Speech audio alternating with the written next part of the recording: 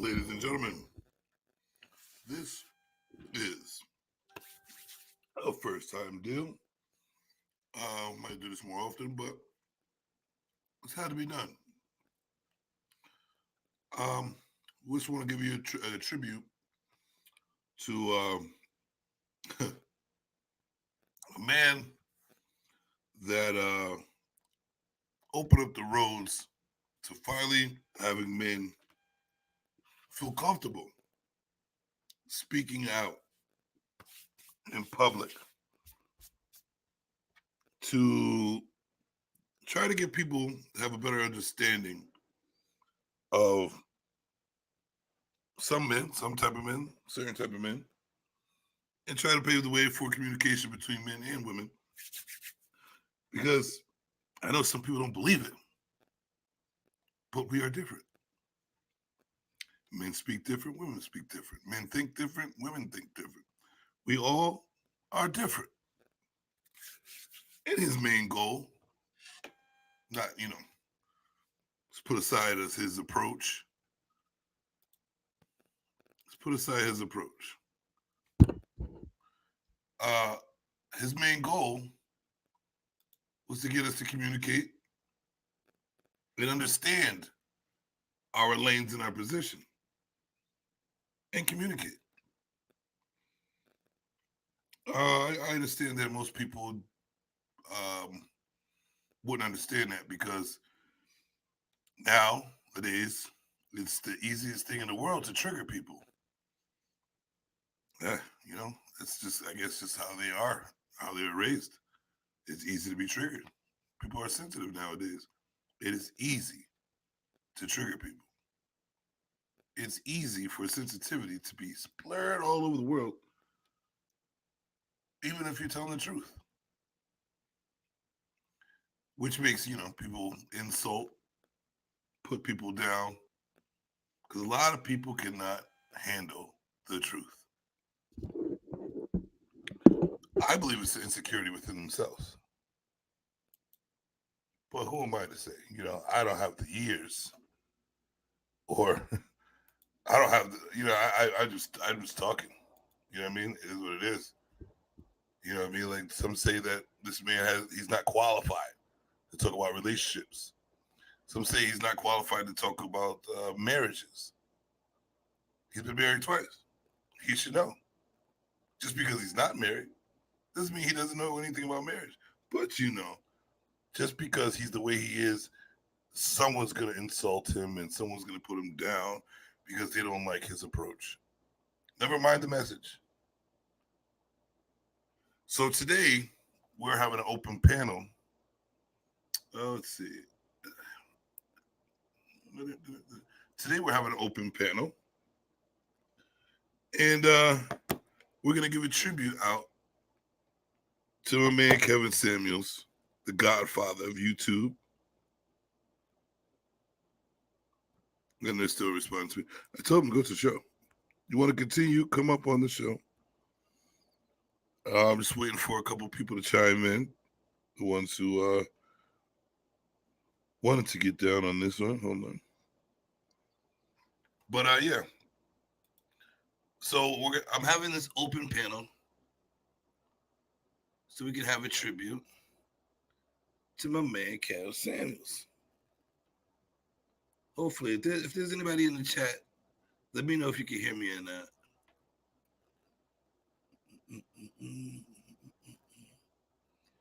Doesn't sound like I can hear me this time. So let me know if you can hear me. Put a one in the chat if you can hear me. And also, please, please, please show some respect. Show some likings. And hit that like button.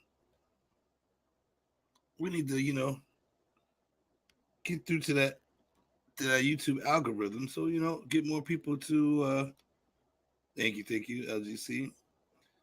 Let's get the likes up on this. Hold on. Do I sound sexy enough out there? All right, let's see. Likes, we got one like. That was me. um, so yeah. This is basically to have people come up I'm gonna stay up here. It doesn't matter if they come up or not. I'm gonna stay up here, and we're gonna talk about Kevin Samuels.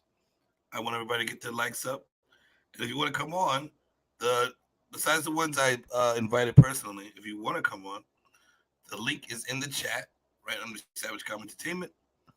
You can hit that link, follow the directions, and boop, you'll be on the show in the studio, and I will let you on in the show.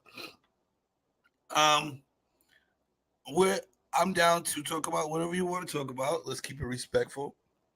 You know what I'm saying? I know that, some people get triggered and they start calling people names, which, that's just part of the gig, I guess, how people are triggered and the sensitivity within people. Um, so like I said, hit the like buttons. Sorry, I need a drink.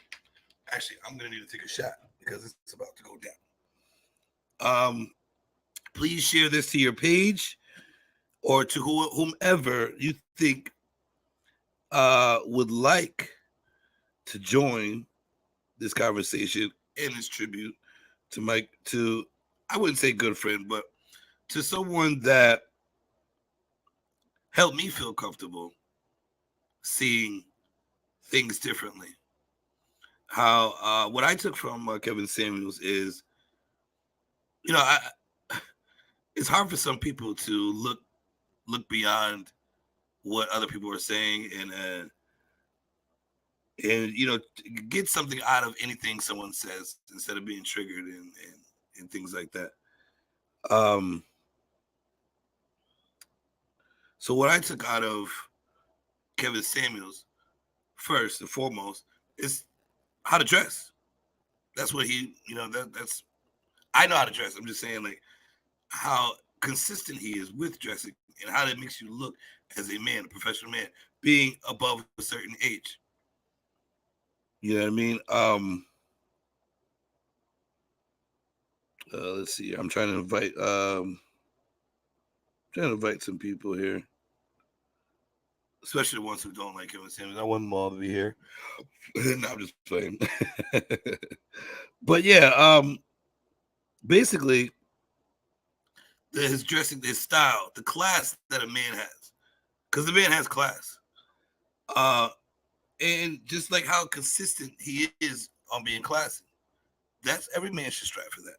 Suits, cologne, smelling good. Like who does like that just shows how well you take care of yourself and how well you even think about yourself. That's a step forward for men. Also, that's something I took from that. How well he speaks, his knowledge. That's something I also. And then we get down to his. I really can't call it an opinion anymore because it's working. And he also does the research. He has the knowledge, and he does this on a daily. He's been doing it for years, and due to his millions of subscribers and millions of participants in what he does, because Kevin Samuels started off talking to men, trying to get men on board, trying to get men right. The men actually, you see the results. The men stepped up. There were some betas. There were some old sensitive fucks. They're like, oh, you can't dance. You shouldn't be treating people like this. Shut the fuck up. Just like everybody else says to us. Shut the fuck up and man the fuck up. Right? He said, shut the fuck up and man the fuck up. Just like anybody would say to a man. Like, who really gives a fuck about men's feelings, right? Who gives a fuck? That's how we have to go around. So, why be upset about something that, you know what I mean? Like, come on. We're not allowed to be insensitive. We're not allowed to have feelings like that. But it is what it is. So the men took the words that made sense, the words that mean something, the things that mean something, the point of it, the logic out of it, and we did better. This is the reason why he is successful. And what I don't understand is this. Guess who made this man famous? Not men. Because when he was on YouTube getting at men, nobody cared. Nobody watched.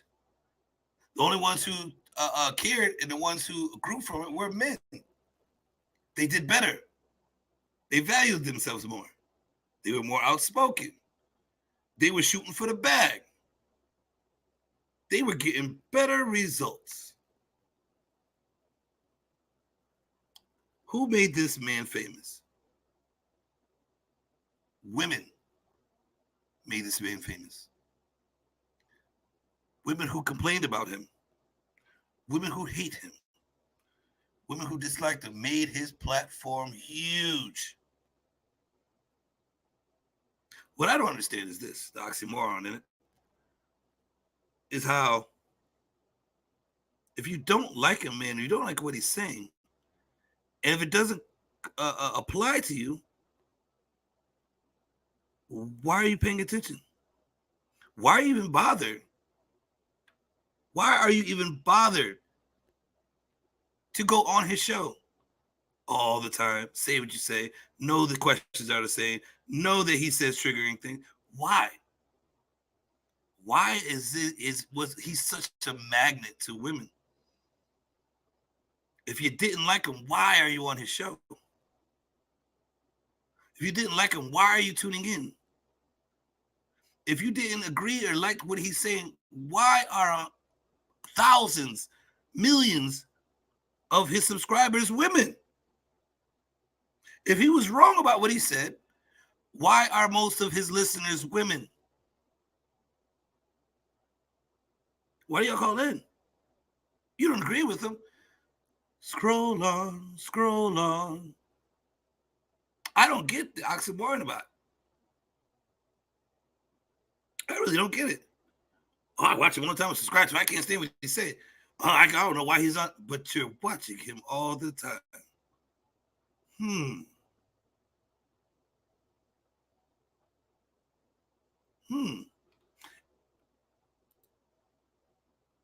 Shada, no. We ain't gonna do that chat talk. Get your ass up here. We ain't gonna play these Twitter fingers. Get your ass on stage. But you don't always have to agree with anybody. If what I said made you feel some type of way, it's okay. If you don't always agree with what you say, should I never tune in? You tune in to me because I'm a great guy. I'm a great man. And you love me, Shayna. You love me. That's why you tune in. But when it comes to Kevin Samuels, a person you don't know, if you don't agree and you don't like, if you don't like him, like I like if you didn't like me, Shayna, I don't know. I don't know why you would tune in if you didn't like me.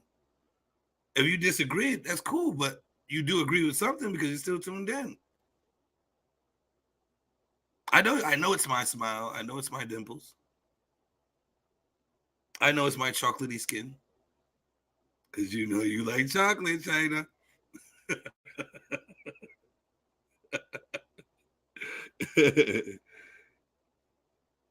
I listen, Shauna.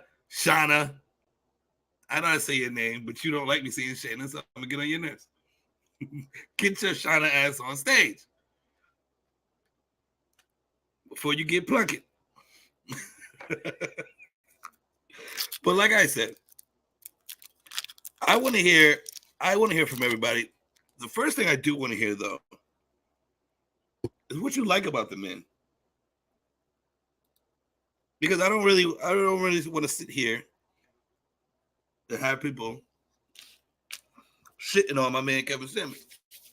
You could disagree with him and tell me what you don't like about him, but you're not even shitting on my man Kevin Samuels. This man worked hard to get. He doesn't have to do this shit. We all don't have to go on and put our opinions out there, put our feelings or how we think of things, our perspective. We don't have to. And if you see the message as we want better for people, then why won't you take the message instead of, you know what I mean? Take the message instead of, oh shit, Oh, Jen, I got you. That's okay. You know, it's going to take me a second to get my headphones. All right, you need acting right. You need a minute? Yes. All right, give a thumbs up when you're ready. Okay. All right, I appreciate Shayna. Shayna.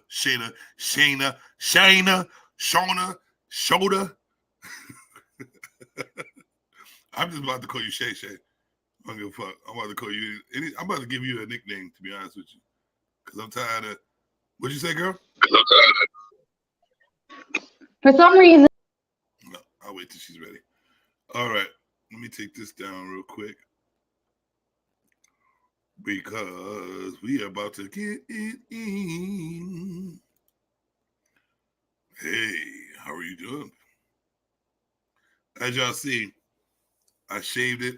I wanted to start over. I'm a clean face now. I look like, I probably look like my testicles right now. But it's all good. You ready? You ready, Shauna? You ready, Shauna? All right, hold on. Let me fix this real quick. All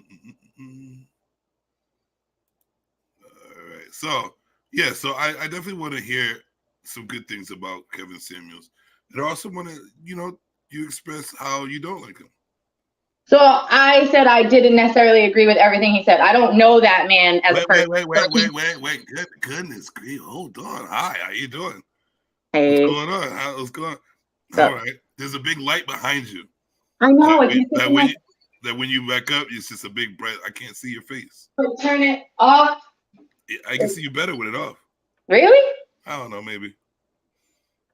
It's good. I'd rather have it off anyway because the bright is. I just can't see you. Like, hold on, technically, or turn it around. So that's what I'm gonna do. I'm moving my cleaning stuff and see if I can push over. And there you go. Look, there you go. That's so much better. I can see you much better. Not well, but I was supposed to be over there. I was gonna continue cleaning, but I guess I'm taking a break. Is that a lovely lady lump you have? Huh? Nothing. Is it what? Nothing. Never mind. What did you say? Nothing. Okay. I'm just gonna be able to watch this later and see what you said. You know that, right? And get at me when you do. Okay. So, what are we talking about now? All right. So tell me something you like about that you agree with Kevin Samuels. I'm not gonna say like. I'm gonna say agree. That I agree with Kevin Samuels. Yeah, something you. So sometimes, I saw him on a show. Right. He was a guest on I don't even remember whose show it was, but some type of podcast. And there was a few girls who had like OnlyFans that were also on this show, right? And he pretty much told them that, they're not high quality women. And the choices that they're making, right, compared to the men they would want to be with didn't align. And I didn't disagree with him in that sense. However, watching that show, did he need to say it in the tone in which he said it? No, and I think he would have been better received had he said it. Because sometimes not what you say, it's how you say it, right? That's with anybody. Let me ask you a question about that. Sure. Growing up as a kid. Yep.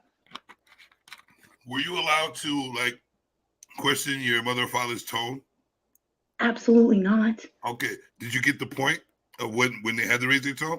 If they would have talked to you mellow tone, would you have listened to them?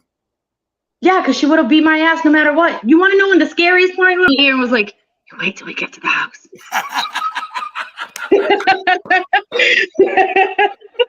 That's what's up. Hey, I got that whisper too.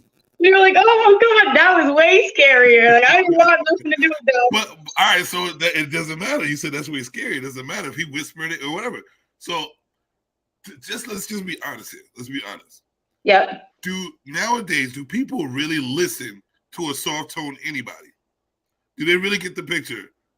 So I'm not necessarily meaning a soft tone, right? That's not necessarily what I mean because all right, let me I don't really mean soft tone.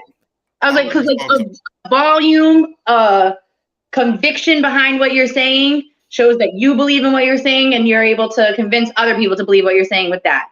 Right. However, right, there is a difference between like motivational speakers who can say the same thing that Kevin Samuels was saying to those women, and the way that they portray it in a motivational way more than a tearing down way. You know what I mean? Okay. So you can say the same thing. Literally, you can say the same sentence in two different ways. And I know this because I was in a relationship with a fucking narcissist, which I just realized. And like, I would be the crazy one because I'd be like, that is so rude. And then he would repeat it, but like in a different tone. Like, all I said was like, am I fucking crazy? Because that's not all you said, right? But sometimes it has to be. Well, all right, so here's this. She says degrading. Also, that's why I think text is bad, because like how you read what I say isn't necessarily how I'm saying it. Like, so like our exchange we just had, and you said I was triggered. I was talking to you like this though, you know? But like, I know how you talk. I know how you talk. Like, but other people are reading that and they're like, wow, she does seem like she set off. And like, I know. You know, but I'm an asshole. You know, I'm an asshole. So. You didn't have to tell me that. I figured that out a long time ago. Of course. So you know I'm gonna use. You know I'm gonna say that. You know I'm gonna say that regardless. Just telling me that I'm triggered. So I didn't necessarily disagree with everything that Kevin Samuels said. I didn't. I watched one of his shows. There was some girl that came on there. She had 5 babies by 5 different baby daddies. She had no job. She was living in the projects. You know what I mean? And then the type of man she described she wanted, high value man, was like a 6-figure man. All right. Look at see, it even made your phone fall. So no, but I'm saying, but do you think that? All right. So do you think that she should be asking for a high value man due to what she already did in her life and what she has, the baggage that she has? Do you think a high value man is going to take that or want that? I don't think it's what he's out there looking for. No, and honestly, I don't think it's what it's probably not what she's going to get either. She's going to get a 6th or 7th baby daddy, you know, because that's the choices that you're making. You're not making the choices to. Do you think she's even going to get anybody if she's got 7 or 4 different baby daddies and 5 different kids with no job? With no job, do you really think she's going to get a man at all? A man? No, she's not. A Pookie and Ray Ray, yes. But I've also seen, like I said, I mentioned Kendra G. I don't know if you looked her up.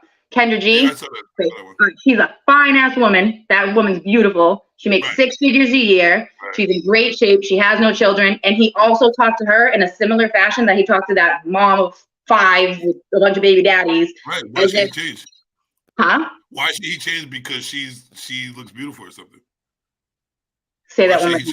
Why should he change the way he speaks to anybody? Because he does the same thing. No. I'm not saying about what just because of what she looks like, but she is a woman who built a career, makes 6 figures, and she said, I don't want to have to take care of a man. I want him to kind of like match me on the level of making money and all that. And he pretty much told her, that's too fucking bad. You chose your career. And I don't think that that's accurate. I don't agree with that. You probably don't think so. I don't agree with that, right? You don't have to agree with it. I know. But if we go down to like, if we talk about how life is, how life works, and how things roll out the way they are, she's not going to get that. No man is going to want a woman to. We're not matching women. We're not going to do that. Especially a high value man, they're not going to match a woman. They don't want to match, because that means you have to match in work, like the work style. Like the reason why she got there, because she had that drive to push. You know what I mean? Yeah. That's what men do, and that's a clash. Like that's what I'm saying. Like if you chose your career, that's good. That you chose your career, but that's what you chose. If you decide to have a man that's on the same level as you, it's not going to work, because y'all going to be competing. You know, you're going to be competing. So men don't want to compete with the female at all. So they want to be able to. We don't mind a woman having the money, fight for the money. That's what's up. We love some hustlers, but a high value. You don't. But I'm not talking about me. Men. Yeah, we love hustlers. Me, regular men like me, with like there's the 9 to 5 regular shit. Until I get to that high value. What you mean is the 1% of men? listen, the 1%, those guys, they drive hard. They don't want a woman competing with them. We're talking about, like you said, we're talking about on the Facebook. We talk about different men. Those are a limited amount of men who do not want to compete. If they want a woman, they want just straight woman. No, we don't want you making all this shit. Da, da, da. That's that high value he's talking about. He wants a woman so for her, did you watch her show? No, you didn't watch it. Did you watch the one that she was on with him? Yeah.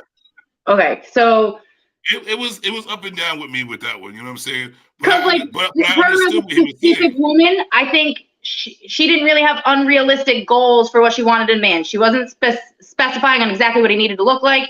She was just saying like, I don't want him making $30K at Burger King. Like I don't want that man. That would be logical for her not to want to, because then she's gonna want to take over. And I feel like that's what she was saying. Like I want somebody who's business driven, who's kind of established themselves like I have. And I don't think that's an unrealistic goal. It's not. It is unrealistic if you flip it, because a man is not going to want a woman like that. I don't agree with that. You don't have to agree with that. A high value man that's already making her money he doesn't care about your money. All he wants is a woman on his side that acts like a woman and does woman shit. And for her, she said she didn't care about his money. She just didn't want to have to use hers to take care of him. She didn't want to be used for her money. I know. Just like men don't want to be used for their money, even though a lot of men only have money to offer. But go ahead. How old is she? How old is this shit was? She was in her 30s. So I want to say when I watched that show, because that was probably like a year and change ago. I've known about Kevin Samuels for a while now, right? So I think she was 35 when she went on the show. 35, maybe 36. 36. All right. Didn't he have something? Well, I don't know if it pertains to I don't know about that rule that he says. So like I adamantly disagree with him on his perspective of her, and I follow her now too, and I watch her own show. There's a lot of women that are not on her level that's saying that they don't agree. Right, and I brought up that other girl. I watched her show. I didn't disagree with him there. He literally said. All right, so let me ask you a question. He said the only thing that you can offer is getting a tubal litigation. All right, so let me ask you a question.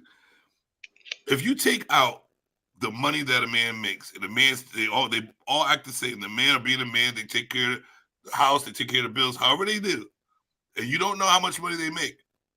Would you still pick the same man? Okay, would you pick them as hold on. Just say you are her. Say you don't know how much money he makes, but he handles his job as a man. He is a man. You see him as a man. He handles the money. He does everything right as a man. Why wouldn't she pick that man? I don't see why she wouldn't pick that man. All right. So now, say that man acts the same way, gets the business job done just as much as the guy making 100,000 than the guy making 30,000. He don't want her money either. Nobody wants no dude like that and take care of business. He don't care about no female's money. All they want to be is respected as a man. Make sure you let me lead the household and handle business and sit your ass down. Plain and simple. So it is. Don't act like it ain't true. Come on now. It don't really matter. Don't act like it ain't true. Men are simple. This is why I said we don't have a list. We don't have a list like y'all do. We do not have the list like y'all do. I was the breadwinner while my ex stayed home with the kids. So okay, so all right, so that shit don't matter to me. I know what I want in somebody. But that's you. Most of the women that come on his show, knowing his talking points, knowing his questions. I would never have called into his show. Never. So why would you? There were times I'm like, why, bitch? Why are you here? You know who's gonna destroy you. Why are women getting mad at this man for setting themselves up for failure? Why are women getting mad? That's just like hold on. That's just like jumping into the fire and getting mad at the fire for burning you. Okay, I don't think that's the same. That's the same shit. You know exactly what he's gonna say. He says the same questions. He has the same triggers. He triggers women the same way all the time with the same talking points. I'll wait till you get back. No, I'm here. I'm listening to you. Keep going. He's routine all the time. He's routine all the time. So why are they calling in to set themselves up and get mad at him? I didn't just him all the time. My homie Kim in the building. What's going on, Kim? That's the Savage First Lady right there. Kim, this is Shauna Kim. Hi. Jim Savage. I can barely hear you, Kim. You can barely hear me? Yeah, you said. I know why. All right, no problem. Yeah, but I said, like I said, if you take the money out, it's the same man. If they take care of business like a man, treats it like a woman, does the same thing, it's the same man. So why are they asking for $1 million when a guy with all he's saying is a guy like that comes with many of options that he wants to take because he can. Correct. Yeah. And they're like, no. No, that's correct. I didn't even disagree with him on those points. I know that, but I don't understand why. I don't understand why the women that call and get triggered and mad when he does the same shit every show, and he does it all year long. He's been doing it for years. But we do this all the time. That's probably a year and a half. No, he's been doing it longer than years. That he's been doing that. But we as women, that's how we operate. Watch any interaction between a man and a woman. A woman is automatically defensive. She automatically gets hostile. Her posture changes. She sits up straight. Now all of a sudden you cannot, modern day women, if you want to call them that. I don't believe in titles, but we're so aggressive. We're so aggressive. And we will ask a man a simple question, not like the answer, and we're immediately angry because it doesn't fit what we wanted him to say. That doesn't change because it's Kevin Samuels and another woman. So I agree with you there. I say all the time that most people don't actually Samuels, when even before Kevin Samuels, this is what men have been like the whole time. Like we're not gonna always agree with what you ask or something like that, and not give you the not right answer, but the answer that you want. Right. And it's always been, well, fuck it. Then why you ask me? Right. It's not an honesty conversation before. So yeah, most people don't want honesty. They don't. They want you to tell them what they want to hear, and they want that to be the truth. But very rarely is what you want to hear the truth. So do you think that women should be mad at this man for what he has put up on his platform and doing what he's doing? Because everybody knows that he's there to get women and men together and communicate better. He just has a different approach. So do you think it's fair for all these people to be bashing this man, putting him down, and treating him, saying he ain't shit and this, that, by what he did just because of his approach, knowing the message is for a growth of men and women anyway? Absolutely not. I don't think that people saying that they're happy he died and everything, I don't like that either. I don't agree with that. I can disagree. And like I said, there were points that I did agree with him. There were points I disagreed with him. Like, I think that you're a great man. You're an attractive man. You're doing what you need to do, right? But in Kevin Samuels' definition of a high quality man, you weren't in that definition. Do I necessarily agree there? No. Right? His definition, yes. His definition. Do I agree? Like I said, I agreed with him on that the girl who had 5 baby daddies and no fucking plan of any type, but I didn't agree with him when he had the same approach with Kendra, who she did work hard. She still kept herself attractive, and you know, she wanted somebody who matched her, right? Like, I don't think that. But why? All right, so why would he change his approach if he knows that you're asking for the same thing? You're not gonna get that. You're not gonna get it as what you work with. You're not gonna get it. I think Kendra could get an attractive man who makes good money. Where is he? Why is she on Kevin Samuels' show looking for a man? Where is he? Well, now she has her own show and it's single. But is she married? Does she have a man? No. I don't know if she has a man. I have to go look it up. No, she don't. And listen, here's a perfect example too. We and all of us are doing it. Let's just be real. Kevin Samuels was talking about a very specific, very small group of elite Black men specifically within the community that we have access to. And there aren't enough women who are seeking the type of man that he is implying that these men are. And there's not enough men, I should say, to, for that to be, with that being said. But let's just back out of that. We keep talking about these high value. Yeah, I don't like talking about that either. But here's the thing. Again, us women operate in this manner. It doesn't, we're not all out here looking for a high value man, right? And if we are the high value man, so for me, a high value man means that they are at as close to 100% integrity as they can be, that their character matches daytime via who they are behind their closed door. A high value man is a man who I know can keep me in a safe and peaceful environment at all times under any condition. A high value man to me is a man who can walk in his masculinity and allow me to be the woman I am. I'm not going to bow down to any man. But I don't want him to bow down to me either. What I want is the opportunity to learn a person so that I can determine if they're right for me. But women don't do this because we seek men out of a broken, wounded place. It doesn't matter if we have you know how many rich ass, beautiful ass, brilliant ass black women I know that are bitter as shit?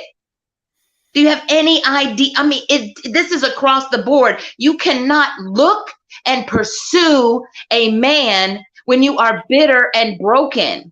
You cannot look for a man who you say exists in all this beautiful word, and then the first man that approaches you in your face, he's not shit, and all the men around him ain't shit. You cannot project the hate that we say we don't want onto the men and then expect a man full of love to show up. It's not how the universe works. Basic laws of attraction will tell you if you keep projecting hate and discouragement and out of your mouth, what you are going to get back are those same things. So these women are out here dogging out men, treating them like they ain't shit, talking to them like they ain't shit, and then standing out there with a big red fucking sign at the airport with no one to get in their limousine. You feel me? Like, it's we have to change the narrative. We have to learn to talk to the men. We have to learn to go back to what our fucking roots are, which is nurturing men and taking care of men. That's our nature. That's what we're supposed to do naturally, organically. If you do some other shit and you find that energy works for you and you find a mate that works with you with that energy, cool. But in how we talking right now and the things that we're talking about in relationships, high value, low value, all value, no value, we all choose from a broken place. Facts. Facts, we do. We actually do. We don't fix ourselves before we get into another relationship. And to be honest with you, I think that's automatically not caring it for the person that you're trying to get a relationship with. Exactly. Because you're gonna bring hell to their. If you're not fully fixed yourself, that means you're not willing to give that person 100% of yourself. Correct. So what's the point? And that's what people keep doing. You know what I mean? And it's a cycle. It's a cycle that keeps going on, and then everybody wants to complain about that cycle that they are putting themselves in. Exactly. Absolutely. And then they want to go and blame one man for trying to get everybody to realize that. Exactly. I understand that the truth hurts. That's great. But remember what it is, the truth. Yeah. You know what I'm saying? Yeah. Like, stop worrying about the hurt and worry about the truth. And that's exactly, no matter what he was talking about, he was trying to get people to understand the truth of everything. Exactly. But all they were worried about was the hurt. So I don't like today's the day. We're not going to cater to the new sensitive society. That's not what he was about. He's an old school cat. Mm-hmm. You know what I'm saying? And nobody, like, when he did all that sensitive talking and shit with the men, nobody cared. Nobody listened. Nobody cared about how he was talking to the men. How he was just like, fuck y'all need to get on your stool. Mm-hmm. Nobody gives a fuck. But as soon as he switched the narrative about using the same talking points with the woman, he became the most popular man in the world. Put it that way. And also the most hated man in the world. Mm-hmm. I mean, listen, people don't like the way I talk. People don't like my approach. You know how many people hit me up in my inbox? You ain't allowed to say white folks. You ain't about to tell me what I'm allowed to say. If you don't like the way I talk, if you don't like the way I talk, you can get the hell on. This is how I speak.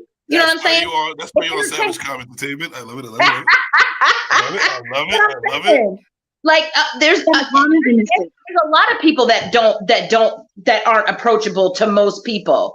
You know what I'm saying? You might have not been approachable to me. I might not be approachable to you. You might not like the things that I say or the way that I say them or however that is. You don't have to be in my circle. You don't have to be in my tribe. You know what I'm saying? You don't have to be, I know you probably cut out because my phone was ringing. We don't have to be, involved with one another. We don't have to do that. You know what I'm saying? Like you said earlier, these women, who called up Kevin Samuelson to know he about to get in your whole ass? Huh? And you get upset about it. Like, what are you doing? What are you doing? You know that's what he's going to do. That is how he moves. Oh, so I'm sorry. You think that you are the perfect woman and that you bring everything necessary to the table, enough so that you elevated enough to seek a man who leads but won't sit your ass down at the damn table and listen to what the hell he got to say to you, and then you mad because he's aggressive. Child, please. Don't even get me started today. I got shit to do, Jay. Yes. On the show, they set themselves up. I liked when he asked the range on the range scale from 1 to 10. Where do you put yourself? And mad people were like, I'm a 9, I'm a 10. And he's like, really? I'm gonna be like 12. Like, come on now. I just said 1 to 10. Come on now. No, come on, you gotta be on a societal level. To somebody, I'm a 10. Does it exist? To somebody, I exist as a 10, of course. But to somebody else, I exist as a 1. On a realistic basis, I'm probably like a 6, but I'm funny as hell. So. But that adds on. You are funny. Exactly. I got a comment from LGC says, I value myself. And that is important. That is, I believe in that too. You shouldn't be worried about valuing a person until you value yourself. And valuing yourself will teach you how to value another person in the first place. Mm-hmm. So like we were just saying, fix yourself first before you start getting into relationships, messing everybody else's shit up. Right. And I would be like, I'm going off a little off track. This is why I started doing the dick discipline, because the distraction of sex took me off of the focus of me. I know you don't like that. What are you doing? Are you abstinent right now? Yes. Oh, good for you. Well, yeah, it's hard. I missed that announcement. It's hard. Whatever. It's hard. Listen, the grains of my sweat pits got me going. That announcement. I think one of the big problems with Kevin Samuels too is that, like you said, you need to value yourself. There's a lot of men who take his words, and like we said, you weren't the men he was talking about. Right? But they take it and they spew it out as if, and they're like, you need to value me. But like, bro, you don't even value yourself, nor do you bring anything to the table that I should be valuing. Right? So they take his talking points as if it's something they have a right to say. You're absolutely right. And then they're like, no, sit down and shut the fuck up to any woman that comes across and be like, bro, you're not the man that I'm sitting down and shutting the fuck up for. I can tell you that right now. Right? So will I sit down and shut the fuck up for a man? Yes, I can. Do you have to be that man? Yes, you do, because I very well can handle myself if I don't have that man. I think that you don't have to bow down to men, but you should have some type of respect. Match. You shouldn't try to match a man's aggression or a man's masculine. You shouldn't try to match it. Like you should always be. I would say a lot of people won't say it. I don't like saying it either, but that's the only word I can use. The feminine form. As being a woman, like being your woman, and you don't have to, just because he's not that guy doesn't mean you can't say hello, how you doing, be nice and sweet. I'm always nice. That's what I mean. No. I'm not saying I. I'm not, when people, I see that, I don't, when I speak, it's a general. You don't have to say I, because I'm not talking about you. Or I would say, hey, Shauna, stop your shit. I'm saying in general. I'm saying in general, like you see that a lot. Even when a guy tries to give a female a compliment, oh, you look nice. What the fuck you looking at me for? Damn. Right. But then you want a guy to come up and give you some compliments. But only the guy you accept. It don't make no sense.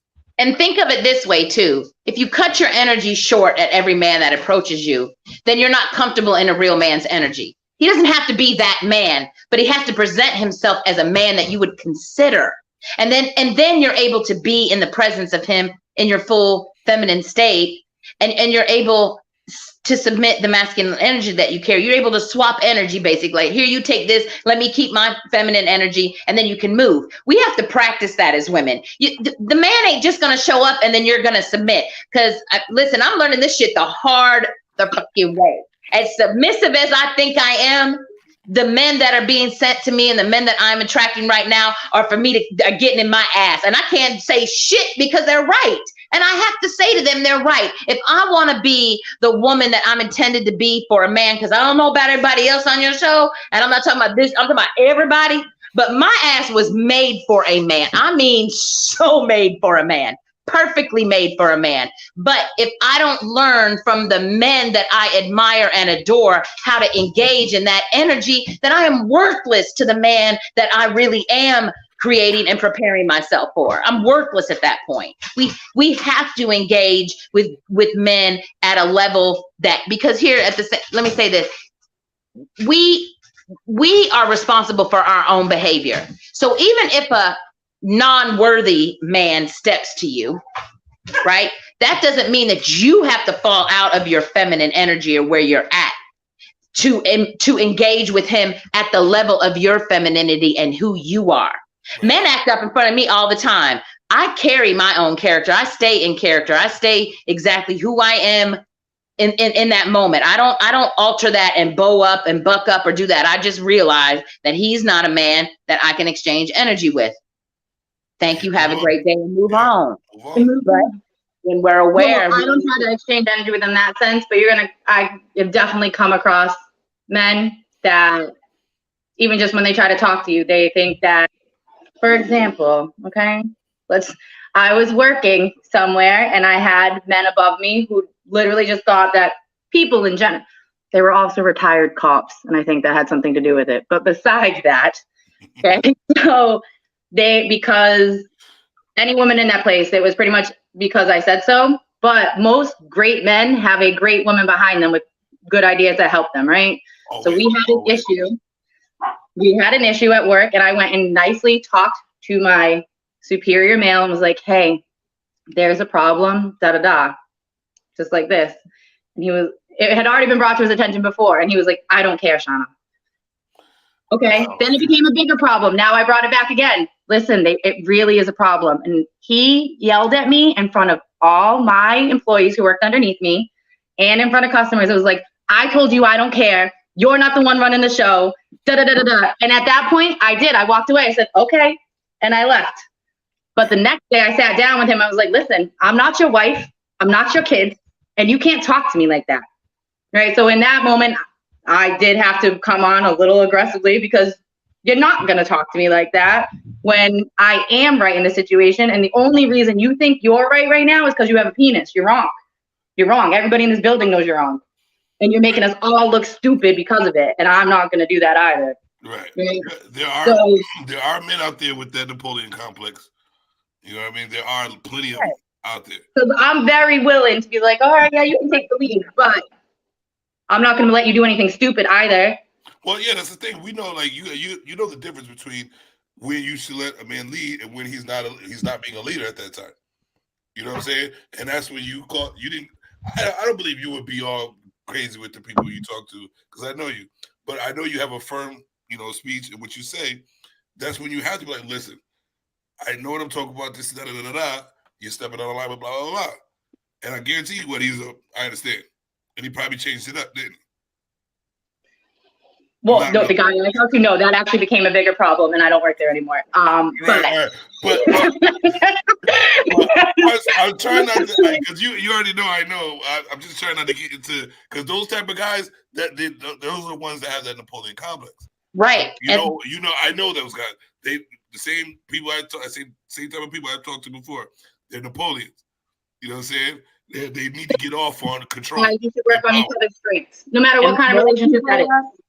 The more you bow up, the more they bow up. So They want the engagement, they want the interaction, because most of them that have Napoleon syndrome are narcissists. So they truly believe that they are going to come out on top in any situation. They never even doubt. They don't doubt themselves for a minute. If you want to believe in yourself some way, believe in yourself like a narcissist does, because them motherfuckers do not falter. Now, I all the time. I don't like when dudes talk to me and they're like, I'm the realest person you ever meet, dude, or I'm great. I understand that you're saying these things about yourself. What do the people around you say? That's what I need to know. Sure. What do those people say? I wouldn't even say, to be honest with you, it doesn't matter what they say. Not your outside people. It's the actions, it's how people react to you, how you can see what type of man you are. You know what I'm saying? The people around you, if they act, even though sometimes you're an ass this and that way, but they also praise you, or they're like, you know what, this, even though he's a nice guy, blah. The people who still around you and they show you love. That's what type of person you are. Because if you're an asshole and they know you are bullshit, whatever, they're not gonna be around you. They're only gonna be around you because maybe they need something from you, or you know what I mean, or you're being forced to. Or they don't have another approach. I'm like, I'm fake as hell, right? Nobody ever describes themselves like that. So that's what I mean. Is like you can't say that you're real and everybody else around you thinks that you're a bullshit. Yeah, right. You're not. And a lot of men like that won't have tribes at all. If I know one of my closest and dearest friend, Jay knows her. Her significant other doesn't have one friend, not one male friend around him, and we talk about that.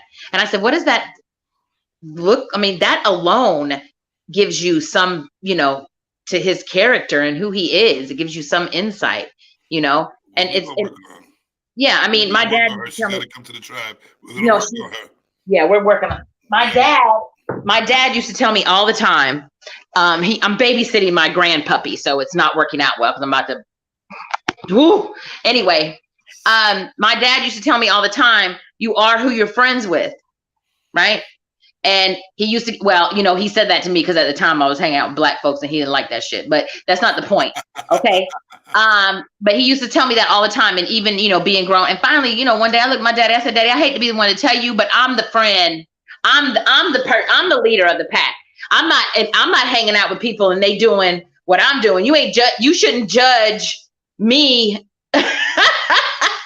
because of who they are. You need to look at who they are and then judge me the opposite direction. If you're going to judge me for who they are, because, I pick my people. I attract my people. I choose them on a healthy, whole level. I choose them. I said this the other day and then I have to go. I have an hour drive and I got shit to do. But I said this the other day to somebody. I don't have it to the point where I can pick and choose who I work with. Everybody that comes in my door, based on my finances, I need to take them on as a client, right? But baby, let me tell you something. Where I'm at right now, you got me fucked up if I don't fire people. I don't care how much money they come into the table with. I don't care how much possibilities that they have for the future or opportunity that they have for me financially. What I'm not going to do is ever put myself in an energy that I can get comfortable in, where a man and or a woman is going to talk to me any kind of way because that's the way they do business and that's the way they work. But I'm just not going to be, you know what I'm saying, in that space. When we all get like that about our relationships, then we can start listening to one another about what we really need and want as people. Because none of us, it seems like the majority of us ain't there. You know what I mean? We just take whoever walks in the door. One of my friends the other day, again, getting in my ass, and he was like, y'all don't choose us. He said, women don't choose men. He said, when's the last time you pursued? First of all, I don't pursue men, but when's the last time you pursued a man? He's like, y'all ain't hunters. We are. I was like, baby, if you don't preach, whoo, you know what I mean? And then he was like, you didn't choose nobody that you were with. And I was like, hold on, just wait 1 minute. You see what I'm saying? I immediately was like, you about to tell me I didn't pick them. I choose. And then I was like, he right. That man chose me. He chose me. All the men choose me. And that's because I also am one believing that they're hunters. So I need for them to choose me. You know what I mean? Right. But here I am. That's what I believe in. And he's, again, challenging me. And I'm ready to gouge his eyes out until I realize, okay, well, he's right. Let me just be quiet. Baby, come choose me then. I have to go. Thank you for letting me come on and talk. It was a pleasure meeting You you, already Miss know. Lady. I appreciate you. Thanks, Kim. Yeah. All right, I'll talk to you guys later. Appreciate you. Bye. I Put in appreciate your you. comments before already. So what do you think about that conversation? We get a better understanding of what's going on here. What? Wait, which part? Which part are you talking about? All of Because it. All of it. I'm like, we bounced. Like, are we going back over to Kevin Samuels? Are we talking? Well, this is basically about Kevin Samuels. Well, not only about Kevin Samuels, just like his talking points. Basically, I didn't disagree with all of his talking points. I disagreed with some of his talking points. I know. I'm just saying, like, I'm not talking mostly about you. I'm like in a general sense, of how since he passed, right? He's being destroyed for what? I don't even understand why. You know what I'm saying? Because people did, and no, I don't agree with that. I'm not happy that the man died. I think that's ridiculous. Like I said in your comment, I do think it's a little bit ironic that I want to put this out there real quick. Hold up. Let me address the chat. We're not gonna be asking questions in the chat. If you want to come up on here, what did they say? I can't see. No, because Jay gonna ask me 1,000 questions. You can come up here, Jason. You can come up here, sir. This is why we have the open panel. We come up here, we speak. We speak on the panel. You know what I mean? We can have our comments in there, and everybody hit that like button, please. I can't see the comments while I talk to you. Like, I have to go in and see the comments, so I don't even know. Are you on YouTube? No, I'm on StreamYard. Oh yeah, you're on StreamYard. Yeah, you would have to. Yeah. I know. Sorry. No, it's okay. I can put them up there for you. Oh, or you can, if there's a good one that pops up. Oh, there we go. What do you agree with? Who agree with what? What do you agree with? I don't know. Maybe I don't know who's talking. Oh, with Kevin Samuels? Yeah, we're gonna say what do you agree with? So then maybe you weren't here from the beginning. So like I did agree with him. He just got on, I think. Oh, okay, yeah. I did agree with him. Whoa. That was there he goes. Is that Jason? Is this Jason? No. Oh. It was a black box, man. Why you give me a side eye? Like I didn't know. I'm not giving you a side eye. I'm looking at the comment that came and now somebody joined the chat. I'm like, oh, is this the guy that just asked the comment? I'll wait for him. It's acting different on my computer. I can see because I have the YouTube here, and I can see different from what I see over here. Like it's not showing me the same thing. Like it looks like my internet's kind of off on the laptop. Good morning. Yeah, go ahead, speak, Steve. I don't know if. Good morning. Where are you? Good morning. Can you see him? I can see him. Yeah, I was just confused by the good morning. I don't. Because I can't see him at all on my laptop. You can't see. Oh, you can't see me. He's up here, me, and then you.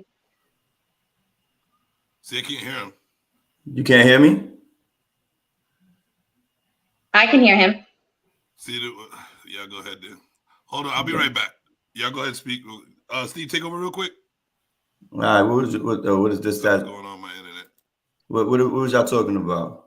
How are you today? How are you today? What is your name? I got this alfalfa here. What the hell? What was that? I was just gonna answer that man's question on what I agreed with because I think he missed when the things I said. I did agree with Kevin Samuels. Oh, this is the Kevin Samuels joint. Okay. This is how it started. It started with Kevin Samuels, and then I put a comment, and then he wanted to call me out in the comments. Like I'm not dressed for this occasion. But here we are. But this is what I don't know. And what is your name? Shauna. Oh, Shauna. Okay, not Shayna. Shauna. Right, Shauna, like Shauna Na. I got you. Well, how's your day? Saying it wrong. He was doing really well saying my name right because we corrected it, right? Because he didn't meet me as Shauna. That's not how he originally met me. So okay.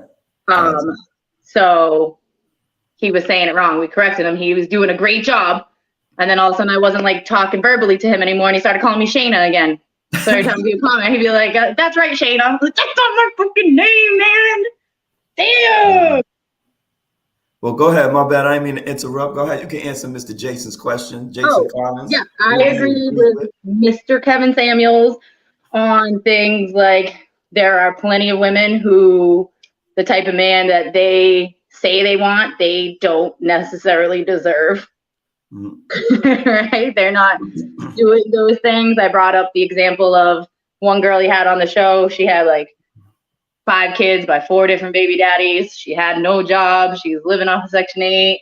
And they're like, what kind of man do you want? And she's like, I want a man who's like 6'2", in good shape, makes 6 figures a year, and going to take care. You're not getting that, girl. For what? What are you bringing to the table for him to even want to look your way? And really, when she called in and I was watching it, I'm like, why? Why would you even call in?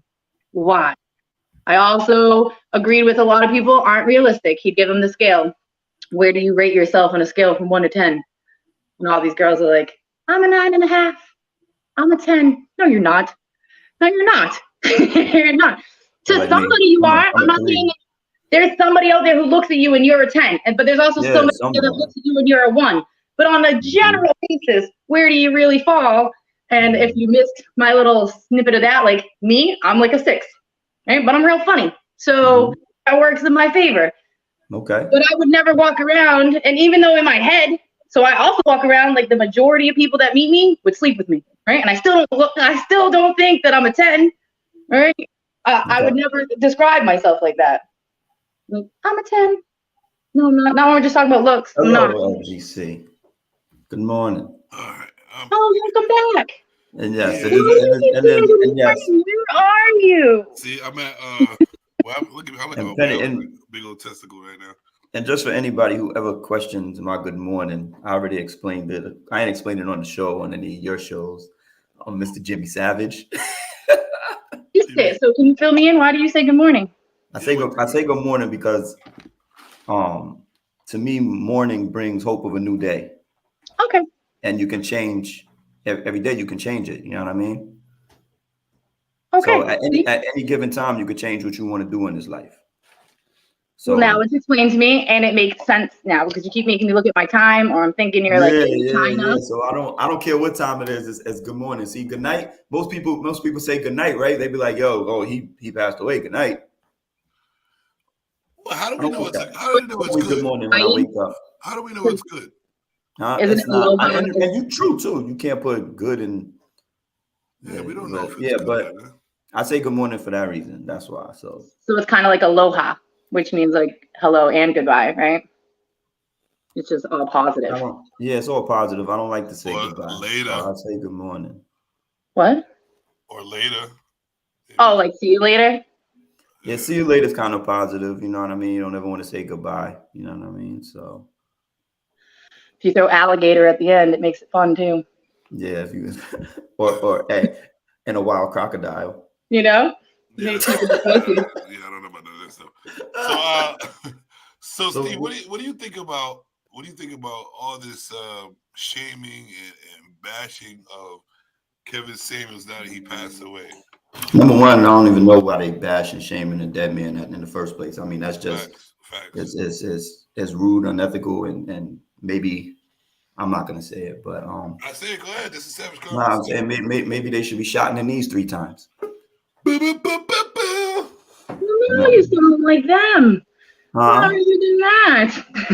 What? Now you're stooping to their level, right? When you're like, oh, yeah, true indeed. You know what I mean? But that's just that's the kind of ignorance that they bring into the table. You know what I mean? Which I don't think you should be happy when any man died. Yeah, and you don't. Yeah, exactly. And whatever he did, okay. So me, I never really listened to him like that, right? I've seen a couple YouTube videos, and then like actually, I was telling Jimmy the other earlier today that on Thursday, actually one of his little shows popped up. So I listened to it because I was like, yo, this is who he was talking about. So one of his shows popped up. And I watched it for like 5 to 7 minutes. So I kind of caught a glimpse of, what he was actually doing. And I see what he was doing. I see, but the whole thing is like, why did you come to the channel if you ain't like it? Why are you watching? The people who come to the channel make us popular, right? So if 1 million people check out your channel, whether they like it or not, 1 million people checked out your channel. Whatever he's doing on that channel is obviously creating a buzz for people to come, whether they like it or not.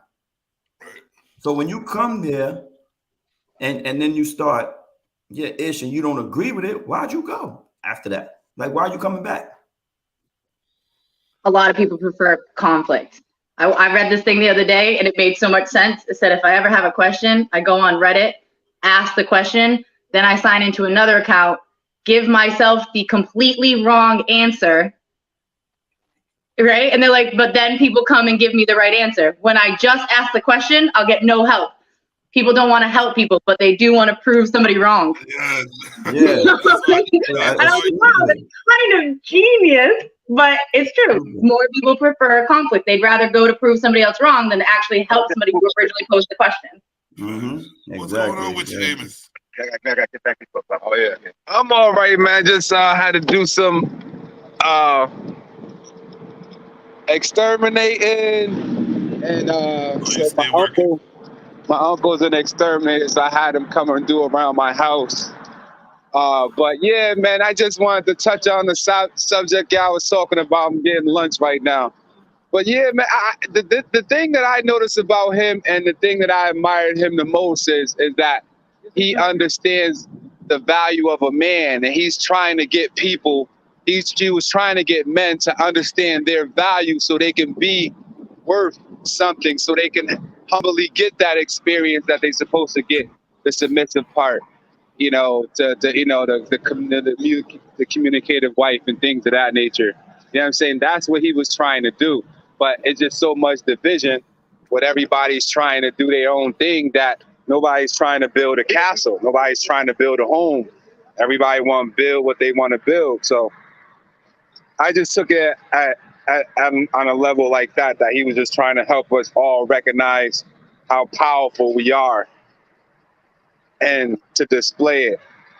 You know, he had a lot of videos where he was telling men about themselves, you know, and these men were invaluable. They didn't understand the value of who they were as a man. And he was telling them, you want these things, you want this from this person, you want that. You can't be living like this. So I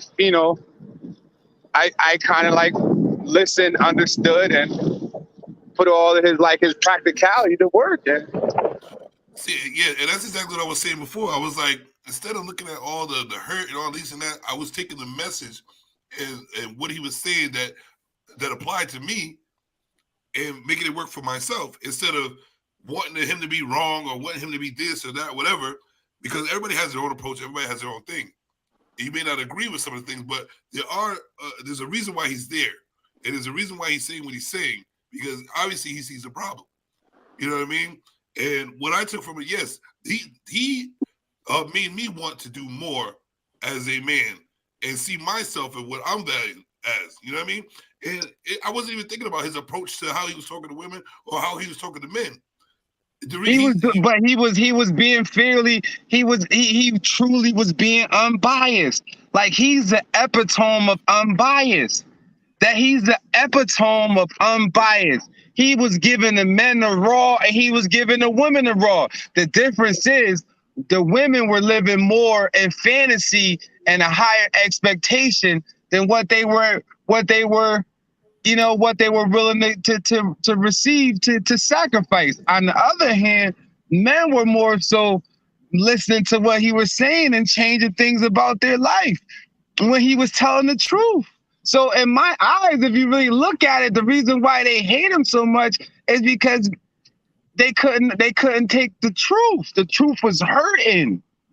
It was hurting. And so they constantly wanted to like compare him to this person, and constantly wanted to compare, males to this males and the males that they see. And he was just coming from an overall judgment, unjudgmental point of view. Like, if you want these hardworking qualities, this is what you got to do, and you got to look at the variables in your way. Just like a person who coming out of prison. We can't act like we're going to fucking go and be an engineer coming out of prison for 10 years or an astronaut. We have to make our goals and expectations a reality. And so that's what he was basically telling women. Your goals and expectations was a little too high. But if you tell a man that, he's supposed to accept that. all right, he's accepting that and he changes that. So he reached a little higher.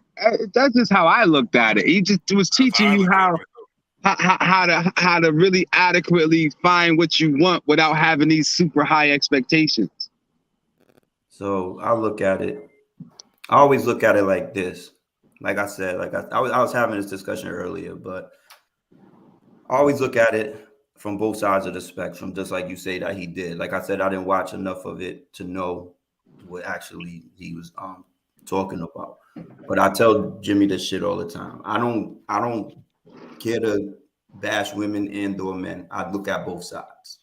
You know what I'm saying? And I feel like if both of them two could come together and do something, it could just be special at all times. If you find the right one, and y'all, the way y'all go, I live by the 3 C's. Don't ask me what they are right now. But I think it's communication, chemistry, and connection, right? That's how I like to live. You know what I'm saying? I feel if you got all 3 of those, listen, it's a wrap. There's nothing you and her can't do together. You know what I mean? And getting that understanding from that person, a lot of people don't want to work at. And that's how a lot of relationships fail. It's trying to get understanding from one another.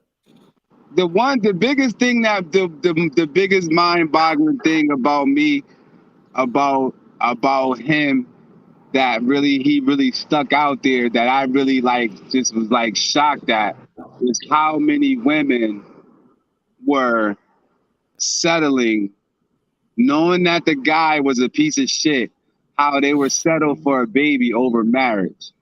A baby was more important than a marriage. They didn't even consider marriage at all.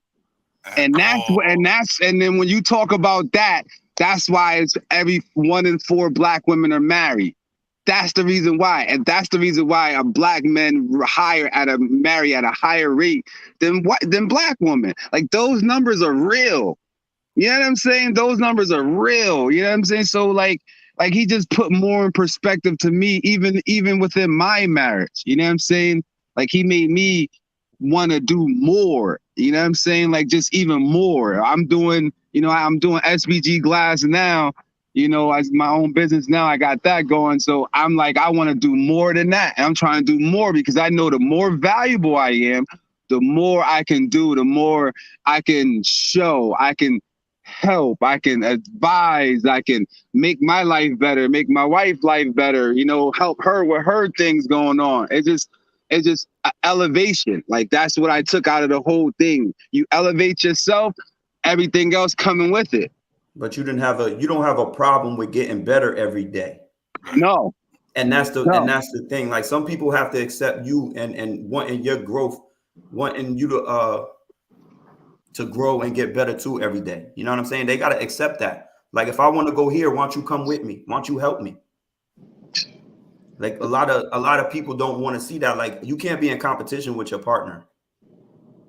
No. Whether it's a girl, whether it's the woman and or the man, you can't be in competition with your partner. I don't care if she make more than me. I'll help her with her dreams too. Who cares? Yeah. Like, I don't need to be above you. We working for the same thing here. Like I always tell, like I tell my wife, I said, you give me the info, you the queen. You give all the info, you can make the moves. You tell me the plan, I put all the structure in place. No game can be played without a king. That's just the simple mathematics behind it. And the more valuable your king is, the more valuable and prosperous your life is gonna be. And it gotta start somewhere. Some of us is not bred with it. Some of us don't have it. Some of us had to develop it. But as a grown man, you gotta take account and accountability and look around you and see that there's opportunity everywhere you go. You just gotta stop talking about it. You gotta just do it. But that's what we're doing. And yeah, I see a lot. And we're all doing that. It's in the stats too. But what he was trying to point out was that we're listening and doing. There's another road that's listening but not doing, and they think that just give me my road, give me my trees, give me my everything, and I don't have to do shit but sit here and make you give it to me. That's what he was trying. It's like, and that's what he was trying to say. Like, that's how he was saying. That's how women learn listening. What do you think? It's like, I just you give me that. Yeah. On the page, right? Shauna, what do you think, Shauna? So I did agree with the point where there were women who were asking for more than what they were bringing to the table, right? They're not equal parts to what they were requesting. That is one of the things I did agree with Kevin Samuels. Just even sometimes I didn't necessarily agree with his rhetoric of how he said it, but I still agreed with his point, right? But I also, just so you know, because I've had this conversation with other men, right, about like these gold diggers, like money chasing women. Not, they're definitely out there, but also men make them possible to exist, because there's definitely men I've come across that's all they have to offer me. I'll buy you a bag, I'll pay your bills. I don't need any of that, right? That's not what I need from you as a man, and they don't have anything else besides that. So like we've created this atmosphere where women think it's about chasing money and then think it's about giving money. Can I ask you a question, Shana? Why do you, I don't know if you see it or not. Okay. My name is Shauna. Shauna. You know, I'm gonna call you Anna. Not all that bullshit. Who's gonna give me a nickname? We'll think of something else. Yeah, I'll give you a nickname because I can't stand names. Because I mean, but do you think that why do you think there's so much pushback to Kevin? men? Why is it today when men are speaking to women, just trying to get a better understanding, trying to get them to have a better understanding of who they are as men and what they see that a woman can do to help themselves and us at the same time? Why do you think there's so much pushback when men talk to females? Okay. So I think there's like a couple layers here. Okay. So first layer we'll say is we definitely have grown up in a generation where a lot of men weren't present. A lot of these females didn't have strong men in their lives, and they were taught that you're going to have to be strong. And it wasn't wrong. They did have to be strong, right? So it is harder to trust, because submitting to a man, the biggest part of that is trusting him. If you don't have anybody in your life that you can look at, that you are like, that is a man I can trust, it's hard for you to sit back and let him take control. Right? That's with anybody. So I think that's a big thing too, is like part of the environment we grew up in. What was my other layer? Shit. I didn't even smoke yet. That's probably why I'm a little lost. Yeah, what was my other one? So why else? Oh, we don't like that, right? Also, we've talked about how, well, you brought up that you think a lot of men in today's day and age are a little bit weaker, right? I don't necessarily think that, but there are a lot more. I'm not more feminine, like men, right? And then they can come in and they want to act a certain way and then still be treated as if they're a strong man. So you want to act as if you're a type B, but you want to be treated as if you're a type A. And that doesn't make much sense to me either. Yeah, but can women tell the difference between a type A and a type B? Can all women tell the difference between a type A and a type B? Do you think as perceptive as women are, and claim they are? No, they can't. I'm agreeing. No. So you're agreeing that they can't. So you're agreeing that they just. So they shouldn't be complaining if they go and choose the Pookies and the Ray Rays and the dudes who ain't doing shit. Because they tend to choose those guys over the ones who don't have it now but working hard for it. They seem to be lame because the ones they want to stay in the house and they want to work hard for it. But the ones out there get the quick buck, they're doing the dumb shit, blah blah blah. They seem to always go for that guy. So do they not? But they're also looking for. Yeah. They're not. But I also think as a society we have. Hold on. They're saying that those guys ain't shit, but they see the guys that are shit. But they're steady picking the guys that ain't shit and saying that, damn, none of the these guys that are shit don't want nothing to do with them. And then they keep saying none of these dudes are shit. Men ain't shit because they keep picking shit men.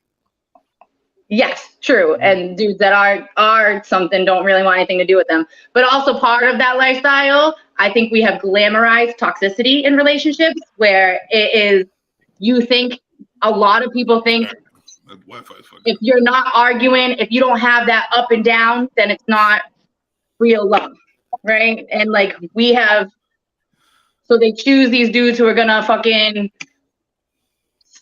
stalk them and show up at a house that they're at, right? And be like, what the fuck you doing here, bitch? And they They think want that that's attention? love. That means he loves me. No, Well, that they means really he's want attention. psychotic and you don't know how to behave. That sounds like they want attention though. A lot of people feed off of that. Yeah. Any type of attention they Controlling. They want some attention, and Yeah. they're willing to get any type of attention, no matter what it is. Because we to be honest with you, I just think it's like we were saying before. I just think it's the value in ourselves. Go get yourself something. Go get yourself something. What happened? She got to pee. She said, "I didn't know we could drink here." Yo, bruh. She at her own house. You at your own house.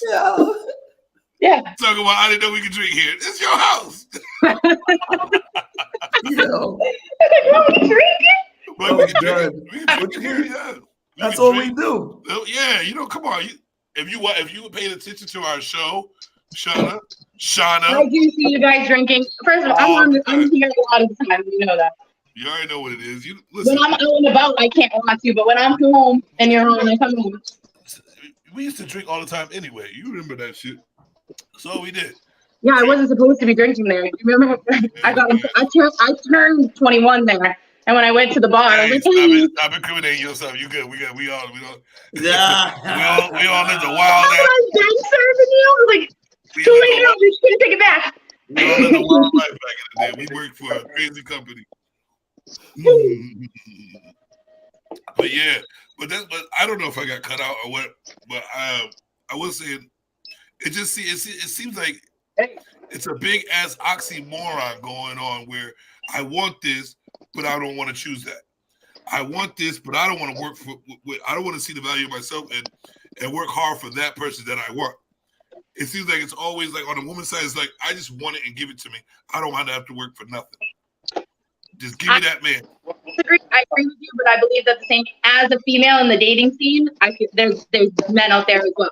Like I'm not a bad chick. There are definitely dudes who think I should just be with them because I'm by myself. Like I'd rather be by myself than with you, weirdo. So it definitely goes both ways, but I don't disagree with you. Right. Because for sure, there's plenty of women, I know them, that don't want to change and they want what they want, and you think they deserve it? A lot of the time they don't deserve it. Right. But all right, so speaking of that point right there, do you tell them that? Yes, I do. Yeah, I forget who I'm talking to. Oh, that's what you make sense, bro. You call them motherfucker out in a minute, no matter. Yes, I do. But I keep on a lot of things. So, do you think women should hold other women more accountable than they do? So let's go to the sister code thing, because you know it exists. You know it exists. I don't give a fuck. Y'all ain't got that. That shit is not locked up in the safe no more. Y'all show it every day of the week. We just saw a little glimpse of it with K Boogie. She thought the men were talking too much, so she said, Shayna, what do you think? And Shauna, Jesus, man. It's like you know what, I got you. Nah. I'm gonna call you. I'm gonna call you. Nah. Hey, Nana. That's what I call my daughter. I'm gonna call you that. Nana. That's cool. So like that's what I say. That's what I just saw. You see, like the guys. You can say Nana, but you can't say Shauna. You know, no, because you know what, the common name is Shayna, and nobody really says Shauna. I know that. So it's like muscle memory type thing. You know what I'm saying? So I'm gonna keep fucking up until I really say Shauna enough time. Growing up, I had people tell me that I said my own name wrong. They're like, "That's not it." I heard you say your own name wrong back in the day. I'm like, that's what my mother named me. How you gonna tell me I'm saying it wrong? That's crazy. No.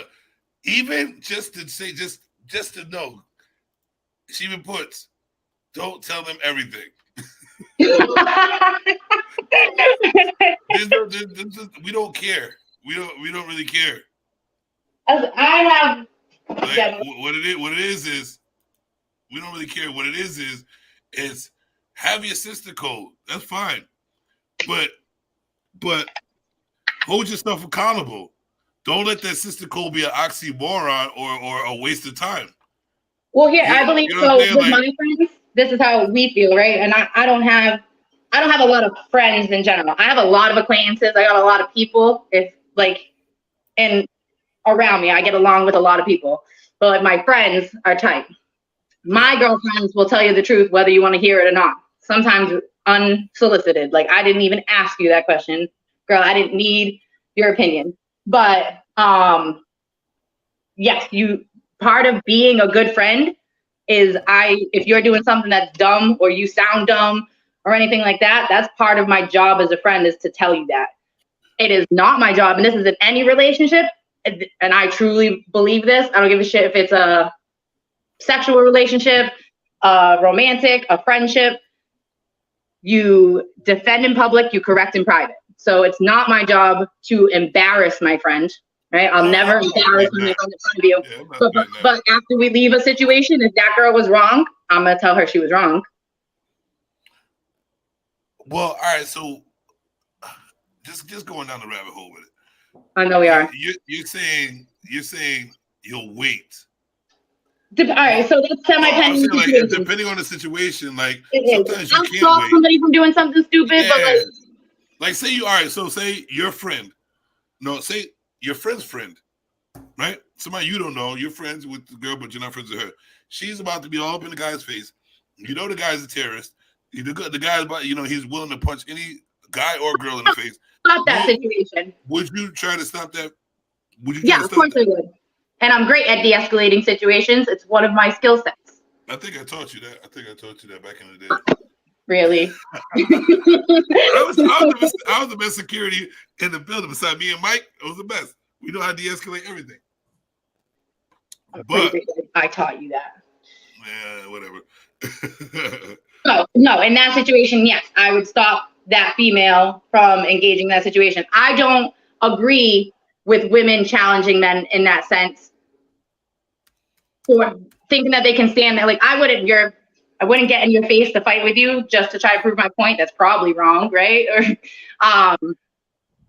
and expect to. My mom taught me, if you're going to challenge a man like he's like a man, then you should expect to get challenged back like a man, right? Yeah. I don't think you should put a man in a compromising position of feeling like he needs to defend himself as a person or back down because you're a woman. I don't agree with situations like that. So yes, in that situation, I would have stopped it on the spot. You're frozen.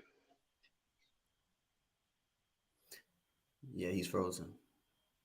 Let's go. There you go. You didn't even give me a warning. I'm sorry. I'll take the next one with you. You just really don't need.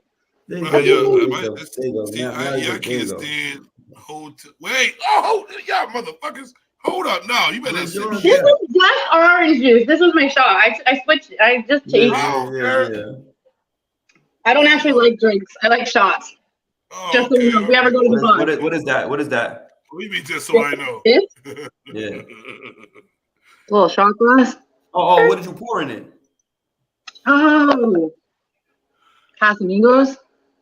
Huh? Oh, okay. Oh my God, yo, listen. I drink that shit last Bougie Bonton. Bougie Bonton. I drink that shit last weekend. I just like tequila. I generally drink Patron, actually, but I happen to have this one this time. Bougie Bonton. Son. Tequila is a good drunk, okay? It's pretty clean. You never really feel shitty the next day. There's no sugar in it. That's wonderful. No, all right, so. No. What I did wrong was before I drank the Casamigos, I drank 5 nips of 100 proof Captain. Then I drink the Casamigos. No, that's a horrible idea. You're right. Yeah, that's a horrible idea. No. You know what? Don't even say nothing to him because I don't even know why you're talking, because you already proved your point, said what you said. Whatever happened is because you did exactly that. So I don't even know why you said it. If you was fucked up, you felt some type of way, it is what it is. He went away. He's like, I'm not even listening to you. You gotta get yourself an avatar. I don't like that old grade. You gotta get yourself an avatar. Well, me, why? Get yourself an avatar. When you go off screen, that little circle with the gray man in the middle, change that shit. Get an avatar, your name, or a logo or something. See, hold on. See, when I do that, JS, it's beautiful. It's beautiful. My logo, it's beautiful. I'm gonna get a little rabbit that runs across the screen. See, I can't. Oh, look, it tells me that there's comments in the chat. I just can't see any of them. No, you probably can't. If it tells you, there's probably a button that you could Do you see the comments thing on the right? Yeah. I don't think she can see it though. No, I have to press chat, and when I do that, I can't see you guys, so I can't look at both at the same time. Okay. Is the problem? Okay, she's not an administrator. Yeah. She's not an administrator. So like while I'm talking to you guys, if somebody puts up a comment, and it's like a great one or something, you'll have to tell me. I was just K Boogie. I was just talking shit like I always do. She's very literal. There was no reason behind that. I don't know where she learned that literal Larry stuff from, but Where I learned what from? Always questioning every word that's So said. you're not gonna offer nobody none? Yo, I've been. I want the screen to do that shit, my guy. Yeah, you gonna come up munching. I'm hungry now, man. God damn. You gotta check this out. Yeah. My bad, yo. My bad. That shit sound like it's good too. Nah, it's some refried beans with some rice, quesadillas from the food truck in New Haven. Okay. Down on Long Wharf. Yeah. I pass there every day. I just don't. I don't That's stop. my hometown, baby. That's my hometown. New Haven, my hometown, bro. Yeah. So But I was trying to get back. I think I got cut off, but what I was saying to Shayna was like, if you know that women shouldn't be jumping, well, you know, K Boogie wanted you to talk a lot more. So do you think that if a woman saw a friend that's always in a man's face, would you say to her that you should not be with this man? Or he shouldn't be with you? Because knowing that should not be allowed, or knowing that is a toxic in a relationship. Would you go that far as to hold the woman accountable? Where you're like, you know what? I don't think y'all should be together if if you're able to be in a man's face, cursing him out in public, hitting on a man, and doing all this. I don't think that y'all are the couple that needs to be together. Are y'all willing to go that far? Are women? Yeah, let me stop talking about you because you're crazy. Would you? No, I know you would do that. No, I know you would hold somebody accountable. I'm just saying, do you think women should hold other women accountable like that more often, so there could be less of this nonsense that's going on in this world? Yeah, I think people should hold each other accountable. Do you think women hold each other accountable? Do you think women hold each other accountable regardless? No. No, a lot of women just support their friends because it's their friends. It's just like a president, right? Two presidents can say the same thing, but one's a Republican, and you're like, nah, that's bullshit. The other one's a liberal. You're like, yes, like it's the same thing, right? So we can read a story about somebody and be like, wow, that's fucked up. But if somebody else does it, you support them. And I see that a lot, actually. But I see that in people. The women, definitely, for sure, women. But in people in general, they just support people because they love them and they think that support means agreeing. And that's not what support really means. Because you're not helping each other better each other at all. You know? So yes, I agree with you. People should be held more accountable. Girls should hold each other accountable. And if somebody's with somebody where that relationship is toxic like that, I also think you should tell people that that's not the right thing to be in, because I also believe certain people bring things out of you, right? Like you get different versions. My ex might have like brought out of me, somebody else might talk to me in a different fashion of which I personally need as a person. We're going to communicate better because we're more compatible. So if you're not already experiencing that, then you should probably not be there or waste your time. There's actually a study done that women know far before they leave that they're no longer compatible, and they still just keep trying to stay. And I think a lot of women fall in love with this idea that they put in their head instead of the reality in front of them. Okay. I'm guilty. So just for the fucking record, I stayed a long time a long time. I was in a relationship for 11 years. I knew way before 11 years that shit wasn't going to work. But I was like, nah, it's going to work. I've already committed this time. It's a lot of time. It is. Yeah. Yeah, it is. Trying to fix something. Huh? Trying to fix something that you can't fix. You know, and there were like I said, I'm guilty. So there was definitely, I have 2 children. They're both by the same man. After I had the kids, especially, you have this idea that staying is better for the children, and that's not necessarily true, right? So for my personal situation, I have been guilty of falling in love with an idea I had in my mind rather than the reality that was in front of me. Like what I thought we could have became versus what actually would. Rather than the reality that was in front What else you got to say there? I mean, you're making me fucking hungry, dog. Like I'm trying to watch my weight. Like, you know what I mean? Like I gotta take my waist trainer off now. Like, all because of you. Like, ain't this some bullshit? I can't even see the food, but that shit look like it tastes so good the way he's eating that shit, bro. I'm like, yo, I'm hungry as shit right now. Yo, he making me so hungry right now. I really do apologize, man, but I was starving. No, it's all good. All right, let's see. Let's look at these chats real quick. What we got here? Can do. Look at these chats. We got LGC saying women shouldn't be in a man's face. Period. With the rah sis kumbah bullshit. Facts. I agree and disagree. I'm never gonna get in a man's face, but I'll also tell you if a man is that's a lie. Feminine enough to think he can get in my face, I'm not gonna Shauna. Yes. Oh my God. You've been in a man's, I feel like I should give you a shot. You've been in a man's face. Yeah, of course. Maybe she's saying she's learned from her mistakes and that she does not want to do believe, you know what? She is that type of person. I respect men, and I've never, even, so my ex, who I was with for a long time, like I said, I've never called that man a bitch. First of all, that would make me look stupid. I've called him an asshole, you know what I mean? But I never called him any disrespectful names like that. I don't generally call any man degrading names of that sense. But I've been in situations for sure where, not for nothing, but that man was a bitch. Okay? And when he chose to get in my face, I let him know that I thought he was a bitch for doing so. So, yes. Have I absolutely, yes. Was it started by me? Did I put myself in that situation, or was the situation brought to me? You know what I mean? I didn't necessarily go out of my way to put, like I said, I don't get in men's faces. I do not. But if you're going to get in my face, I'm also not going to necessarily back down.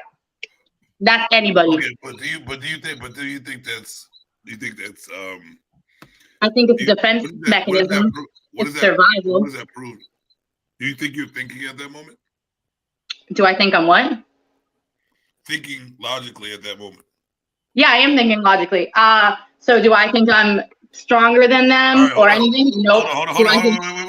Wait. No. Now you said it, so let's break it down. You said you were thinking, so because we got motherfucking Cap. I need a shot for this. If you were thinking, yeah, you're gonna need a couple more shots after this motherfucker. So if you say you were thinking logically by him acting like a bitch ass in your face, which you're right. Do you think logically it's smart, knowing that he's a bitch ass, and he's willing to be in your face, because men don't do that shit. Be in your face, yelling at you. That's right. Men don't do that shit. Do you think it's a logical thing for you to match that dude's energy? That's logical. You said that's logical. Situation that I have in mind. No, there's nothing specific about it. What do you mean? Jim, you know what's crazy? These are the type of men Kevin Samuels was talking about. You get what I'm saying? So if you understand, these are the type of men he was talking about already.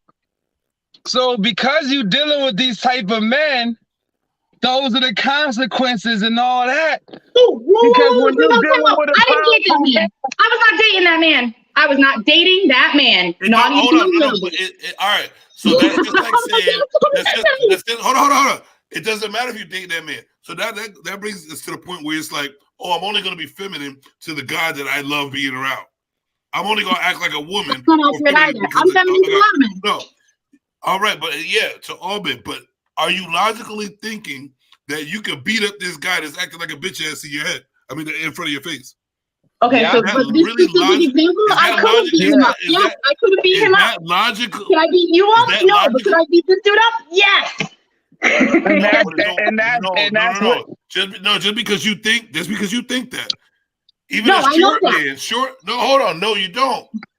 Because even well, listen, most men, no matter short or not, are stronger than women, regardless, because we're built that way. But do you think it's smart to be in a man's face, talking that shit, matching his energy as a man, knowing that if he punches you, night? Is that No, logical? it wouldn't have been though. But I already know that it wouldn't have been. You don't have the man in front of you that was in my face. So you're picturing a man like in you. front of me. No, but this man I could have beat up for sure. And the only time I've ever been hit in the face, by the way, was by men. Okay, just for the record, I've been sucker punched by a man. It sounds like you had a poor choice of men, because no, we're gonna go back. Hey, Jim. She's speaking through him, Jim. She's showing you how relevant he was, Jim. You ain't even gotta say nothing. She's showing you how relevant my boy really was, bro. She's showing you how relevant he is. That I love the way she talking, because she's proving his point without even saying anything, even in heaven. R.I.P. to the man. So two different men, first of all. The man who sucker punched me, I was 17 years old, and I told him to stop beating a woman. That's what happened, just for the record. Okay? All right. He was beating on a woman, and you stepped in the middle of it. Yeah, she was getting really hurt. Yes. Okay. There was nobody else there to help her. You can't help. You're a woman. Did you hear that story about the girl? Did you just hear the story? Did you hear the story? Call her boyfriend out on her. Yeah. I can't hear you. You're breaking up. Yeah, she was minding my other. Hold up. Amos.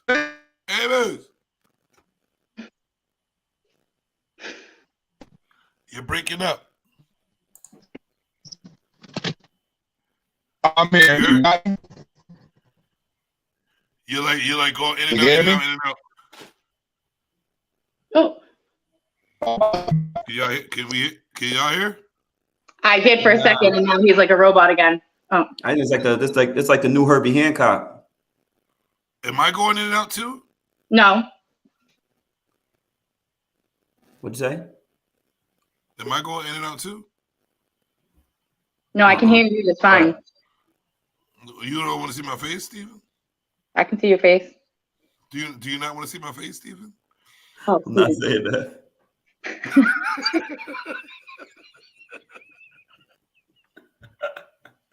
Yeah. Do you not want to see my face, Steven?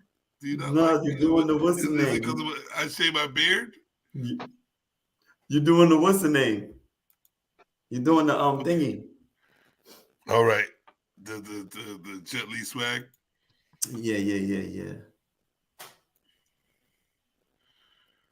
All right. So everybody back. I'm back. I'm Amos, good. What? All right. So you go ahead and finish what you were saying, Amos.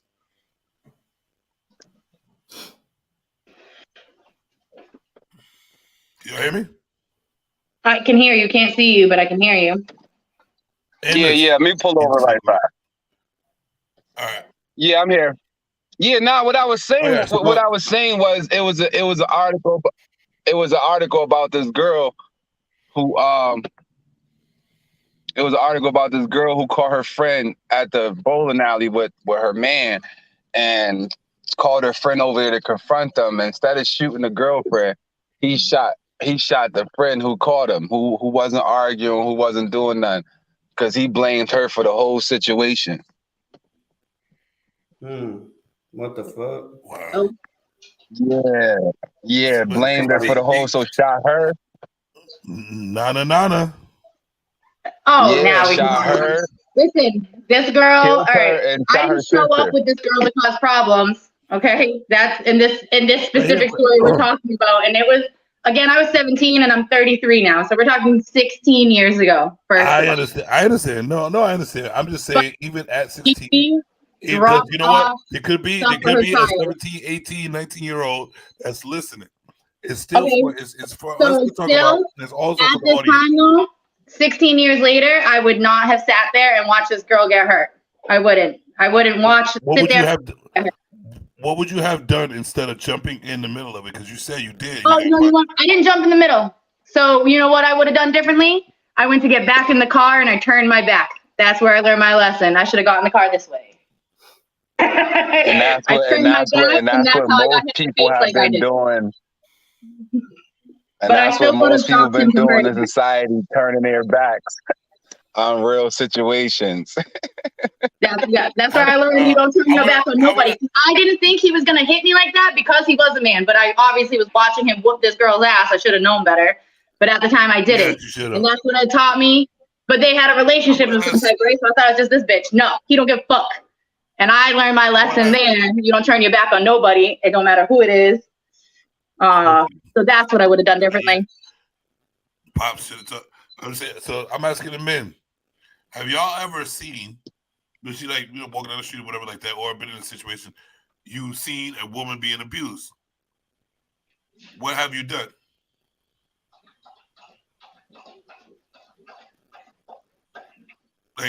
First of all, have you ever seen that before? I've seen it once. I've seen it a couple times. I had to intervene a couple times. Have you ever seen that before, Amos? Can you hear me? Listen, bro. I'm not in that culture. I'm not around them type of people. I never been in. Just regular. I never just really. Regular. I'm just talking about because I've seen that shit. It could be a neighbor. It could be anything. Yeah. You know what I mean? Like, it could be anything. I'm just saying, have you ever seen it? Seen what? A male and female abuse? I'm talking about like a man abusing a female, just like it caught your eye, you like seen it. Nah, I seen shit in passing, but I'm from a culture of mind my business, so that's what I do. Because like I said, I don't know the circumstances behind things. I got my own family to worry about. I got to worry about the immediate threat that comes to me. So more so, I pray for everybody in their situations. It's just that, I was never born to be a hero. I wasn't, I'm more. I definitely get what you're saying, because there was the reason why I was saying it, because I was gonna go a whole different, I was gonna build up a rabbit hole, because I've seen that situation before. I was riding by and a dude literally I'm like, that shit hit me, like this shit. I felt that shit, because I would never want to see a woman get beat on by a man. I've lived that life, you know what I'm saying, where my mother got abused by a dude. You know what I'm saying? And she was so strong that she seen the anger inside of me, and I was about to lunge, and she said, no, don't do nothing. All my life, I was like, I will never in my life put my hands on a female, and I would never let that shit pop off, because that shit's crazy. Like, we're like, to be honest with you, like I think of myself as I'm a grown ass, I'm a big brolic, I can hurt somebody, bro. I hurt dudes. You know what I'm saying? For fun. I used to hurt dudes for fun. Me too. That's why I got to security. Me too. You know what I'm saying? So, yeah. Right. So I saw a dude punch a woman in the face. I stopped the car, bro. Jumped out the car. And I was like, yo, what the fuck is your problem? He was like, she hit me first.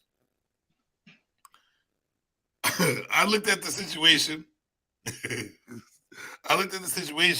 And I was like, yo, don't put your hands on that female again. And then walked. I had to see, at least see something, and then walked away. Because that being said, I've also heard that same type of story where a guy went and jumped into that situation. He ended up dying. My uncle got stabbed trying to save a girl. He got stabbed by the girl. But it's all in the integrity. But it's like it's so bad nowadays that you can't.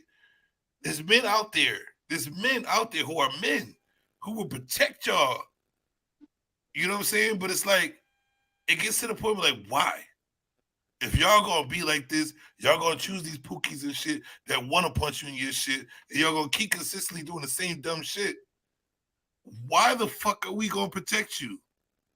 Because you're gonna make the same dumbass decision again. My uncle got stabbed trying to save a girl. She was getting her ass beat. He took the dude, threw him out the door, started whooping that dude's ass, and this girl stabbed him in the leg to protect her boyfriend, who was just whooping her ass. Yeah, it's crazy. But I do also believe that evil prospers when good men do nothing. I really do believe in that line. There's sometimes that people need to step in. That's why I mind my business. And that's why I understand why you mind your business. I mind my business. Because we got kids too. I done been in situations where you have to mind your business. Your life depends on you acting like you're Ray Charles. Your life depends on it. It depends on it. You literally have to act like what you just saw never even happened. Period. And you gotta act like that. You gotta act like that for the remainder of the time. And because they're gonna try you, they're gonna test you, they're gonna, so remember, I don't know what you talk. They will. They will send people at you just to see if anything come your way, because if anything come out, you're next. So when you come from that type of culture, my automatic discord is not for me to go and run and help. It's because I've been programmed to just be this way, because I'm looking out for, I'm looking out for me and mines that's around me. If we straight, okay, you can shoot, you can go and have a gunfight in front of me. I can care less, long as it's not involving me. So therefore, I just learned to mind my business, because it keeps a lot of negative energy away from you. You know what I'm saying? Because if I mind my business, that's one less person I got to have an emotional attachment to. That's one less person I'm allowing emotionally to hurt me. And that's the most worst hurt, is emotion. So therefore, if I take that away from you and keep it in my pocket, I ain't never got to worry about you hurting me. I hear that, bro. I know exactly how you feel, man. You feel me? And so I do that with family members. I do that with friends. I do that with people, because I know I need it. Because if this emotional connection is not positive, then what I'm trying to do in my life can't get done, because I'm being pulled where all the negative emotional connections are at. I'm being pulled in that direction. So therefore, I just took my hacksaw out and just cut that bitch. No emotions. I'm emotionless to anybody problems. Bruh. That's all I can say. Wait, because you know what? A lot of people don't understand that shit. Huh? Because it's like once you get to a certain age, and once you build a certain brand of what you are, who you are, it's like you can't be the Superman no more. You know what I'm saying? You can't be the fucking worry about people feeling like you're taken away from me growing because of your nonsense, because of your shit. You're like other people's shit choices. It's hard to go away from this shit, but people make so many shit choices. You have to become numb to the shit, to the point where like I have to think about my life and my kids. I can't keep trying to help you with your shit. You know what I'm saying? Like, because I know if I go down your rabbit hole around your shit, it's going to affect my whole life. But then we get sitting there looked at by the person that we decide to do that to. And they're like, you ain't help. Nah, what you ain't understanding is I'm thinking beyond your shit. I'm thinking above you right now. I'm building a future right now. You know what I'm saying? I'm building more. You want to stay in the ratchet ass shit that you keep putting yourself in? I'm sorry. But I gotta fucking protect myself and my brand, my people, my shit that's on that right path. You know what I'm saying? It's a tough fucking choice, but that shit need to be done. And that's one shit I had to learn the hard fucking way. Like I watch myself, my life go downhill while I'm helping others and they go here. And I'm like, I lost out on years of my shit. Trying to help and protect and be that guy for other people because I thought that was right. But now I'm like, fuck you, because you're them. I need to build me. I've already wasted so much time trying to help everybody else all the time. I need to build me. I can't keep putting my life on the side because of somebody that keeps making the wrong decisions all the time or going down the fucking ratchet shit they keep doing. Yeah, it hurts to leave that, but hey, man, if you mad at me, that means you don't see what I'm doing, and you're not willing to jumping on this train that's going on a higher level than you thinking right now. There's sacrifices that people will not make in life because they still want to stay on that level of mediocrity. They would have still be like, well, I'm willing to take the ratchet. I'm willing to take the dumb shit. I'm willing to, yeah, I'm cool. I'm young enough to do it. Nah, man, I'm 4 years old.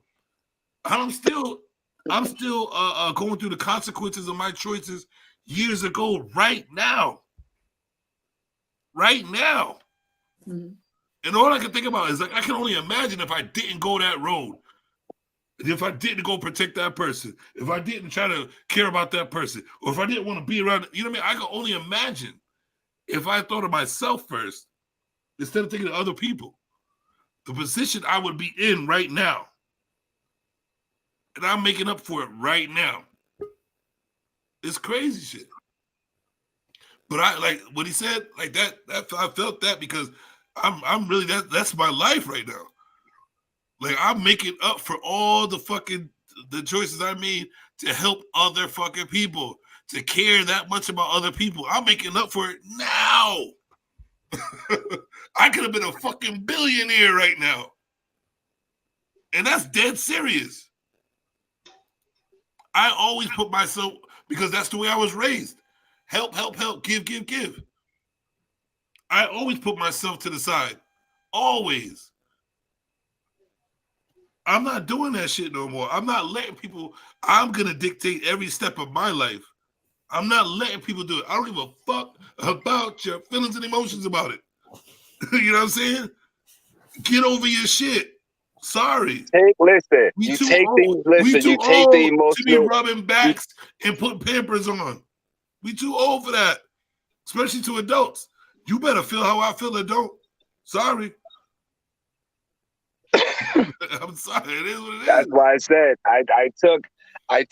once I took back that emotional control that I realized people have over other people and relationships, especially family. Once I realized I could take that back and still love you, I'm fine. You know what I'm saying? Now I can go and do what I gotta do and don't gotta worry about your problems. So, you know, that's what I really mean. It's because when we care, we care. And so because we care, we pour our energy and our emotion into it. And I just don't got time for that no more. You know what I'm saying? Like, I just don't have the time nor patience for it because, you know, I got other people that's in vicinity that's closer. I got my babies, I got my kids, my wife, I got everybody else that's closer that needs me. So I can't be giving out all this emotional energy that might cost money and time. And I ain't got time for all of that. Because it's not making no money and it's not making no sense. Right. Period. And I'm not gaining no power. Small choices. Yes, because listen, I came from an environment where you have to micromanage yourself. So I took that same application and I applied it to my life. I micromanaged myself. So that's why I was able, in my opinion, to accomplish the things that I accomplished because I always was on top of every decision I made because I had the time to reflect on all the fucked up decisions I made. So because I had that time, it allowed me to also, you know, fix a lot of shit, along the way to help develop, me into the person I am today, so, but that's what I realized. I was giving people emotional connections, and it wasn't an investment I should be given, because it's not coming of it. Hold up, we got my man Jay in the building. Look at how professional now. What fix your face, man? Hey, what's going on, y'all? Nah, I mean, I was hearing some good things, man. What's good with you, brother? How you doing? Hey. Could y'all hear me? Yeah. Jason, can you hear me? Yeah, I hear you. You hear me? Okay. Yeah. Just making sure, man. So what's going on? What you got to say about the whole situation? I know you was listening in. Oh, nah. Yeah, I can hear you. All right. I think there's a delay. I'm gonna go out, but it just explain to them what you think about what was being said so far. But I'm gonna go in and out right now. Just let you talk. Explain how you feel about what's going on.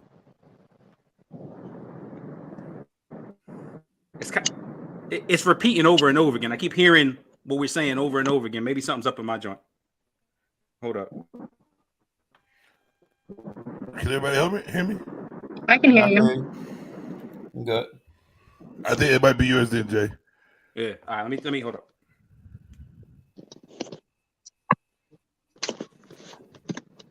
Okay. Do you hear me now? Yeah, I get you. So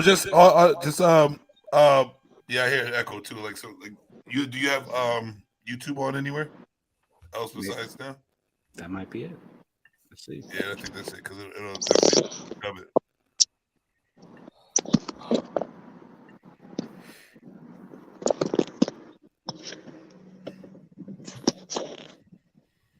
He was like, I'm gone, nigga. But, well, before I go in and out, because I'm gonna try to get my Wi-Fi up too when he comes in. All I wanted to say is, people really need to start, like, as an adult, as we are older, we need to, like you said, micromanage the fuck out of ourselves. We definitely need to micromanage the fuck out of ourselves. I don't give a shit if it hurts to what you doing. You think it hurt? You gotta micromanage, man, because we have responsibilities that make domino effects that could slow down the process of you making a better future. And the reason why I'm saying, I don't know if you understood what I just said, but it's the smallest things, now that we're older, the smallest things that we decide to go to. Like, all right, so all right, perfect example. Picture this. Put Jay back in. Picture this, right? Picture you know how long it takes for you to walk somewhere, right? Picture you in the woods.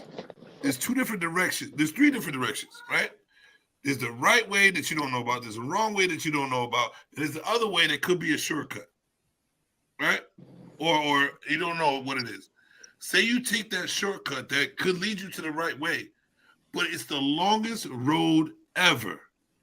Instead of just taking that right road, you have to go through so many different bushes now because you made a choice. The sun was so glamorous, someone shining on that road. You chose that. You chose emotionally to go through that road that's shining, which it takes a longer time to get to that right moment.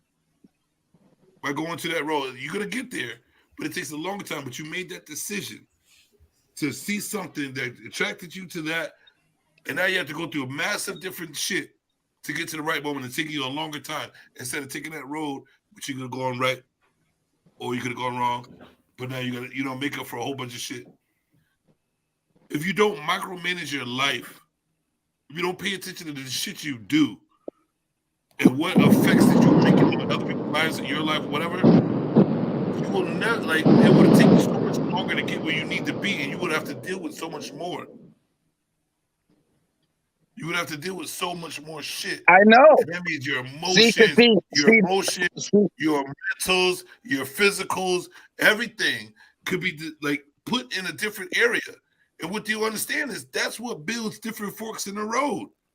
So you see, you go down that road, you have to go down multiple other roads now because you made that one choice. You know what I'm saying? Instead of making that choice of that's the right road. Because I'm not going to listen to myself. I'm just going to see what I got to put my emotion in something else. It brings you down multiple different roads, bro. And now you could have been like I said, I could have been a millionaire a long time ago. I already know this. I did the math. And I could have been the man for my family that I was supposed to be. But now that I took these other fuckery ass roads, knowing I'm still going to go on the right path because I'm that type of dude, I have to deal with the decision that I made, making that one simple choice that was not the choice that I was supposed to go to or supposed to be on, the road I'm supposed to be on. So now dealing with that is multiple roads that I have to go down, which makes it so much harder to get to that right area. So if you don't micromanage your life, you're going to continuously go down them roads that's going to take you forever to get to your road, to the place that you're supposed to be. It's crazy, bro. And that's how you got to remember. You know, I'm 40.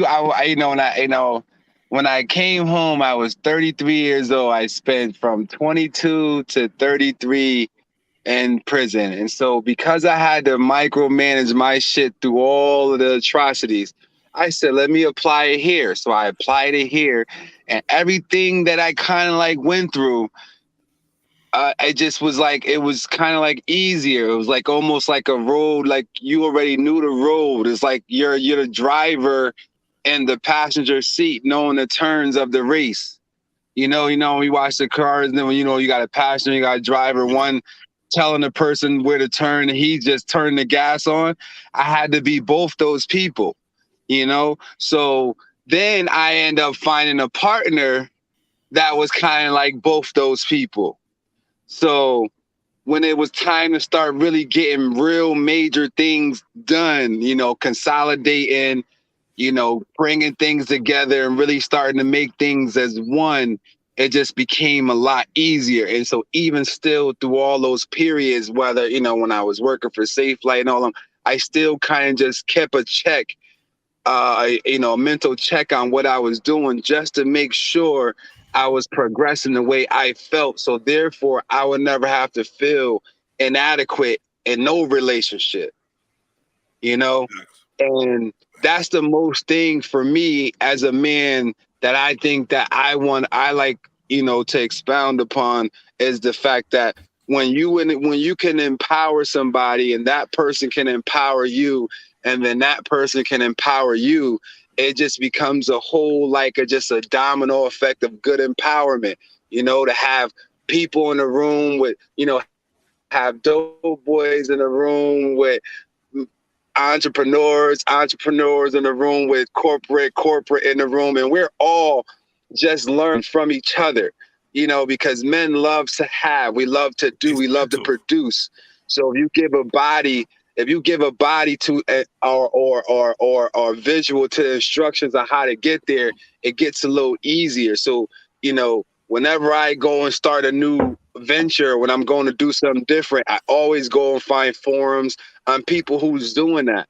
And then I find a person that's more so what I feel like is what I'm going through with it inside of that experience. And I get all their info and I just process it out and just do it. You know what I'm saying? But that's pretty much how it took, just pretty much what it took to become successful.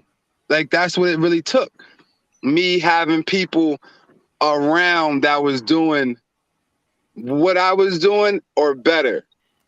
And then having conversations with them, watching them, you know, seeing how their input and what they were doing, and then just putting my own spin on my own, making my own sauce, just using other ingredients. So now you figure 10 years later, like I said before, I'm a homeowner. My wife has a business, Quicksberry Nails and Spa, out in Middletown Avenue. I have SBG Glass. You know, I have beautiful 5-year-old. You know, life is great, and I just want to empower people want men to see the true potential. So therefore, when you have your true potential and you understand your true source, whether you at 18 or you 50, you're gonna, all the energy you're gonna bring is gonna be good. You're gonna find a good wife. You're gonna find a good partner. Your kids are gonna be good. Everything is gonna be good because you're recognizing how powerful you are as a man. And once men really truly understand that and not just be giving that shit up like I did, like we all did, just giving it up willy-nilly, giving up our realness, giving up all of that good ass heart that we had, that shit almost killed us. It almost killed us for some of us. And I'm just not, I'm not making that mistake no more. I'm gonna give it to where it deserves. What I see and understand is that I love you can't it's in our DNA. I love women like a motherfucker. You know what I'm saying? Even if like I can love women on all different levels, not sexually, or you know what I mean. Just the way y'all present yourself is beautiful. If you stay that way, you know what I'm saying. But if you not even gonna go into that, just keep the like beautiful. You know what I'm saying? But it's like all we need. It's like we work so hard to understand, y'all. We have to. And we are willing to do so. We are willing to work like we work hard for this world. Like to be honest with you, y'all are the world to us. And you see how hard we work in this world to survive. So we work hard to make you our world. But we're not gonna sit there like as men, like we still have in our DNA, we're not gonna let y'all fucking destroy us. We can't. Because we can't like we always competitive. We can't be destroyed. So it's like we got to come to a compromise. We have to, and we are willing to. But you have to come we're like, but y'all have to come to a compromise within yourself. You know what I'm saying? Like it's like y'all won't even compromise with yourselves to even compromise with us, and we see that, and we're still patient. Don't get us fucking wrong. Men are patient for women unconditionally. Even though we say some shit, but I'm talking about men. I'm not talking about pookies. I'm not talking about the Ray-Rays that don't give a fuck about their lives or your lives or kids' lives or anybody's lives. I'm not talking about them. Fuck them. I'm talking about men. We are willing to go through hell, high waters, constantly to get on the same page for.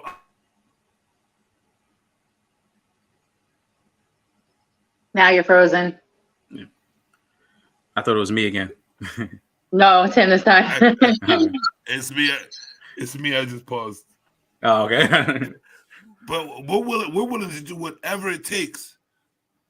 Oh shit, Shauna. But we're willing to do whatever it takes to live that functional life. You know what I'm saying? And whether it has to do with love, with respect, whatever it takes, we're willing to work for any word, any problems, any this, any that. Men are built that way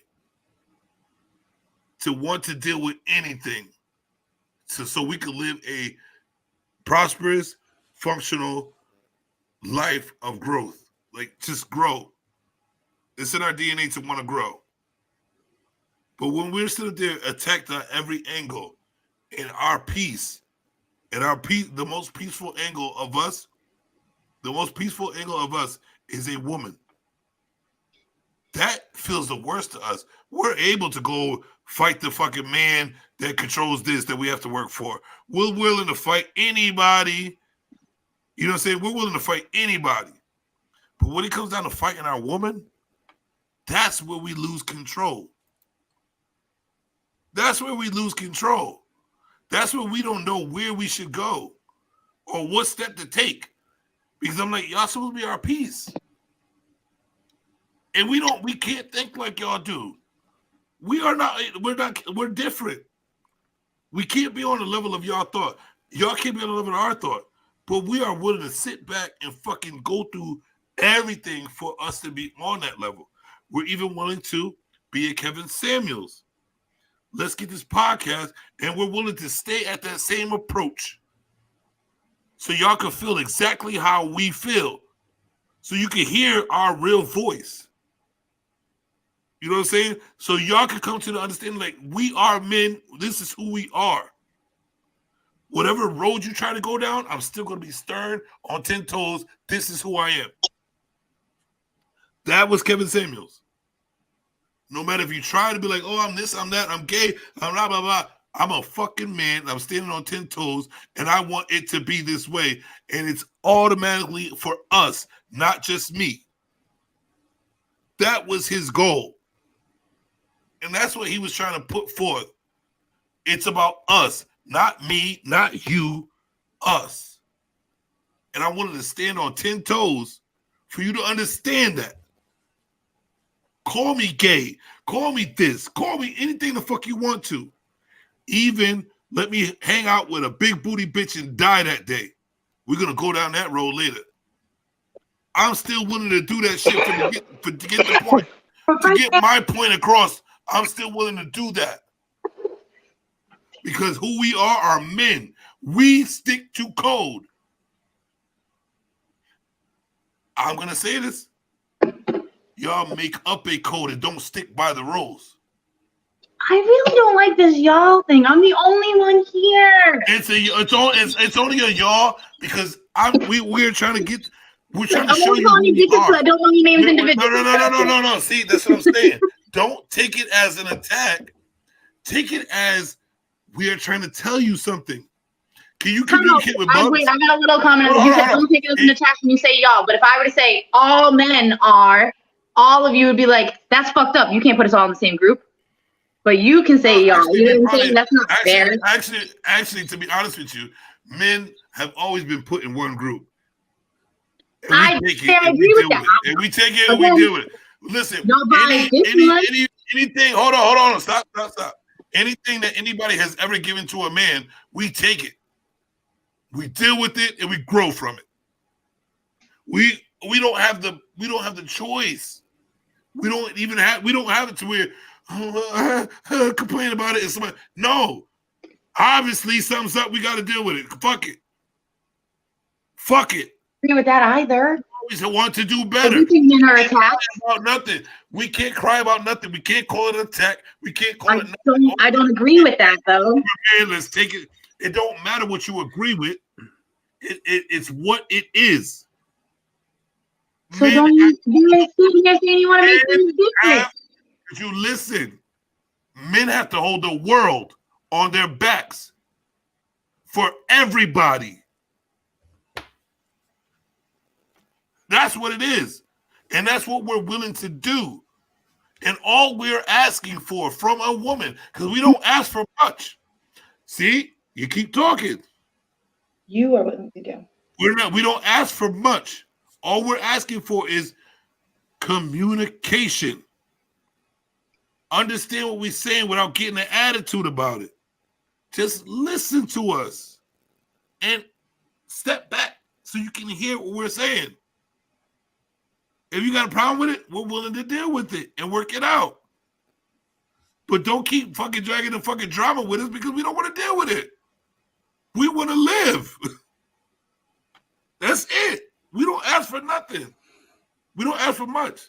But I am going to go to my man Jay because we sitting this side. He been waiting. And we'll go with my man Jay. So let's go. No, I'm enjoying listening to the whole back and forth, and I think it is beneficial. Look at this shit. You can hear me and everything? We're good? I saw that coming. I got you. You can hear me? We're good? Or yeah, I can hear you. Okay.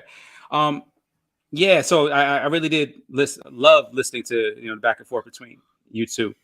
Sorry, Jimmy, I totally understand what you're saying as far as a black man. Many times we're grouped together. Like I hear it all the time. Black men aren't good fathers. Black men aren't this or that, back and forth.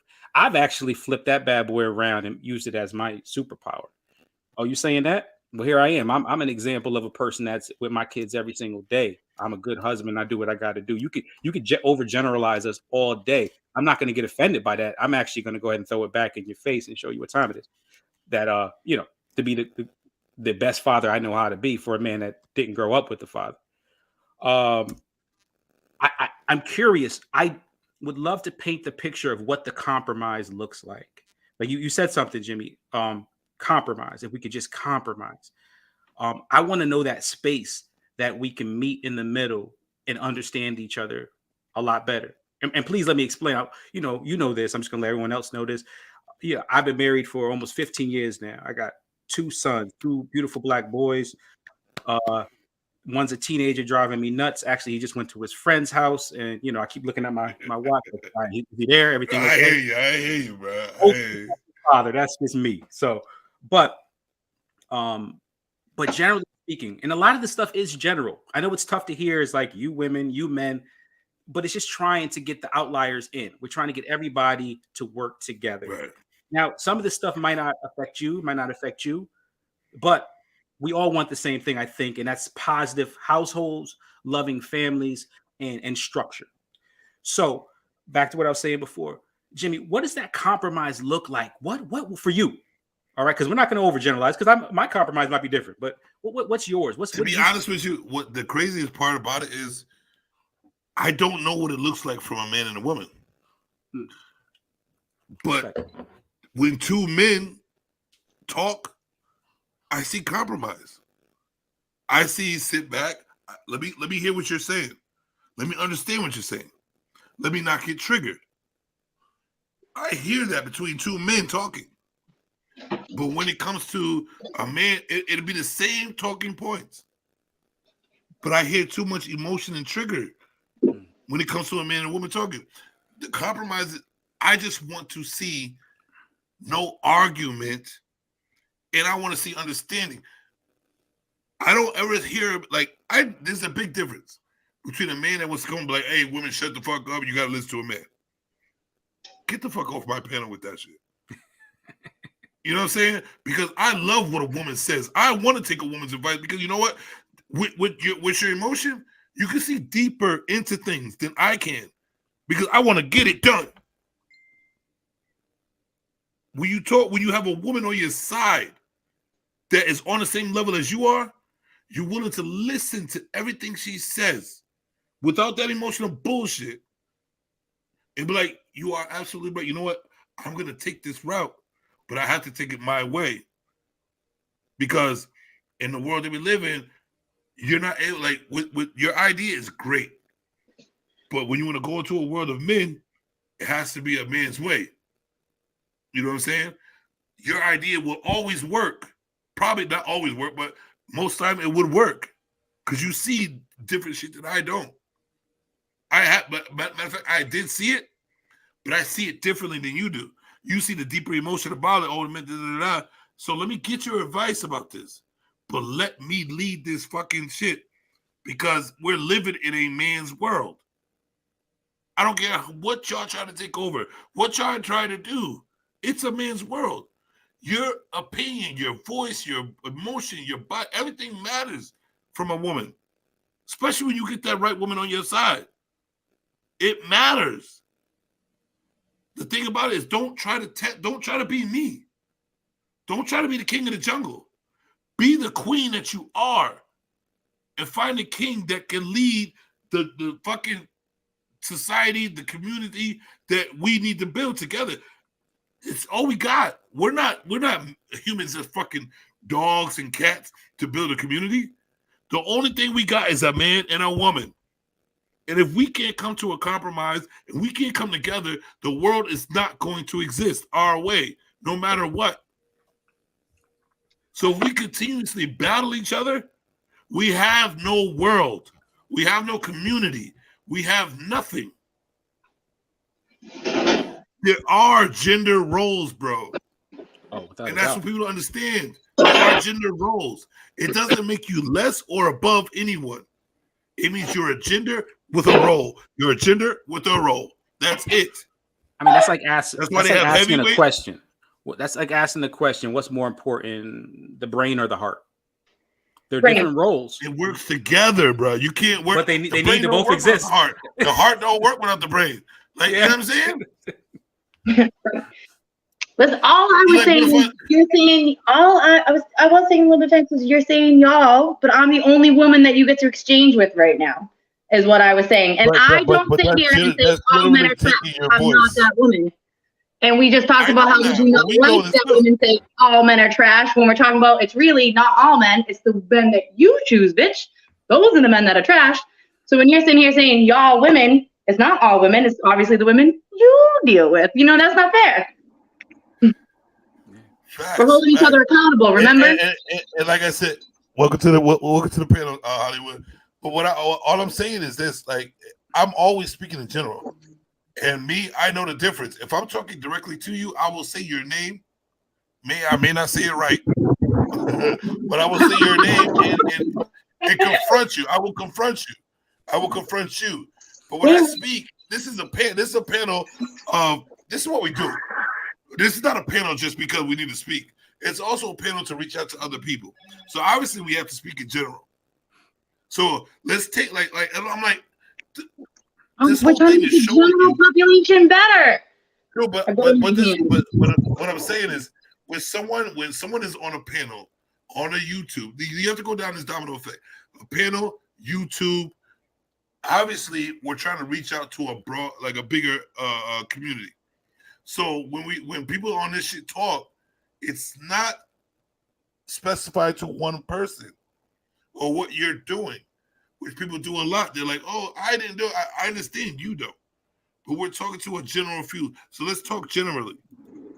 You know what I'm saying? I know you don't do it, Shauna. I know you. I know what you do. I know you don't do that. If I thought you did, I would say, "Hey, Shauna, I know you did that shit, motherfucker. Stop playing games." So it's a whole each other accountable when you say most women, not y'all, because when you say y'all, you are including me in that statement. Hold on, is most 100%? No, most is not 100%. Most would be the majority. If I say, and so if I was to use the word, "Hey, ratchet women," would you interfere? If I wouldn't be offended. Nope, you'd be right. All right, because you know you're not ratchet. So you have to pick and choose your arguments. You know what I'm saying? Right, and I'm taking the y'all like one of them. Just because somebody said woman, don't mean it's all of y'all women. Or somebody says most, don't mean it's all of y'all. You're right. If you just said general, keep it general. If I didn't say you, Shauna, stop making it personal. Listen, I'm telling you, if I feel that if I were to sit here and be like, y'all men be fucking trash. Let's try to take the feelings with 4 men. Let's try to limit the feelings. Nah, let's try to limit our feelings. Real talk. So Shauna, what would you prefer? You want in general, or you say some women, or a few women, or what's the preference? Whatever you're specifically speaking of. When you say y'all, the only woman that is in exchange here is me. So when you say y'all, you're including me, the only woman here. Okay, so you're worried about some women or most women. If I were talking about people and I said y'all, it would include you, right? That's what the word means. So if you're not specifically talking about me when you say y'all, that's probably not the word you use. I'm gonna teach you a little trick that I learned from a psychologist. If it don't apply, let it fly. Even though he's bringing y'all, hold on. Even if he's bringing y'all into the situation, if the information doesn't apply to you, then you shouldn't be emotionally connected to the information. Right. You should just let the bullshit flow off your shoulders. So, in my indication from what I learned, if it's not applying, you let it fly. So if you're not letting it fly, you're taking all the shit in. It's not designed for you to take it all in. Right. Before we keep going, somebody's background is loud as shit right now.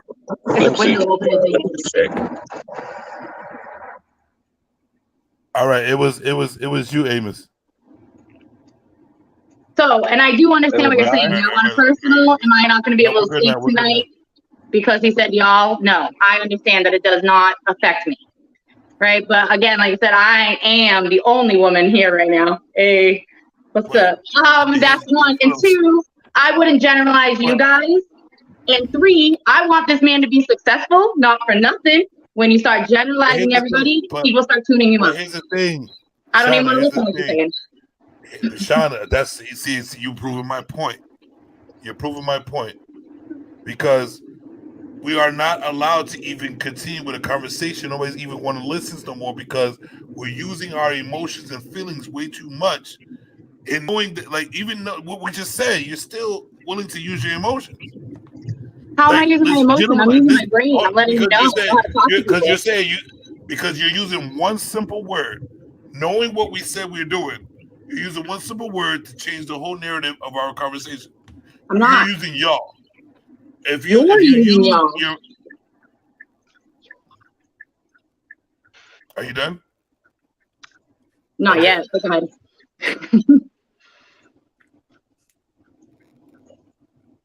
Okay.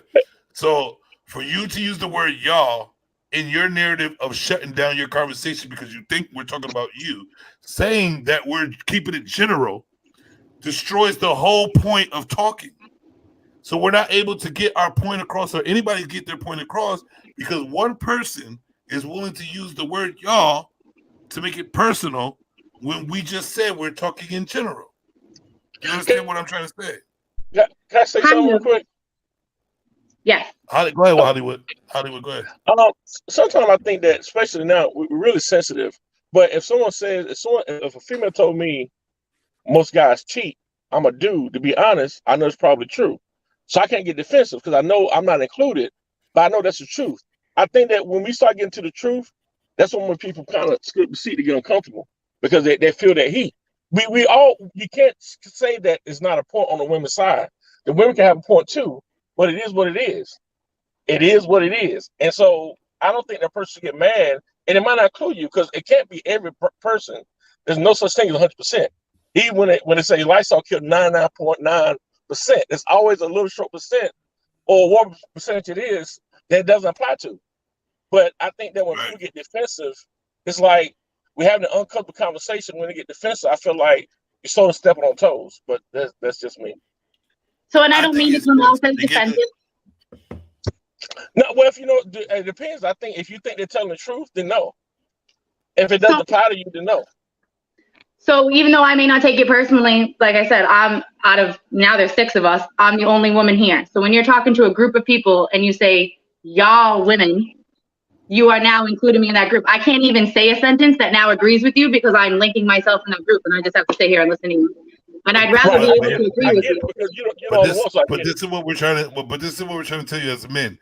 We still, with one woman on there, with no woman on there, we're still speaking in general. This is not how we feel because we don't feel those things. We speak in general. It has nothing.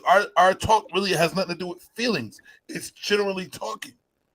Of course, you're talking something to do with feelings. Even on a panel of all men and one woman, as soon as she feels, it changes the whole narrative of the whole conversation of a point. You understand what I'm saying? Because she's feeling. We're not talking in feelings. We're talking in general. And this is what we're trying to explain. Like when we do have a conversation with women, and sometimes I wish there were more women on here, so we won't have to be like, oh, and our feelings and shit. But even when one woman starts feeling, it changes the narrative of our whole conversation because she's starting to feel now. Now all 4 of us have to change everything we say because you're feeling, and we want to get our point across, which makes it most difficult thing in the fucking world to do because what can we say now? I'm telling you that on a general basis. Listen, I know what you're telling me. But what you need to do is what you need to be listening to what I'm saying. I am. Is just because of a feeling, it changes everybody's thought process. Everybody. Just because of one feeling. It's not a feeling.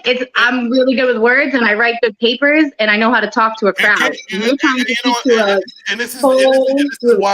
This is why, and I have to call it out, and I'm going to do it because this person keeps doing this shit.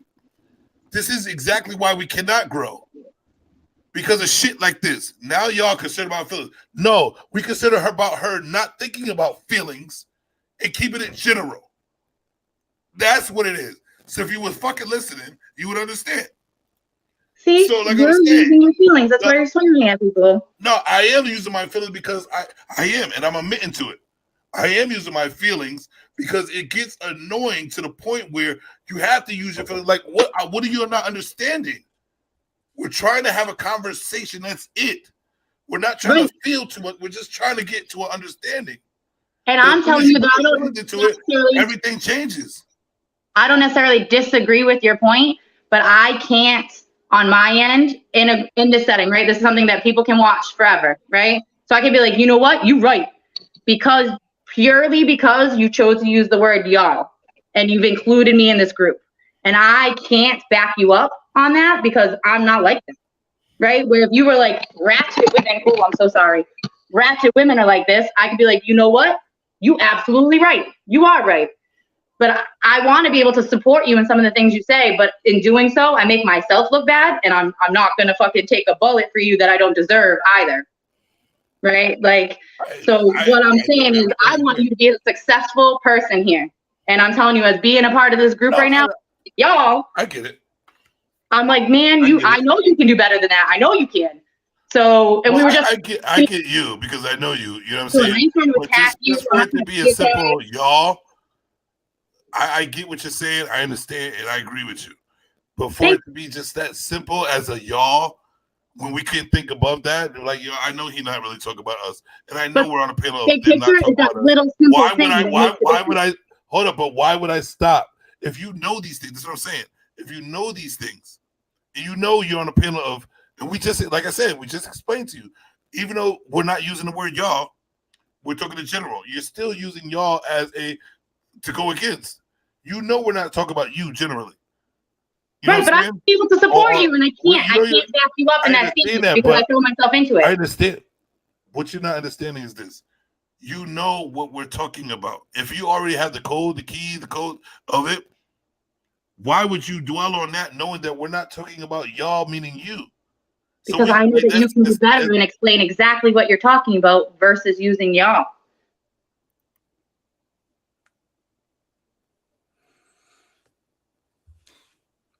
It kind of reminds me of being on a panel with a bunch of like white folks, and then I'm the voice of the black people. And if they were to say, you know, blacks, come again? Thank you. Okay, that's what I'm saying. You know what I mean? Like, I'm the only one that's the voice here. Like, and I can't even be like, you know what? They do be fucking up. I've had to do that. I've had to do that in a work environment where you just like, oh my goodness. Keeping it real goes wrong. Like here goes a moment where they're over here saying this craziness, and I got to go ahead and be that guy. And God forbid I got to go ahead and bring this back to the homies and be like, yo, Jay, you ain't saying nothing about him? You ain't punch him in his face? Yeah, you're right. But why? Like we are an advanced bunch of people. Hey, Jimmy, I'm not saying I'm right. I'm not saying I'm right. I know what you're saying, but I'm just going to the point. Like, even if, bro, do you know how many times I've been called the N-word and I don't give a shit because I'm not that? I'm above it. So I don't have to dwell on it. Call me whatever you want. You know what I'm saying? But the conversation still needs to happen. And if I was to say something about, I'm like, listen, to be honest with you, let me just learn you real quick. To be honest with you, the word N-I-G-G-E-R means ignorant. And for you to even acknowledge that and say this, which kind of makes you ignorant. What I'm trying to do is not acknowledge it. You know what I mean? And move on. It's about the conversation. It's not about I'm not going to sit up there. If I see one word when I know for a fact we're not talking about me, and you want to dwell on one word, that means you're not really even listening or want to listen to what we need to talk about. One word can change the whole meaning of a sentence. And we all know that.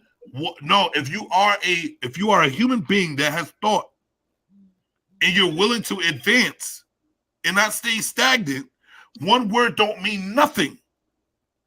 The whole point, the whole bigger picture is the picture you need to look at, because y'all are not the word that we need to be stopping the whole conversation for.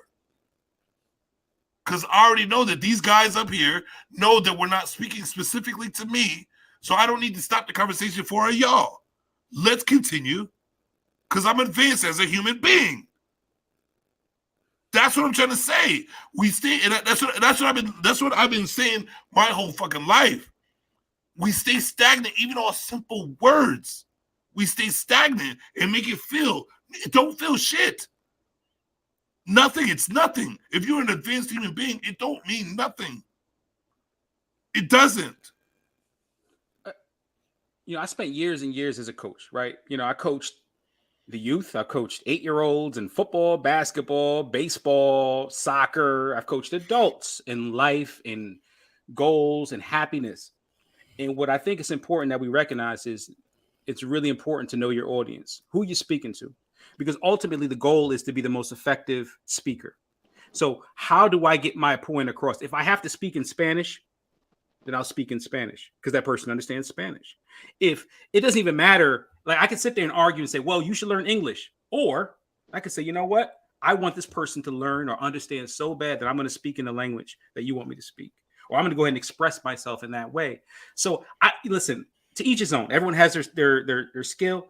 I just personally believe in good communication and just making sure they're hearing what I say. It doesn't matter how it's said. As long as you hear it, we're good. I understand that, but I'm a believer of I'm not gonna sit here and cater to what I don't think that we can grow above. You know what I'm saying? Like this is the reason why we stay stagnant because people keep stopping to cater to the ones that don't want to use common sense. You know what I'm saying? Like we keep stopping. We keep stopping and be like, okay, let me dumb myself down and no, that's why we don't go anywhere. Because we have to keep stopping because this person can't advance. I'm not saying you, Shauna. I'm just saying this is what I see in the world. We have to keep stopping because people want to be like, no, this is my stance. My stance is growth, advancement in the mind. So if I keep dumbing myself down, guess what I'm gonna become? That's what I'm saying. I know that you're not dumb, so I know that you're capable of using a different word than young. If you keep making the wrong choices in men, where are you gonna be? If you keep thinking that words that you know that make no sense and don't matter to you because you're not that person, where are we gonna be?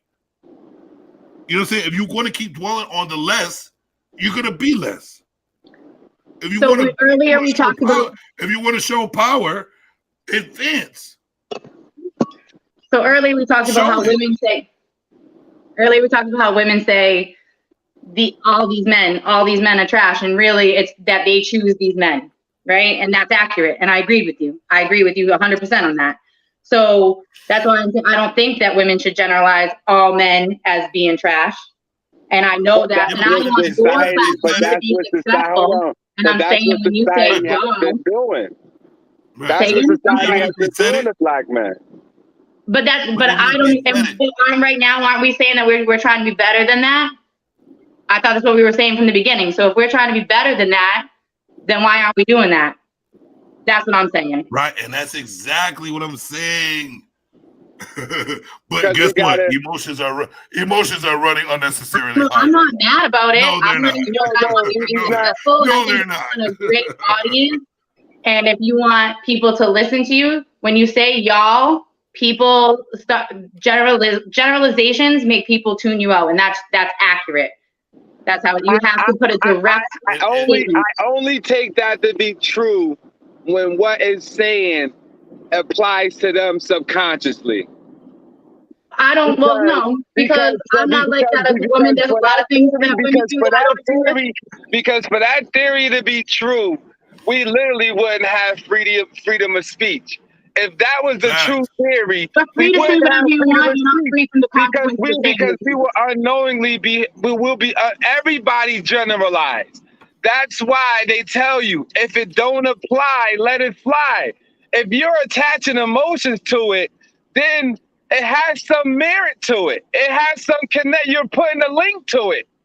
Wait, time out. I said that. I said it does have merit, but I can't back him up and be like, oh, what? You're right. Because purely because of that word y'all, because now I'm included and I'm not like that.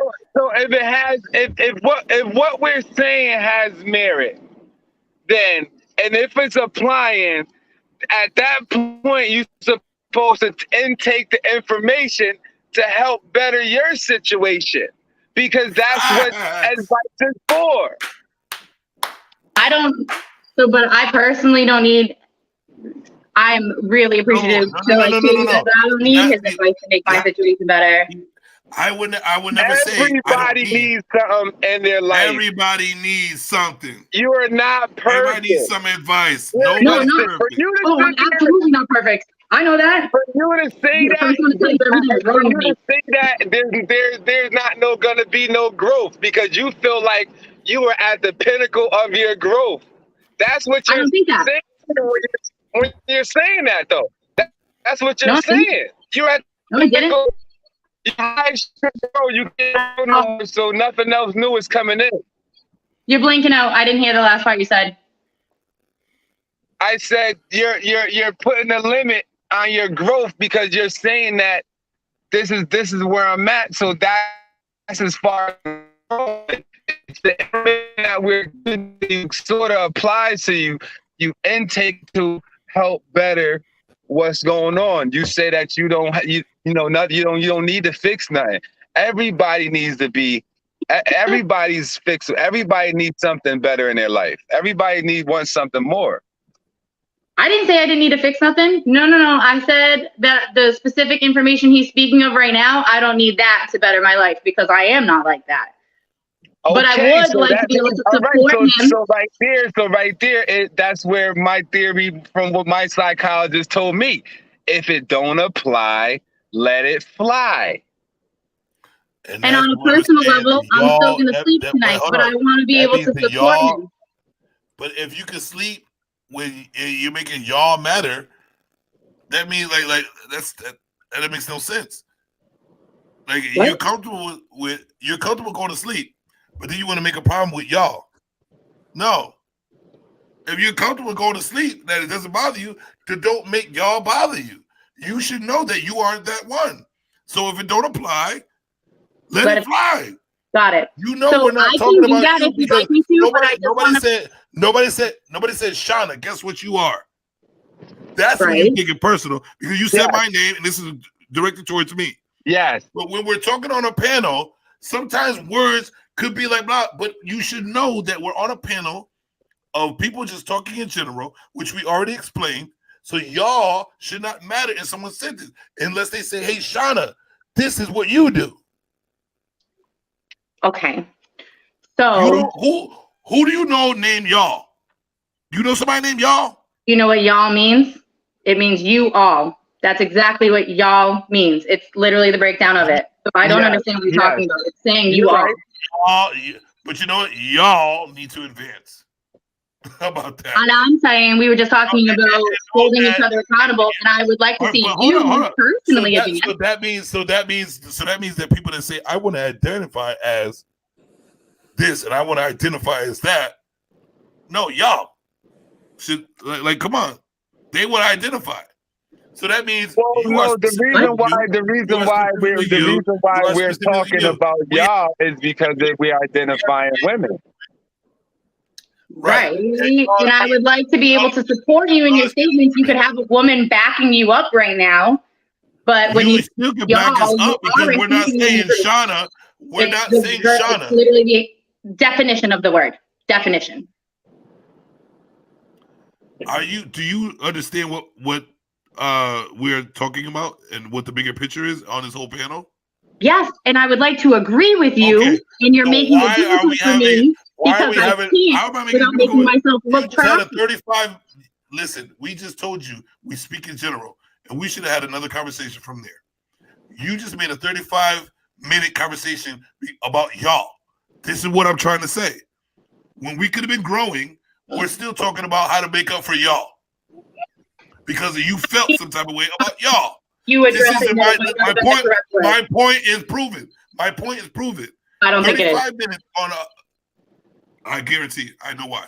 I look at it like this. Besides that, sticking to that point, I'm looking at it more so as when I come up here and I talk and we converse and I'm getting a woman's point of view, I know I'm getting it from a woman's point of view. So even though I know I'm not your man, you're whatever you're saying, if it's valid and I know it's right and I know I can add to it, I'm just going to take that little morsel out and I'm going to tuck it and I'm going to use it. And then if I get a chance to speak, I'm like, remember when you said that? Well, yeah, that little piece, I took that out of the whole thing because that's what I did. So there was no emotion. So there's no back and forth banter about what I'm saying. I'm just listening to what you're saying. Now, if you were sitting here telling me how piece of shit about, men was and this, that, and third, and that shit applied to me, I would have to eat it. I would have to intake that and some way make it into something so I don't have to make that feeling.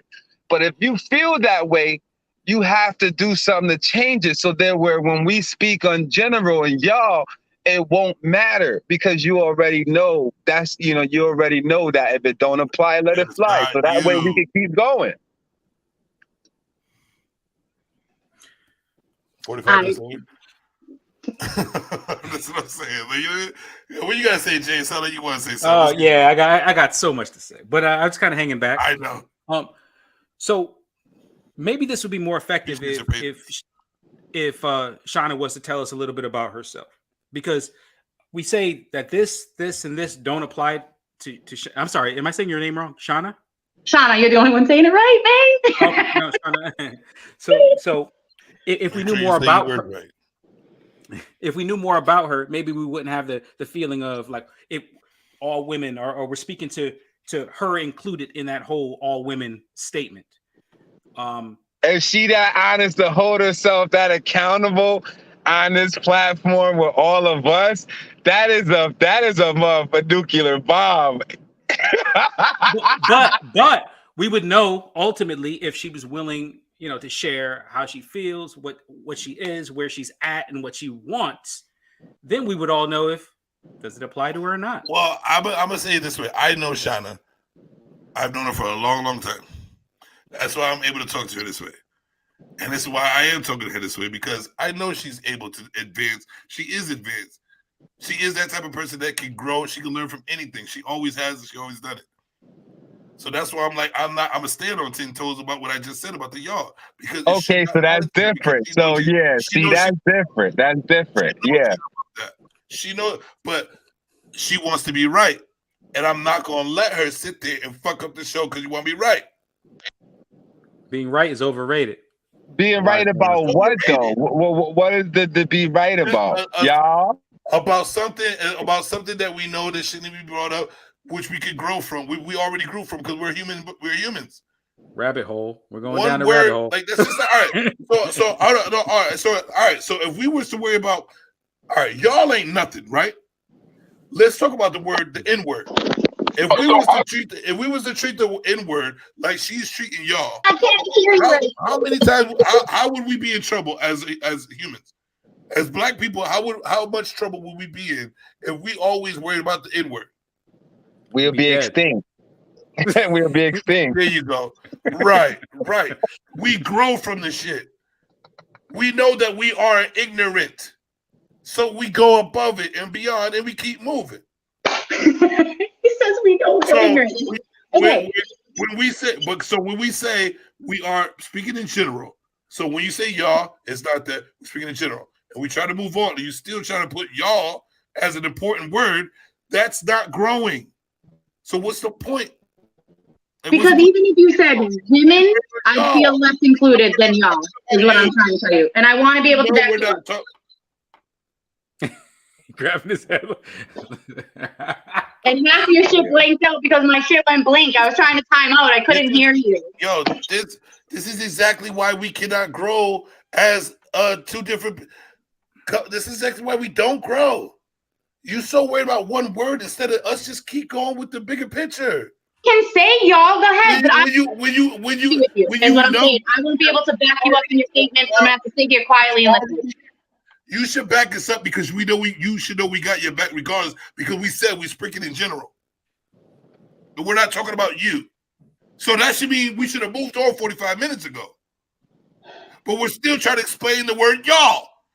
No, you're not. I know what y'all mean. Hold on. Do you see we did 45 minutes to try to explain to you about y'all because that's what we're willing to do as men. So y'all can be happy. I know what y'all means. I'm well aware. I'm very well spoken. Do you see what I'm saying? So for the sake of conversation, are we willing to adjust the approach? So for instance, instead of y'all. What's the word that you need us to say? That's what I was asking. Most. All I need is So you hold not on, to no. women. You So can this say what we ratchet do. women. Listen, You can from say now women. on- You can now say on- these trash bitches. now You on can on say this panel- anything else besides you. Oh, my guys, my men on this panel, since we can talk, but and we have a female on here, this is what we need to do.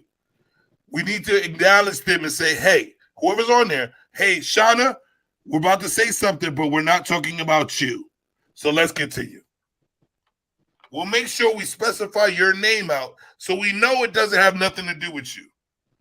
So if you jump in do that. on some Or dumb you shit, could just not use y'all. we can hold you fully accountable. Go ahead. If you jump in on some, it ain't y'all, but you still trying to jump in, we already said it wasn't you, then we can hold you fully accountable because we said it's not about you. So jump in if you want to.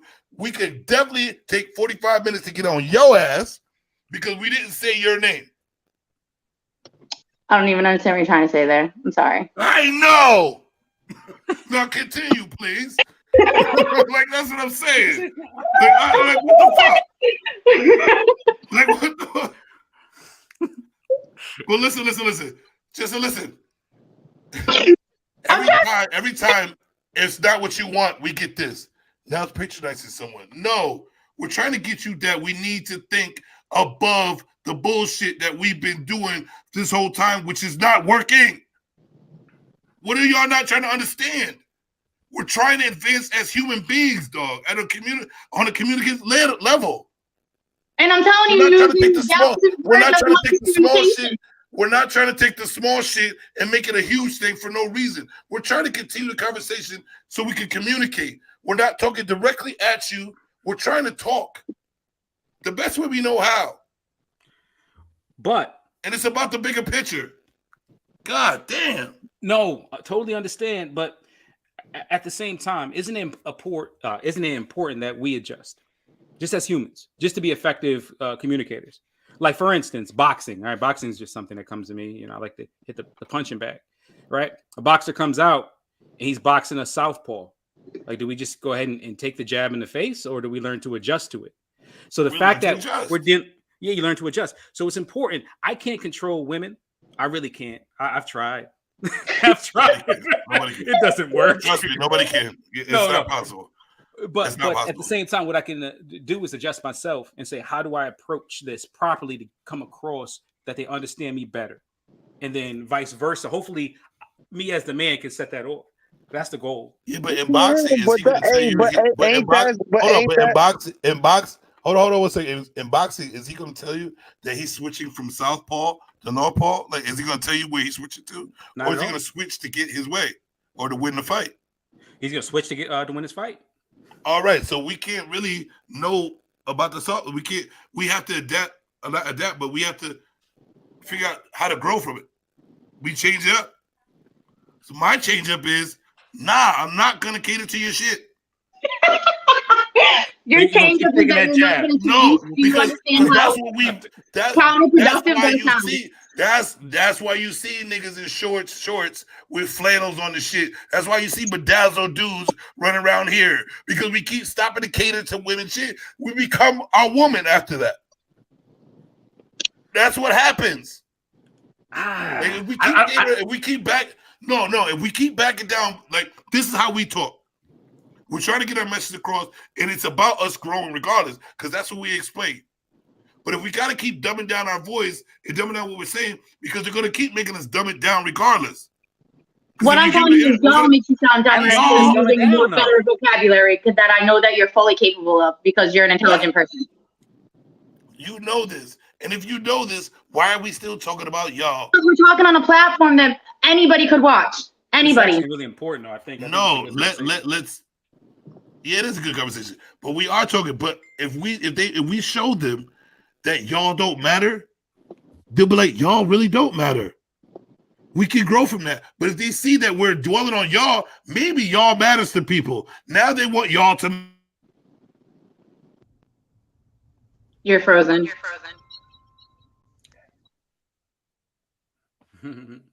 I hope he's not still talking, because I can't hear you, man. Nah, we all frozen. Trying to think. You Did hear I me? pause? Yeah, we all frozen. If Yeah, we okay. continue to stop conversations that are growing with simple words that don't matter, you're gonna make it matter to other people. People pick and choose the simple shit. If we are growing and continuously having a conversation, and it's automatically going to a growth to a solution or something like that, let it grow to a solution. Let's stop stopping these little simple words to make it make sense and make it work. And it don't. We are advanced human beings. Let's keep going. Let's grow. Let's stop using these simple. Oh my God, you just called me a nigga. I don't give a fuck. I'm not ignorant. So let's keep going. You may personally not give a fuck, but I'm not going to say that. So let's say I did. You may not, but we're playing on a platform that anybody can watch. That's an extreme example, though. That's an extreme example because everybody always makes the N-word matter. It don't matter to me because I'm above all that shit. And it just makes me look at you like you're ignorant because you think the N-word matters to me. No, I don't think. I understand it doesn't matter to you, but I do know it does matter to other people. So why would I choose to use that word when I could possibly offend people when my vocabulary is much larger than that and I'm fully capable of using much better words? Exactly. But for you to stop on y'all, where does the intelligence start? It only had to take a few minutes because what I was telling you was that I wanted to agree with you, but you specifically using y'all, I couldn't because that literally means you all. That was it. And we could have shifted it, but you say that I want to be right, but really also you want to be right. I told you, I'll let you use y'all, go ahead. And I'll just sit here and I'll stay quiet. And as the only female here, I won't be able to be like, you know what, you're right. Because I can't. I cannot when you're saying you all, because you are including me in the group. That is the meaning of the word. If I'm speaking to a group and I say men are like this, women are like this, that's what it is. If I say y'all are like this, it's y'all, you guys. Do you guys remember the initial statement that was used with the words you all? Like, what was the question that was asked or the thing that was said? It wasn't it used for a horse? What happened? Y'all. Wasn't it good for a horse to go further? Y'all, it's y'all. But originally, you guys had something. You were saying something, and you said something. A generalization. Stupid ass rabbit hole of y'all that I don't even remember now.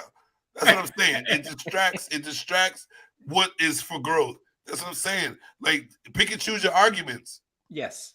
So I think the issue is that we're worried about the minute things in life. So instead of the big picture. So we're saying that's what I'm saying. I got mad that you know, a woman could say, I got mad you called me Mrs. and not Miss.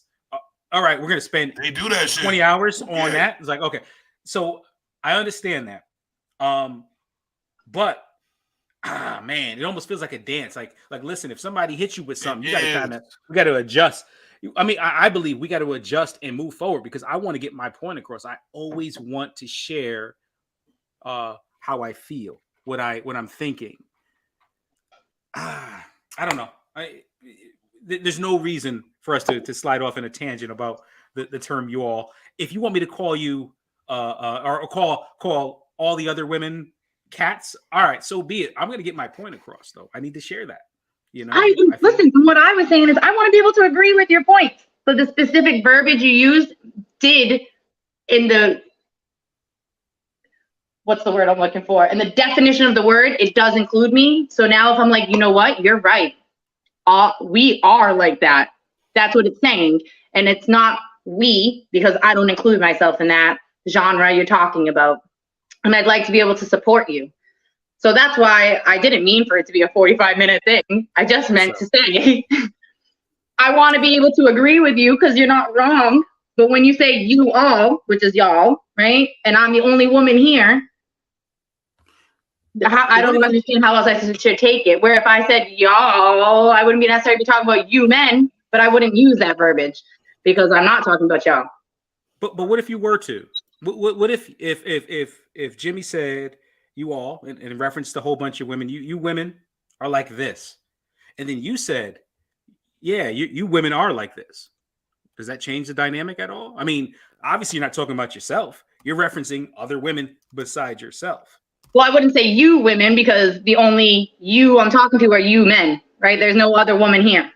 But if you're speaking to on a broadcast, you're speaking to. If I was talking to a group of women, if I said you women are like this, I would mean you women. Fair to assume that many women are going to listen to this, and I want that for him. Multiple. You'll be speaking to many women, so it's okay to say, like, you could say that, obviously not referencing yourself. So you could agree and say, yeah, you women are like this, or you've been like this many times. Obviously not talking about yourself.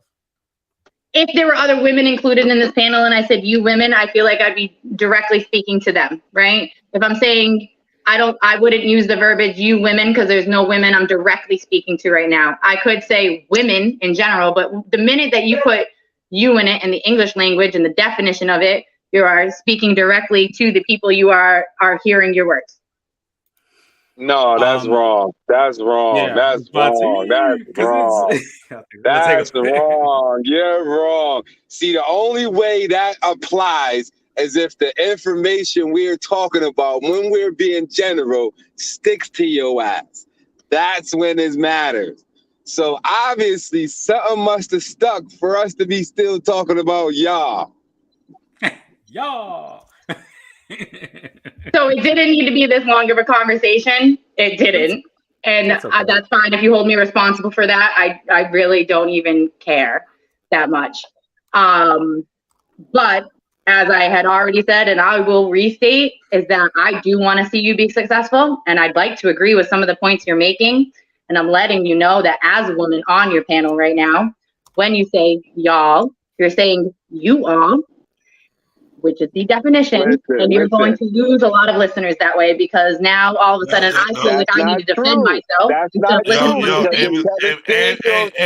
Because if Kevin Samuels would have listened to people and tell them how he should run his show, he wouldn't be where he at. So you cannot, you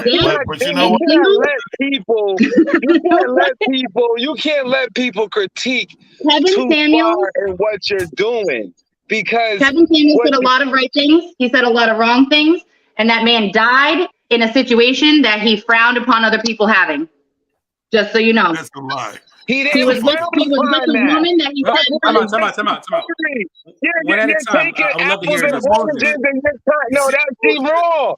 Apples and oranges are both fruit. Why can't they be compared? You're taking the way he passed as the catapult to dismantle everything that he tried to bring.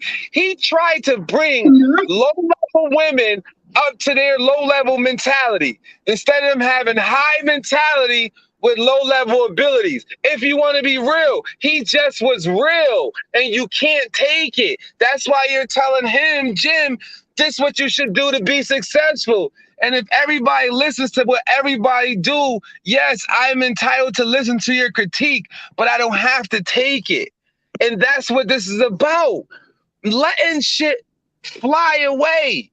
So that way the narrative can move on. You can take some of the information, some of the shit that you even say to me, I can take some of it and apply it in my life.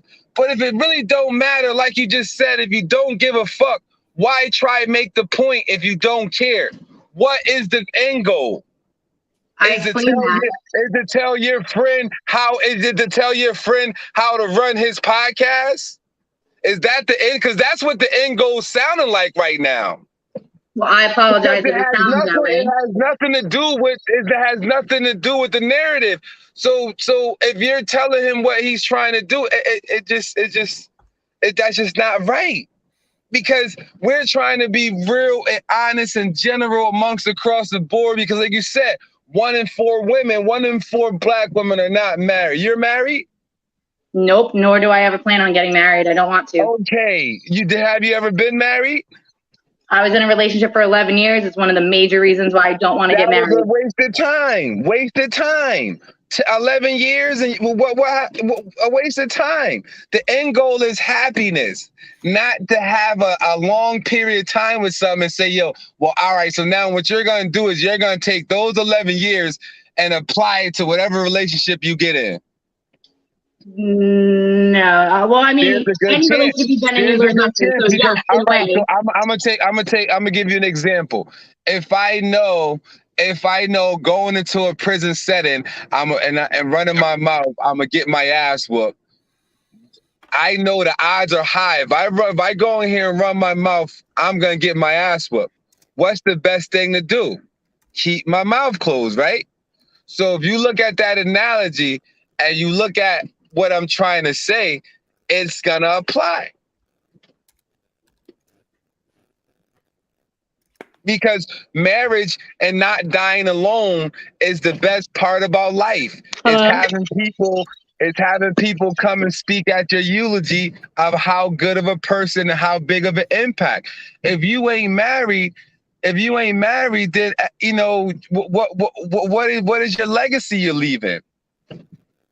What are you leaving behind? Do you care that much about not being with nobody worth being with, that you're willing to tarnish your whole legacy as a woman?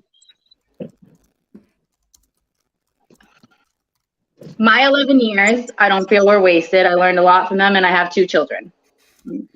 My parents were married for over 20 years. That was marriage, and it still didn't end up working out. That's one. So marriage, at the end of the day, is a piece of paper. I didn't say I don't want commitment, but I had a very, a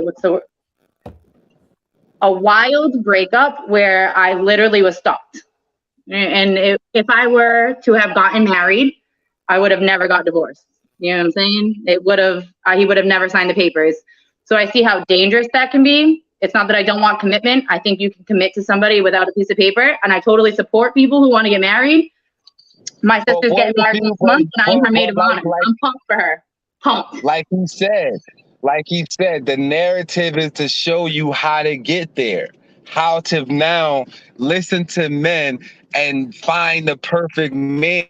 So that way, if you go and watch Kevin Samuels and listen to what he said real wholeheartedly and not apply no emotion to it, he will show you what it's going to take to get what you want realistically and not fantasy. He's going to show you that. He's going to show you that. So I agreed with some of the things that Kevin Samuels said. I got a question for you. Shauna, I got a question for you. Yep. Are you more capable of learning are you more capable of learning how a man is by listening to a man or by listening to a woman? By listening to a man. So why is it so hard to listen to what men have to say about what we because want? Because just because I can listen to a man, it doesn't mean that that's the type of man that I want to be with. So why would you cater to that type of talk that man is talking about if that's not the one you want to roll with? I'm not. That's why I'm giving you a hard time about y'all. That didn't make sense. I'm not catering. What I'm saying is there are certain things that I want to agree with, right? And I can't because you literally said y'all. It didn't have to be an hour conversation. It really didn't. No, it didn't. But into that. But the reason why it did is because you brought it up. The reason why it did because you brought it up. You're right, because I wanted to agree with you. Hold up. No. If you wanted to agree, you would have let the conversation keep going. But you wanted your point being proven for some small reason. Because the whole point in this whole conversation is for a bigger reason. But you wanted y'all to matter. So then you know what? I've already said you can say y'all. And I'm just not going to agree with you, and I'll say it quietly, like a submissive woman. I'm still talking. So for us to want to communicate and want for us to communicate better, we, as we just showed you, we're willing to go to that whole hour of this unnecessary talk just so we can understand each other. We were willing to do that shit. Me, if it wasn't a panel, I would have shut that shit down a long time ago. So I don't give a fuck what you talk about. But you already know that. Y'all don't matter to me. I don't see you as that person. So I'm trying to move forward. So then move forward. I don't ever see you as that person. You say y'all, I will not be able to verbally say that out loud. No, we're gonna have to change them because we have to say, hey, Shayna, we're about to say something, and we don't want you to feel something. You can do whatever you want. So, I'm telling you what I need to do on my side. So I got to change my show because No. Keep your show the same. Like I said, you can say y'all, but when you do, I can't agree with you. Go ahead. Because you know and what? I will Y'all sit here bugging. like a submissive woman who does not agree with you as the only woman on this panel right now. No, That's it. I respect that. But hey, Jimmy, have you thought about like directly talking to Shayna? Like that directly, like asking her direct questions? We talk all the time. No, but she's offended by the fact that she's being grouped with a whole bunch of people that do not know her. She's not offended. Shauna's an asshole. No, I mean, I'm nice as hell. Look at this face. Look at the girl next door. Nice. And if she's drawing offense, I understand. I understand what you're saying, Jay. But me and Shauna we've known each other for a long time, and we almost talk every day. Understood. So I understand what you're trying to say. Have that conversation to see how to talk to each other and shit like that. No, I'm just saying, like as far as communicating, because the thing is that like we said, there are people that may see this video throughout time, and it's an opportunity to go ahead and say, all right, you're uncomfortable with the generalization. Cool, let's generalize it. Let's talk about you and talk about what you want, what you desire, what you aspire to have and be. That's an option. And then she can't say, you're not talking about me, or this is not about me, or this is I'm grouped with a whole bunch of other people. Just saying. He did have me on the show where we talked about what women want, and I was on that show. I'll check it out. That's what I'm saying. And we did that. But it got cut off. Why was that again? You're absolutely right. You're absolutely right. Because you know what? Give them what they want. If they want to be in the fire and they want their life, they want to talk about them, we can make the whole show about you. And now, if you want to feel uncomfortable about saying nothing about you, that's on you then. So now, Shayna. Ask me questions about me. I don't generally get uncomfortable. Let's talk about no. Since you wanted about y'all, let's break down your whole life. Let's break down your whole life then. What do you want to ask me? Let's break down the whole life. No. That's not about you. So all right. So now no, damn. So Jay, how do you feel about first of all, we're gonna say positive things first, and then you can say what you agree about him. So what do you agree about Kevin Samuels? Oh, okay. So we won't confuse the comments. No, definitely. Listen, Kevin Samuels has been heavy in my rotation daily. Like, I work from home, so please believe I'm putting on YouTube. I'm putting through his thoughts, his ideas. I agree with his premise. I agree with his diagnoses. Right? If he were a doctor, I feel like he's the guy that will barge in the room and tell you exactly what's wrong. And I respect that. I truly respect what the issue is. Like I said, I've been married for some time, and the importance of roles and the way we play our roles in our household has been major. And I respect that. I love that. And him passing absolutely broke my heart because that honesty is real. And then on the flip side, what I would always say, and you probably see me post about it, is I didn't love his bedside manner, right? You want the doctor to go ahead and say, it's okay. Like, listen, I realize you have stage 4 cancer, but it's going to be okay. Maybe we can make this happen. Well, some people do. I mean, sometimes it works best for people, but you're 100% right, Jimmy, right? To each his own. That just basically, that massage, it was important. But then I start to ask my question after he passed, right? I mean, how old was he? 57, 56? I'm not even sure. 57. I think it was 54. Young, right? We can agree on that. He was young, yeah. All right. So you have a young man. Imagine if you were sent to this earth as a man that had to share this information, right? And you only were given 57 years to give this information. You don't have the time to necessarily share it in a way that's going to be compassionate and quote unquote loving and soft, right? I need to tell you this. This is what's happening. And that's kind of, in a weird way, is how I feel about it. It was like, yo, what if you had a whole bunch of information that you had to share? You know that you're going to go and you had to go ahead and spit it out. and just be raw with people. And that's what he was. He was very, very raw. I hope his legacy is something that would make people think about their approach, their relationships, what's important, right? We try to gather all this money. Everyone wants chasing after money, but like, this is all about connections. This is all about this right here in communication. That's the reason why, to be real with you, like I see Jimmy's Joan, I jumped on. I was excited. I was like, oh yeah, okay. Oh, he's going in. Now, granted, it's Mother's Day weekend. Obviously, I got my wife upstairs. It's not Sunday, so it's Saturday. But I was like, I have to get on because I just wanted to have this conversation, because life is about communication. It's not about money chasing. And judging people based on their finances is ridiculous. I felt like that was always ridiculous. I have not been the greatest quote unquote earner.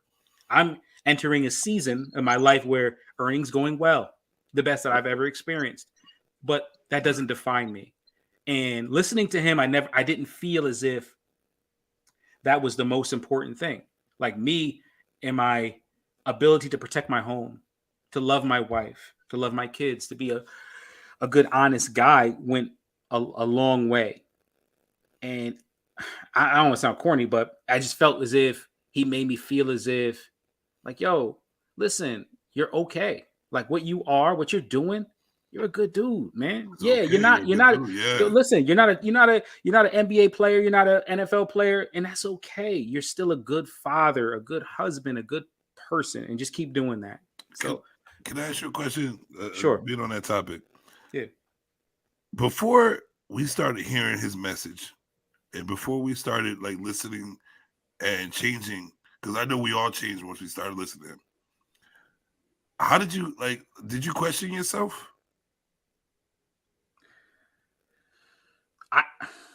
I've questioned myself. Naturally, we do. I was about to say prior to him. Like I am the biggest critic, dog. Like I'm the guy that, like, I approach my kids like if they do something inappropriate and I lash out. Afterwards, I stand back and say, "Well, was that the right thing? Did I do that right? Hey, honey, was that okay?"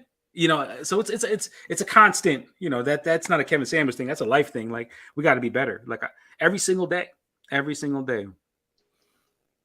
See, and to be honest with you,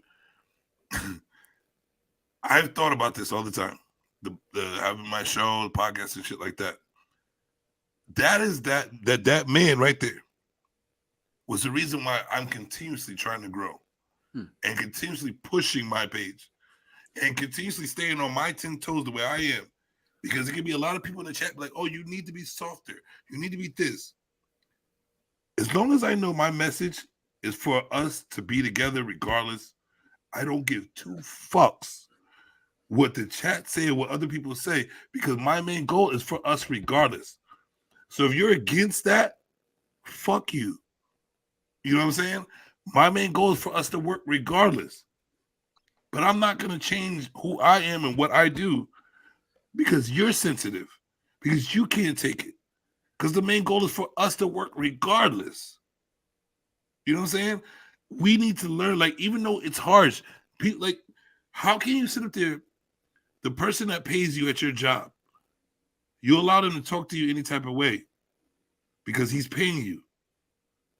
But the person that you want to love is trying to tell you something that might hurt your feelings, but he loves you. You can't listen to them. You don't want to listen to them. But that's the person you want to love. That's the person you want to be with. That's the person you want to strive all through your whole life. You're not even willing to listen to that man that's trying to say, listen, it's only going to work this way, or this works, that, blah, blah, blah, blah, blah. This is what I see, blah, blah. But you're willing to give your all to anybody that you don't know because he's paying you. But your whole goal is to be loved by a man. That's why I know I need to stay on all 10. Because it really don't matter. You're willing to shake your ass to do a twerk for a motherfucking dollar. You know what I'm saying? And that's what you do for your job. Basically. Because he's paying you. But what you're looking for in life is love. And you know what? Love is going to hurt you. So I'm willing to hurt your feelings to show you that I love the fuck out of you. You know what I'm saying? So I know that right there is what I had to really pay attention to. Like, I'm tired of fucking catering to people's feelings because it took back half of my fucking life to grow because I'm catering to other people's feelings, which taught me that your feelings don't mean shit because you didn't care about me caring about you trying to grow. You put me through the hell of high water because you want to feel too much. But what you don't understand is I took all my feelings to help you out and not give a fuck about mine and my life to grow because I cared more about you first. You know what I'm saying? I don't not think that I'm all me. Huh? I don't think you should ever do that. But I know that now, Shauna. Okay. I didn't know that before. I was stupid. I was dumb as fuck. I've also done that. Last. I thought of myself last, and I put people's feelings first. And I lost years of my life for it. I had to go to that's like being in prison. I lost years of my life for that. So now I'm making up for it. And I'm willing to take, I don't give a fuck what y'all talking about. I'm not saying y'all. My bad. Let me change the word y'all because it seems to trigger people. I don't give a damn what. I don't give a damn what most. I don't give a damn what most people. I don't give a damn what most people are talking about around town. But it's like I have to get back to me. You know what I'm saying? Because even the feeling that I have for other people, I would have to be 100% to give them exactly what they need anyway. So I need to take care of myself first. Because guess what? You're going to get what I want you to have. And what I felt for you. As long as I'm at 100. Like, I'm going to give it. Because I can live off of charity shit. I could be a bum. That's not what I'm here for. I'm here to give. I'm here to make people grow and help people grow the hardest way possible.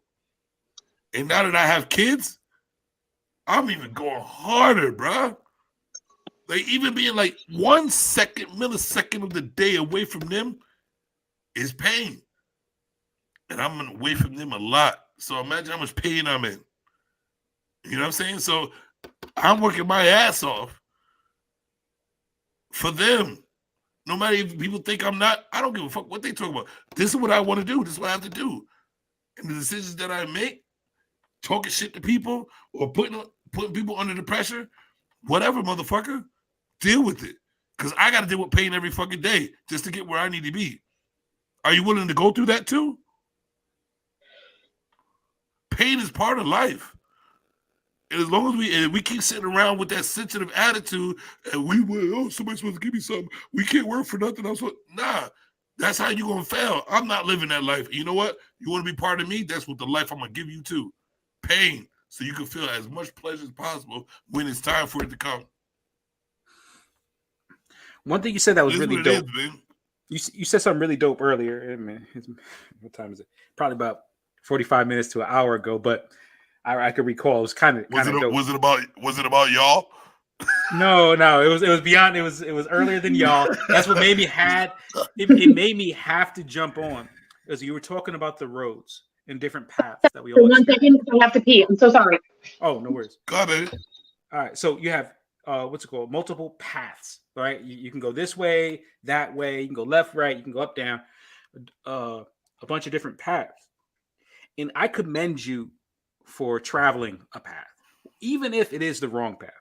I feel like that's a part of life. I made a mistake when I was really, really young, after high school.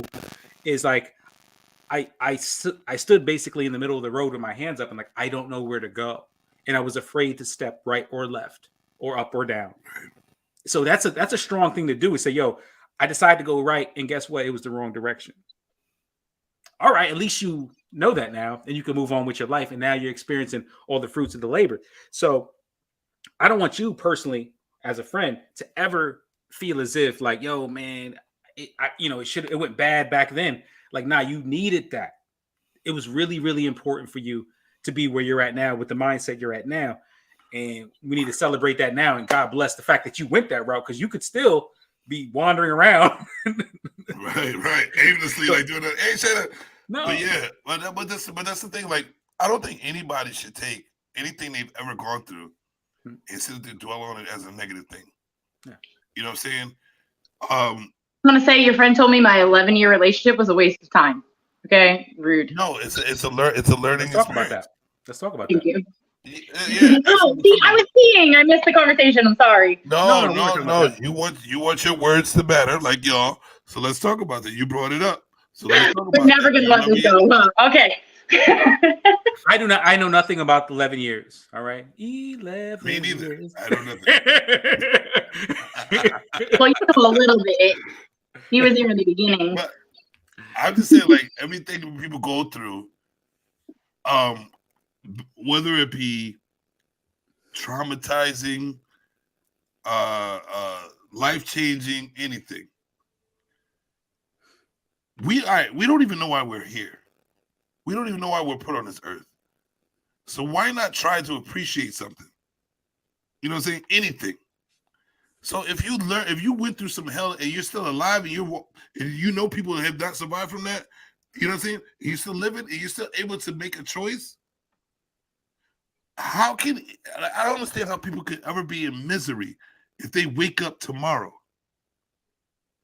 You know what I'm saying? I don't understand how people can sit to be sad all the time if you're waking up tomorrow. You know what I'm saying? If you're able to sit there, wake up, you go to sleep, you wake up, you should be the happiest person ever. Even though you're probably about to go through some shit. But what it also is you could wake up tomorrow and make a choice. You're able to wake up tomorrow and make a choice. You know what? I know my situation. It's not good. I was able to go to sleep and wake up to change it. And obviously, if you're in a bad choice and you keep waking up tomorrow, you're able, somebody, anything, whatever you want to call it, God, universe, energy, whatever the fuck it is giving you a chance. It's giving you a chance to change it. It's giving you a chance to change it. If you want better, all you have to do is make that decision. Everything is up to you regardless of anything. That's why when I sit there, go around and say, yes, I'm the God, because they give us that opportunity to be that. And I'm saying they, this, that, whatever it may be, whatever power, because I know there's a higher power than me. Because I didn't create what I'm walking on right now. You know what I'm saying? I don't even know why I got blood cells and T cells and gall cells. I didn't create this shit. So there's got to be a higher power to me. But since I'm here not knowing, and all the information you're giving me as a walk-in of God, a godly way, guess who the fuck I am today? The God that has the choices to make whatever. Fuck the name. Whatever you want to call it. Messiah, God, Buddha. That's who I am because that's what you're showing me that I was capable of doing. That's the information that is given to me. Yes, I respect my higher power, but I'm not going to limit it to a name or a Bible, which is still the same thing. It's just something you want to believe in personally. I personally believe the same thing everybody else believes in. The Buddha is the same thing that people believe in. Everything is the same. You want a higher power to follow a structure of life for you to be comfortable. That's all it is. I believe that if you're going to give me the information and you're going to give me the power to do so, I'm the God that you're talking about. I'm not the higher power, but I'm the God that you're talking about because I'm capable of doing what you said is able to be done. I create life. I don't walk on water, but I can swim on the bitch. You know what I'm saying? Until I can find that power to do so. You know what I mean? You know what I mean? I can make light, I can make dark, I can make every choice I want to make in life. Anything I want to do in life, I can do so. I can even build my own world, bro. Man, bro, y'all. I can build. I'm fine with bro. I'm more fine with bro than I am y'all. Just so you know. But hold on. Isn't bro a masculine thing, a man? Listen. How are you fine with masculine? I hear And my y'all are the oldest son problem. all the time go to my wife and say, I'm bro. fine with you specifically directing a comment towards me that's directed towards me. All right. I don't I necessarily just like want being to- included in your generalization of trash All right. women. That was But- There a are good one. trash women. There And are women trash that are women. out there. I agree with you. There are absolutely trash women. I want to be able to agree Right. with you. Jada But I want and people to Amber agree. I want people. over here. But They brought a what lot I of bring is, but what I bring is the raw truth that there are those the people that you talk about. There are those people. Let's stop acting like everybody's the same. You know what I'm saying? Like, Can't expect you I from have to people. say this. I have to say this. Men hold each other accountable all the fucking time. We know you're pookies, and the pookies be like, "Yeah, I'm a pookie." Well, you know, sometimes we accept who the fuck we are. Yeah, I'm a humble dude, and sometimes I be bait on some shit. Sometimes You I'm a and your pookie. friends might You hold know what I mean? yourself accountable, but a lot of men don't. But a lot no, but there's more women that will stick in the path with not holding shit accountable, which affects the world. There are a lot of women who also don't hold each other accountable. You're correct. Do you understand the power that women have? They build our community. They create our community. We build it. They create it, we build it. They create it, we build it. Men are physically But if you stronger, women create- are mentally but- stronger. But if you're creating a community that implodes, how are we building something that's going to be knocked down regardless? We're not willing to build it because it's going to be knocked down because we know the schematics.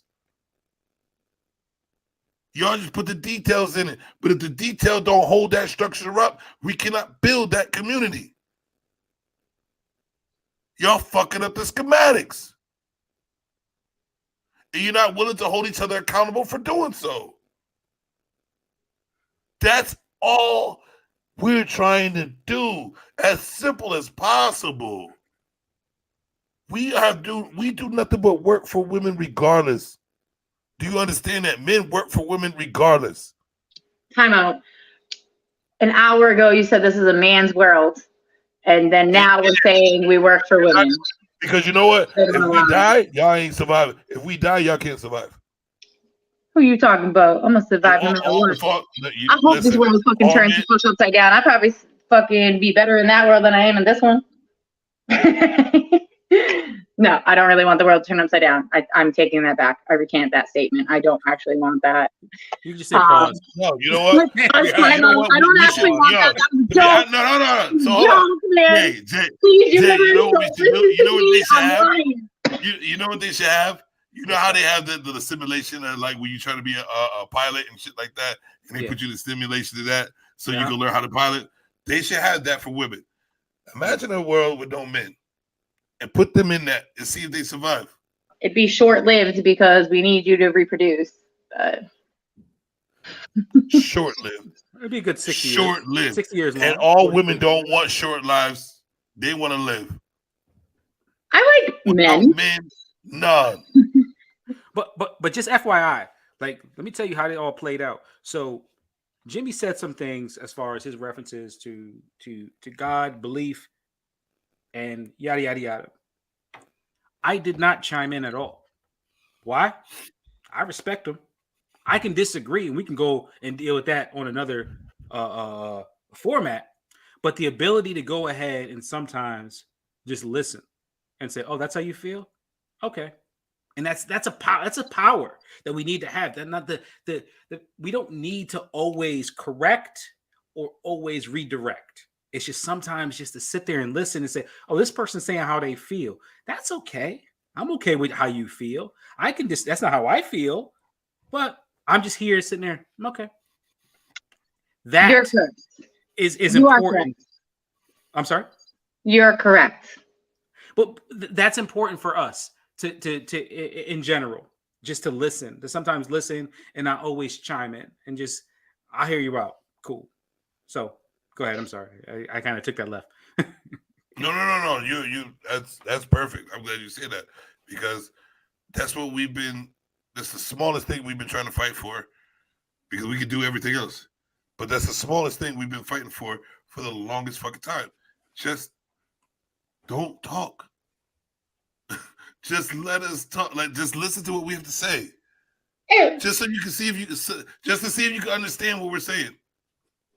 And if it comes out wrong, it comes out nasty, just continue just to listen, because we're not even used to doing this.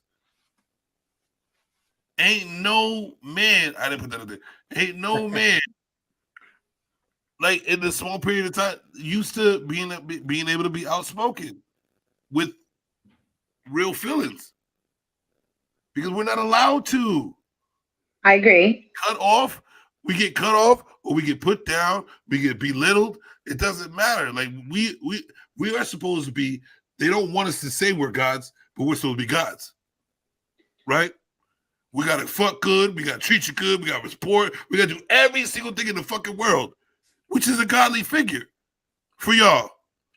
But then when we say it and act like it, y'all don't want it. Yeah. Like, what the fuck? So now you got men on it. Now you got niggas. Now we gotta wear thongs and shit. Now we got, like, what else is there to do now? Now we gotta. I ain't doing that. I understand that. We ain't doing it, but I'm saying, but now we gotta be y'all. Because you won't let us be the man we're supposed to be, the man we are born here to do, which y'all keep asking for, begging for. Like, I've seen it. I want a leader. And a guy that knows when he's talking about lead. But he be like, who the fuck you think you're talking to? So what the fuck do you want?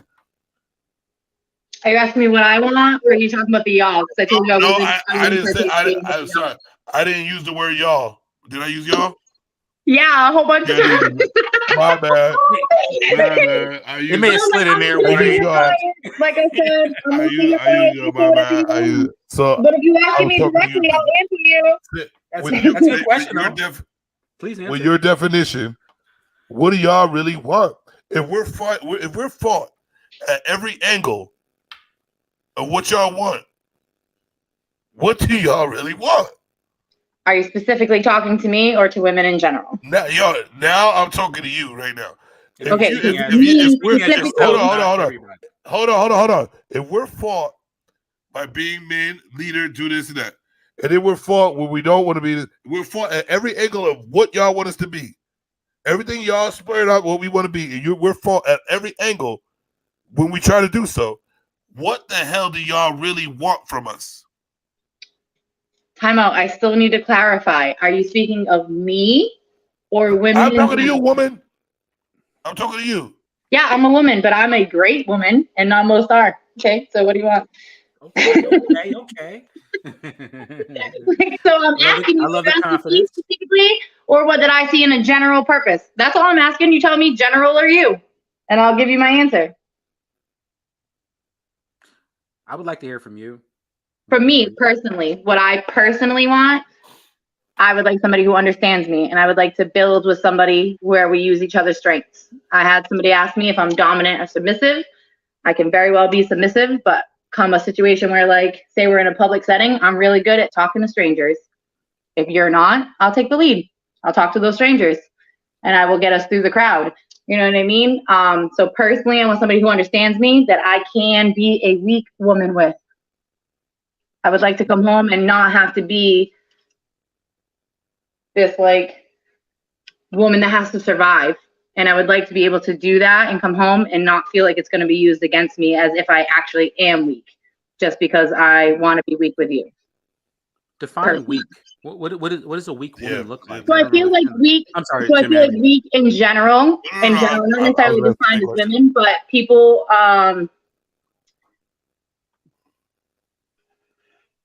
Any type of vulnerability on a general basis is looked at as weak.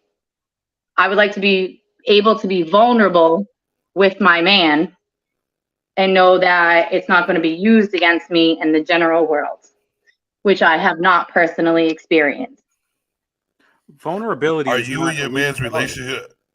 That's not a weak color. It's a feminine. But are you? If you develop a relationship with you and your man, is it a general quality? What do you mean? You just said that I don't want to feel weak with my man in a general. No, I don't want to feel like my what's considered as weak, which a lot of the time is vulnerability, is considered as weak, which really vulnerability can very well be looked at as strength. Huh? Yeah, but who said that though? Who said that? general Who made society. that choice of who is general society? Oh, stop general. Are Don't you- do general.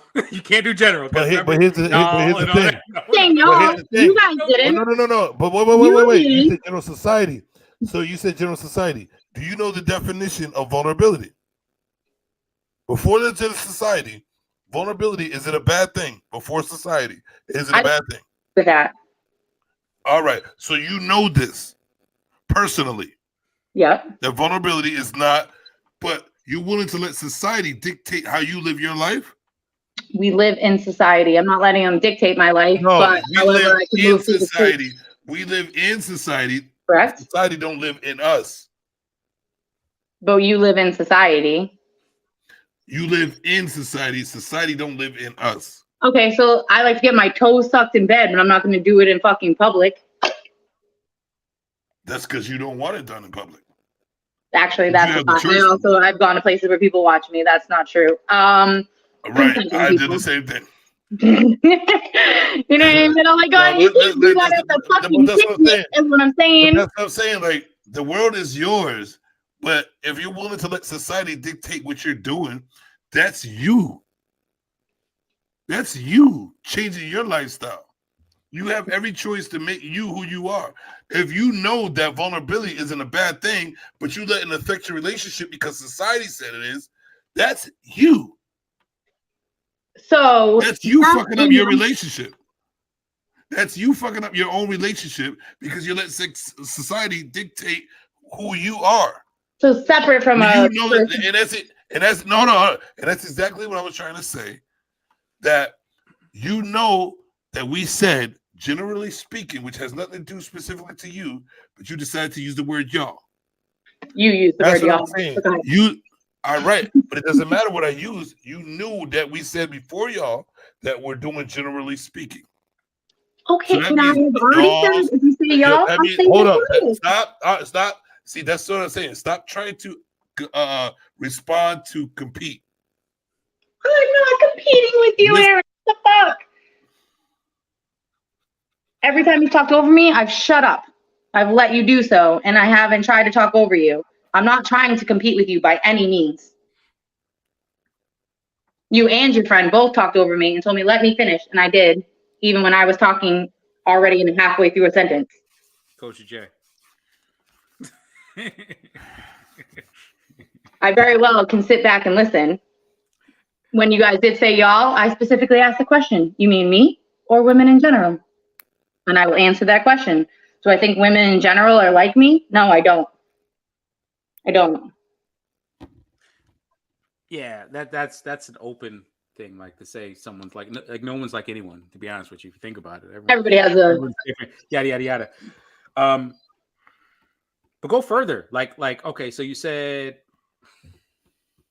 as far as like interests, dislikes. You said you've been. Let's go back to that relationship. So you said 11 years, right? correct. How if you don't mind me asking, how old were you when you guys began to date? I was 19 when we started, and he was 21. 1921. Okay. So when you were 19 years old and you went into this relationship, was your original interest like eventually being married and having kids and Yes. okay.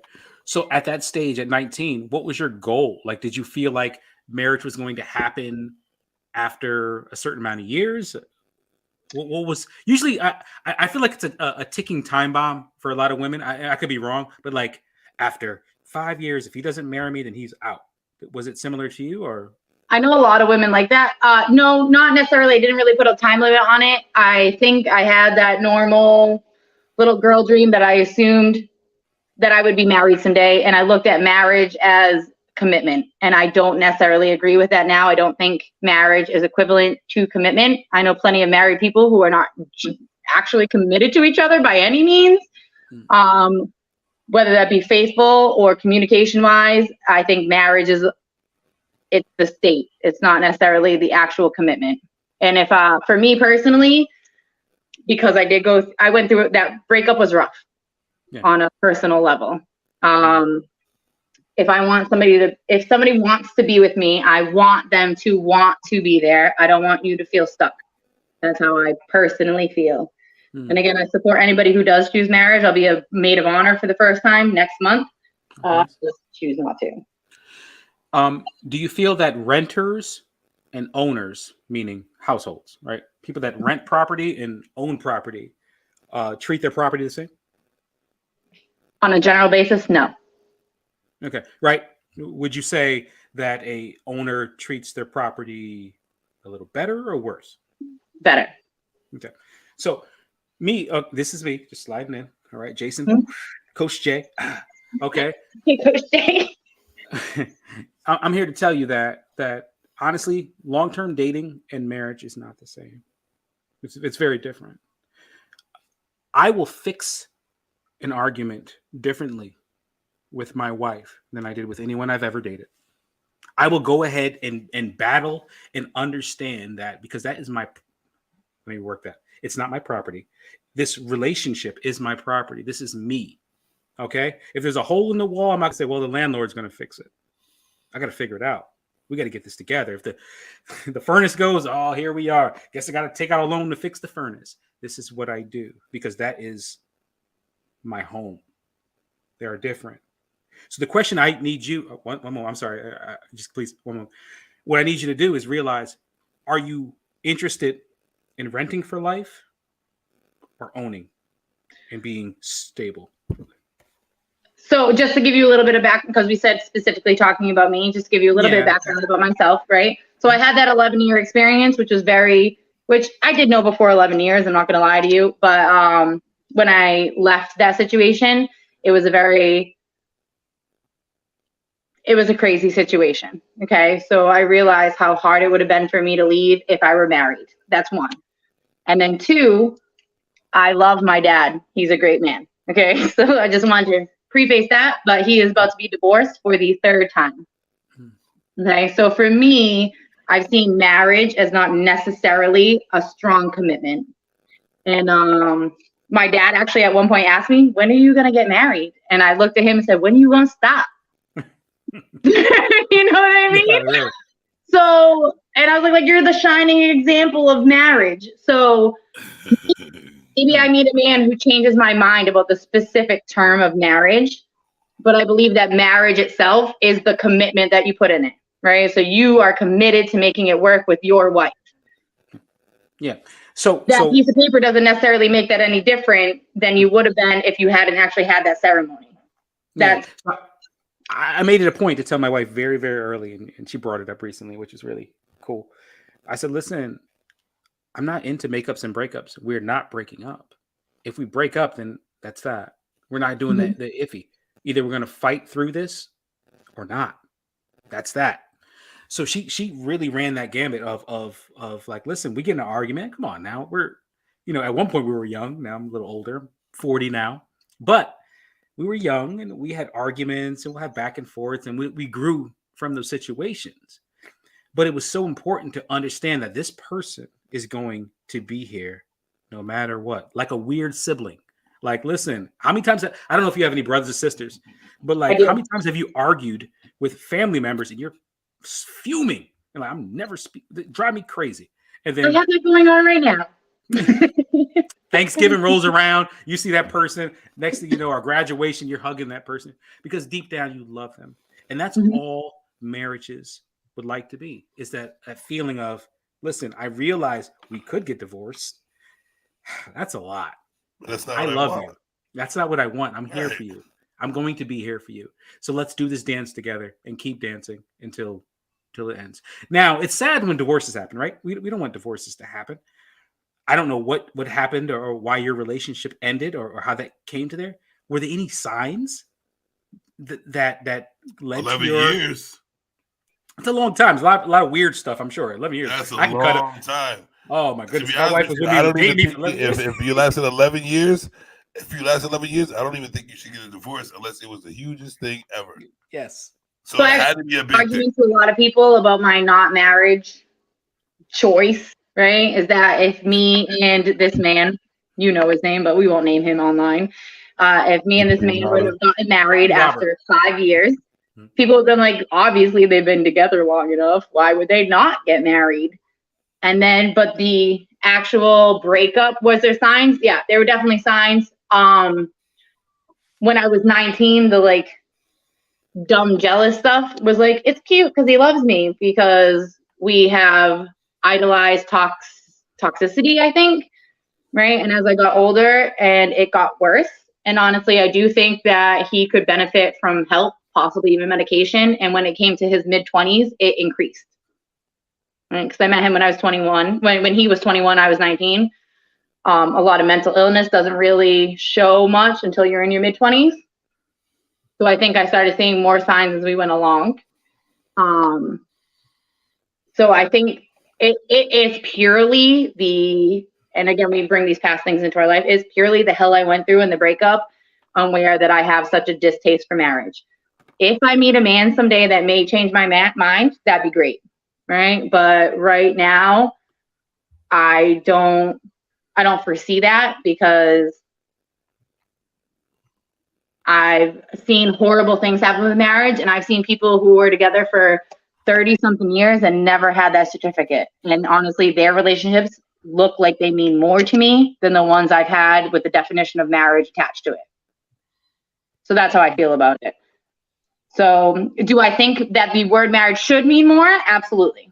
Right. It doesn't. I think marriage is like super important, Reed, to be honest with you. That's why, like, I can't even say I had opportunities. I only put myself in an opportunity to get married one time, and that was with my first child's mother. And it was pretty much out of lust, that me being older now, learning, thinking that I knew what I was talking about. But going through the years of seeing people married and what it means and all that, I think that's the most important thing in the world. That's why I'm so cautious about doing so and finding the right person. Because once I get married, I'm not getting a divorce. I don't care what you're talking about. It's till death do us part. And I'm not in it for just following up with the laws of marriage. Oh, till death do us part, we got to get divorced. I don't even want to believe in that. I want to believe in marriage, and that's what we are. That's the rest of our life from then. You know what I'm saying? That's what it should be.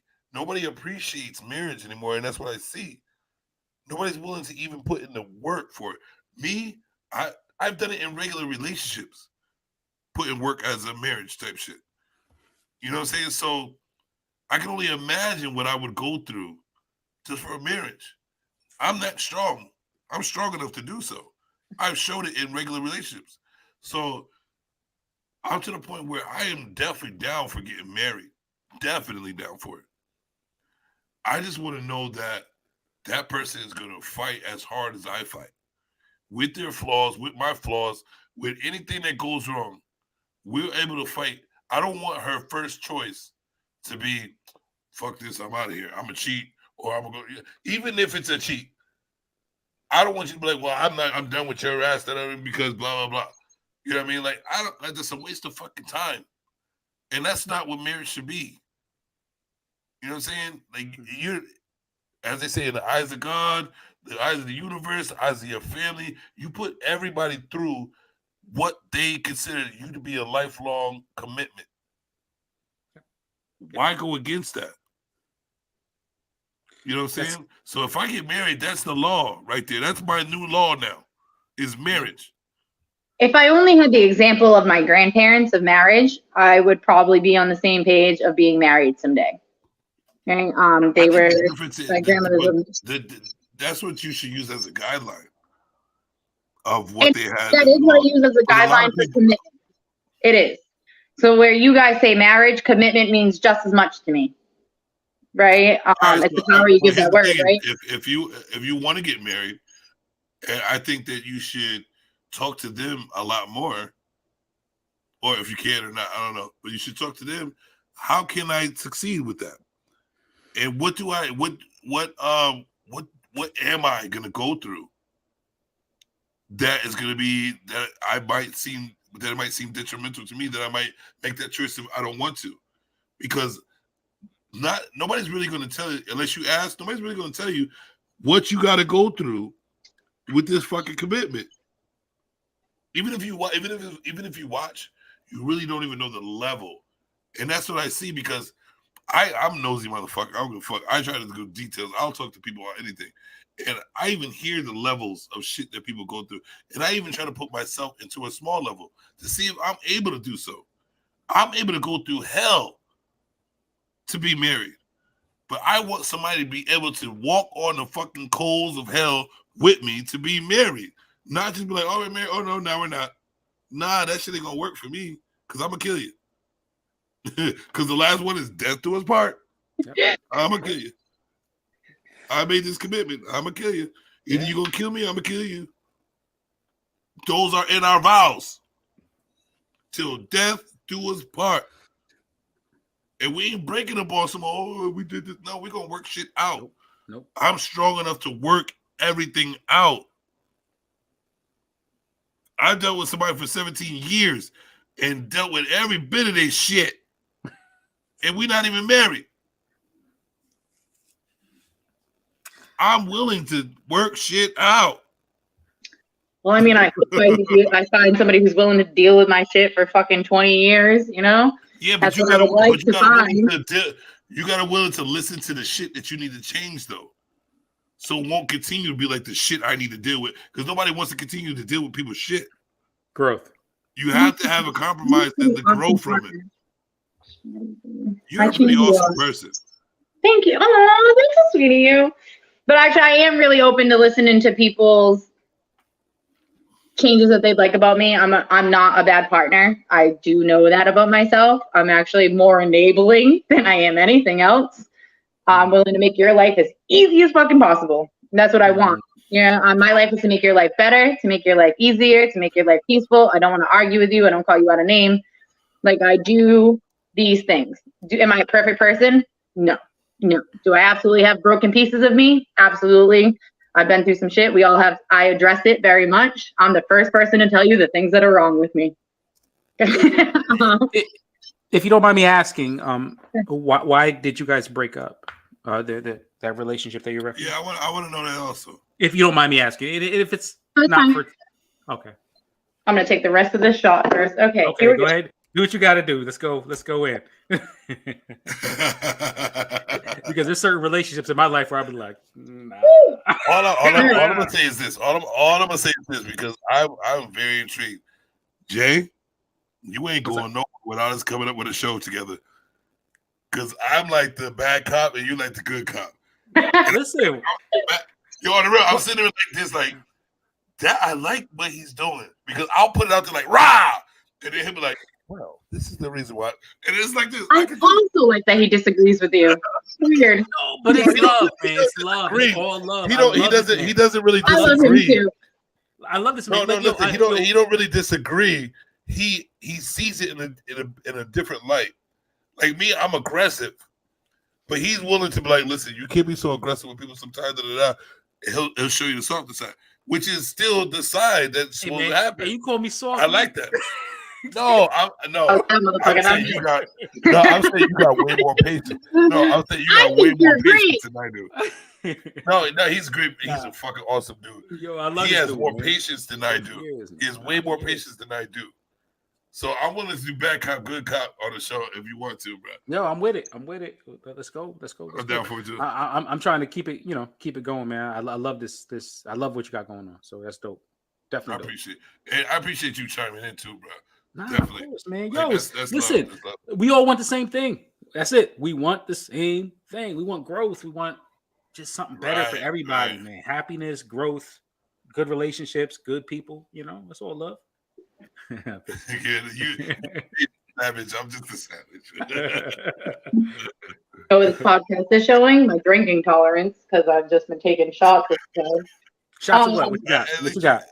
At least she got that bougie shit right there. Oh, fancy. Actually, this is the other one I finished. So, all right, it was two different people. My friend bought this the other night, and we drank this much. And then I drank the other bottle with somebody else, and we drank that much. So I finished that bottle, and then now I have to tap into Casamigos. It's still the same thing. Oh, the same thing. Okay. Yeah. No, I'm not mixing with this. What do you think? I'm stupid over here. Listen. Me and Steve gonna call Brandy up, right? We gonna call the distributor Brandy. Sugar in it? I don't even put sugar in my coffee. Okay, that And shit fucked me up. they're gonna have to be a sponsor for us because we drink that shit. Black coffee or coffee with milk because I'm not willing to wait till it cools down. Ooh, speaking of, I have to have a coffee. Mm-hmm. See, he's crazy alcoholic. But yeah, I like this dynamic. No, it's cool. It's cool. It's definitely good look, man, an idea. We're just trying to grow relationships, like a lot. And just to dial it back, I'm sorry, you said something that kind of stood out to me, like wanting somebody with that same energy, somebody that's going to be there, and that's the scare. You hit it right on the head. It is the scariest part. Scariest part about marriage is the idea is that you don't know. You really don't. It's a leap of faith, and it's like, man, I married my wife, and I'm like, I mean, really, I told her that whole thing about us not breaking up. It's going to be forever. But at the same breath, you're like, oh, she could be saying that. She could be thinking, like, shoot, on the first opportunity, I'm out. But I had to take a leap of faith. Will Smith says the divorce wasn't an option. Now we hear in the news articles that they're about to get divorced since his slap to Chris Rock. That's crazy. Yeah. But so you never know. That's like just like the new fab of clothes. It seemed like divorces. That's what it is, and I don't like that. I hate that. That divorce becomes a fad, like a fashion type shit. And divorce is destroying a home. That's what it is. Divorce is destroying a built home, and people don't understand that. That shit is so important in life. A divorce. It changes the whole cycle of life, and people look at it like, "Oh, this is regular. It's just like turning on the lights." It's not. It is not. It's so far from that. Well, and also, I think that the people it's so hard for men like me. It's so hard for men like me who see that importance to get married. Because you see so many people, it's like this, it's cool, divorce, married, divorce, married. Like, that's just cool. No. When I get married, I'm married.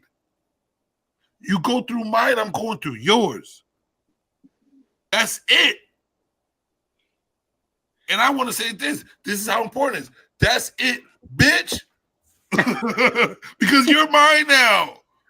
And I'm yours. You can call me whatever you call me whatever you want. Wish it was like call me whatever you want. I'm yours and you're mine. That's it. I'd probably think about marriage differently if I had seen it like that. Right? But on my personal experience of being with somebody that long and leaving them, right? That's where we're at. I can't do that. I'll have to kill you. I'd have to kill you. I give you my all. You're done. You're done. Figure out. She's out. Yeah. You're not going to use my life to make you better. You're not going to use my life to make you better. You got to die. On a fucking public platform right now, so we can get the whole story. Okay. Towards the end there. Tell us why you broke up. Tell us why you broke up with dude. Towards the end there were times where I was literally talking to the suicide hotline. Not that I necessarily wanted to kill myself, but when I was a kid, I definitely did hurt myself, and I had thoughts of that happening again. My life was it wasn't happy. My children weren't happy. Is that mine or yours? Okay. Right, check your phone. It's not mine. So as we became, there was definitely signs ahead of time, right? But the end was I started working a job. I started selling cars. And selling cars, if you don't already know, it's very much a man's world. Now, I'm great with people. I did good selling cars. My first year, I made pretty good money when he was home. And so it didn't matter. But the fact that I worked with a lot of men drove him crazy on a literal basis. Whereas then he lost a lot of weight in a short amount of time. He would show up at my job unannounced. He would sit across the street and watch me through a window. When finally I decided to leave, he literally looked through my windows and watched me. Can I stop you right there? Mm-hmm. All right. Let's talk about that real quick. I know men, and I know myself. Mm-hmm. We have the capability of not being jealous if our woman shows that there's no need for us to be jealous. Could you think of anything that went against your man of feeling jealous for him to even act that way? Because I check myself for acting, because Back in the day, I was like that because my woman showed me that she was capable of fucking with any type of dude possible without making me comfortable at home. I don't necessarily disagree with you. If I'm questioning it, and if I question it, and I talk to her about it, I communicate about it, and it's still the same thing, and she's not making up for that, that's a problem. You know what I'm saying? Like if I'm going around, I'm just saying, for her to make up for it or see that there's a problem and try to cater to that, to be like, I don't want my man feeling like I need to sell these cars. This is our job, this is our money. But I want you to feel like you're the man, and there's no way that there's another man that's going to come between that. Did you go through the hell and high water for that one? And I want to know, how did you do that? Okay, so I don't necessarily disagree with you, okay? Because on a side note, his now current ex-girlfriend, all right, she was his girlfriend for a couple of years, is going through the same thing and wrote me, I don't know how you lasted so long. So it's literally, it's not a me problem. She's never done anything to him. She's never cheated. And she's going through the same things that I went through. So not to throw anybody under the bus, but it's definitely a him problem. Okay? I need you to know that. I also grew up in a life where my mother, love her. She's one of the best people I know. She's hella fun. She's always been there for me. She's a great support system. She's insane. Okay? On a jealous basis, off the fucking scales. Okay? I grew up knowing that I never wanted to be like that. Wait. Let's not get off subject here. Go ahead. That situation right there, for him to feel that way, did he tell you that he felt that way? Yes. Okay. Right after that, what decision did you make to change that feeling so he can be comfortable in his skin that you won't go elsewhere? So I always have made myself 100% available, separate from literally sitting at a table with a customer. Okay. Again, he did watch me from across the street through a window. He absolutely could see that I was doing nothing, and it was still a problem. So I truly believe, listen, I'll always love that man. He's the father of my 2 children. I truly do believe that he has mental instabilities that he should get help for. I think it is separate from just a normal person. Just on another. You're not a doctor. So I'm not a doctor. You're right. I've just lived the experience. But what we can break down is this, because you still haven't told me. What decision and what choices and what did you do to change his feeling about him thinking that you were going to go elsewhere? I'm not sure how to answer that question because I don't think I ever really gave the idea that I was going to go elsewhere other than the idea that he created in his mind. He said that though. A man will create something that he sees, and he chose the text messages. He accessed my location. Hold on. He chose to tell you about it, which is a step forward for him, and not keeping it in himself. He chose to say, hey, in the conversation. You said he explained it to you that he's feeling some type of way, that you're around men and he feels uncomfortable. What did you do to make him feel comfortable? Did you make a choice or did you do anything to change that narrative in his mind? I guess you could say no, I didn't really change much because I wasn't doing anything wrong in the first place. It has nothing to do with doing nothing wrong. We're not talking about somebody who's mentally stable, just to be 100%. No. I don't know that man. I don't know that man. I'm going by what you're telling me. But I'm speaking for everyone here. So, because there are situations that these are situations that people get into, and have the same narrative, not with the specifics that you have, but the same narrative. So, did you try to change that? Did you try to make a motion of, listen, I understand that he is this way since you know him. He is this way. What can I do for him not to believe that I am going? So I'm going to be 100% honest. By the time we got to the point where I started to sell cars, I think I had been over trying to accommodate his craziness because I had done so for a long time, for a while, right? For a long time and done excessive things to do so. I stopped talking to a lot of people who didn't deserve me to stop talking to them. They had never done anything. Before I started working at the car dealership, I worked at a Cumberland Farms that he could stop by at any point because I literally lived around the corner, and he'd stop by multiple times a day.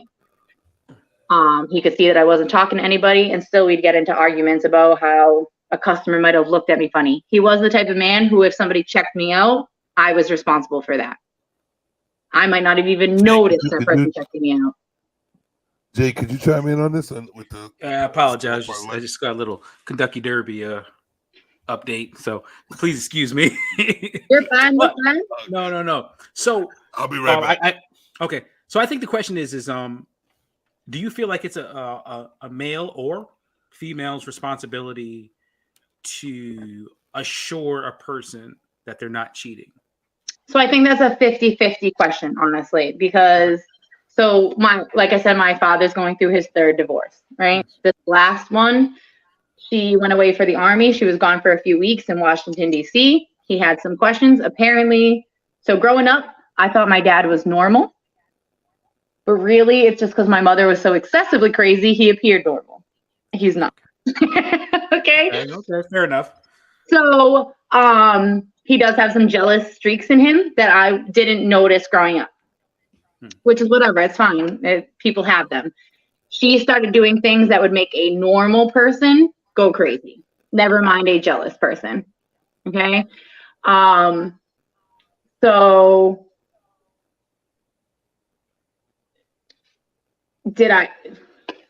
how would restate this question? So when, for instance, all right, if I'm dating, Jane X, all right, Mm-hmm. all right, and I think Jane X is cheating, all right, I'm like, something's going on. Is it important for Jane X to go ahead and respond to me and say, I'm not cheating, or why am I not, this is what I'm doing? Is she supposed to go ahead and comfort me in that situation, or is it my issue? Yes, people need assurances sometimes. That's us as humans, which is normal.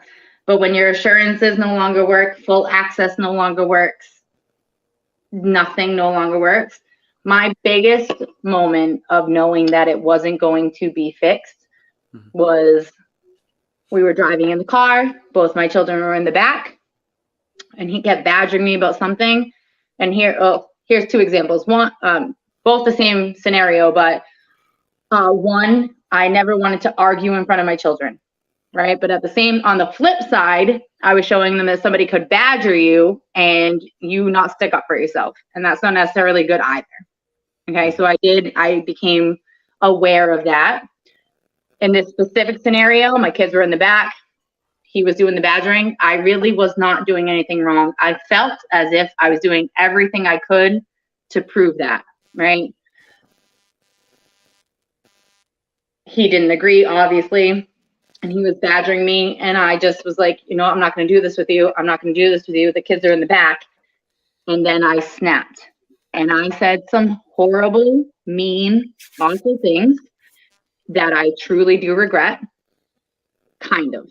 I regret ever acting that way in front of my children, and I blacked out. Like the minute I caught my kids in my peripheral vision and I realized they were there, that was a defining moment for me that I knew things weren't going to change.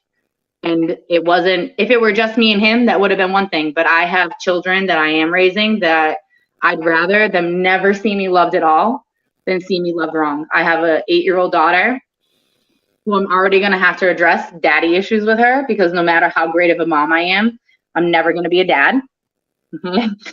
It's what it is. I'm never going to be a dad. You can catch me on Snapchat on Father's Day when I'm like, bitches, it ain't your fucking day. Okay, I'm that girl. I just gotta say I love you for that one. It's not your day. Okay. I'm so tired of women thinking they fathers. I can be the best mom alive. I go outside, I throw the football around with my kid. I'm never gonna be a dad. I can be a great mom. I'm never gonna be a dad. And no matter how hard I try, I'm absolutely gonna have to deal with effects from their dad not being consistent. Okay. But did I want my daughter growing up and thinking that a man talking to her the way that he talked to me was okay? I do not. Do I want you to do everything you can possibly right and be looked at as if you're doing the most horrible thing possible? I don't. And I needed to be a better example for my kids. So that was one of the major leading realities of why I left that relationship. And I couldn't turn back. How isn't he consistent? Like, what do you mean? You said he's not consistent. I'm sorry, I didn't catch that. That's okay. He's not consistent. So he had a girlfriend for a little while, and he absolutely was consistent while she was around. I super appreciate the girlfriend. Okay. I also, as a mother with a child's father, I have a great stepdad. He's bomb. My dad's great. My stepdad is great. I'm lucky to have two great men in my life. I know that more love for my children isn't a bad thing, and she can never replace me. Right? Like, my stepdad never replaced my dad, even though he's like another dad to me. So I feel like that's a bias I have in being able to appreciate another woman and entering my children's life, where I feel like a lot of women don't have that because they get crazy over stepmoms. I loved her. She made him a better dad. Now that she's no longer consistent, now that she's no longer around, and prior to her being around, when I say he's inconsistent, it's like he'll see my kids 2 weeks in a row, and then he won't see them for 4. Then he'll see them 1, then he'll be missing for 3. Then he'll see them 3 weeks in a row, then we won't see him for 6. So it's not consistent. My kids can't pretend that they're going to see him every week or every other week. Actually, that is a consistent. Actually, say it again. He already built a pattern. It's not your consistent. It's his consistent. Right. He's not consistent. He built the pattern. No. He built a consistent. It's not your consistent. It's his. Because if he is able to be around for 3 weeks, that's golden. Obviously, what I'm hearing is he also has his own life that he's dealing with. Am I right or wrong? Because if he's able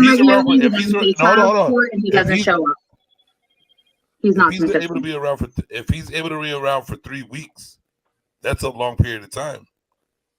You think 3 weeks is a long period of time?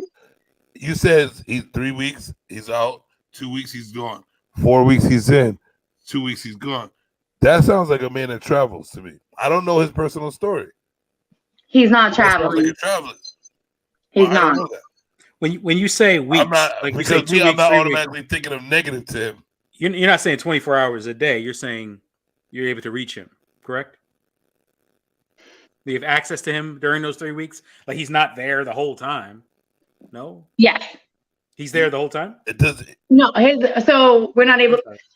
Okay. At one point in the beginning, I paid for his cell phone bill, and then he was accessible. And when I was done paying for his cell phone bill, because it's not my responsibility, now his new girlfriend took over his cell phone bill.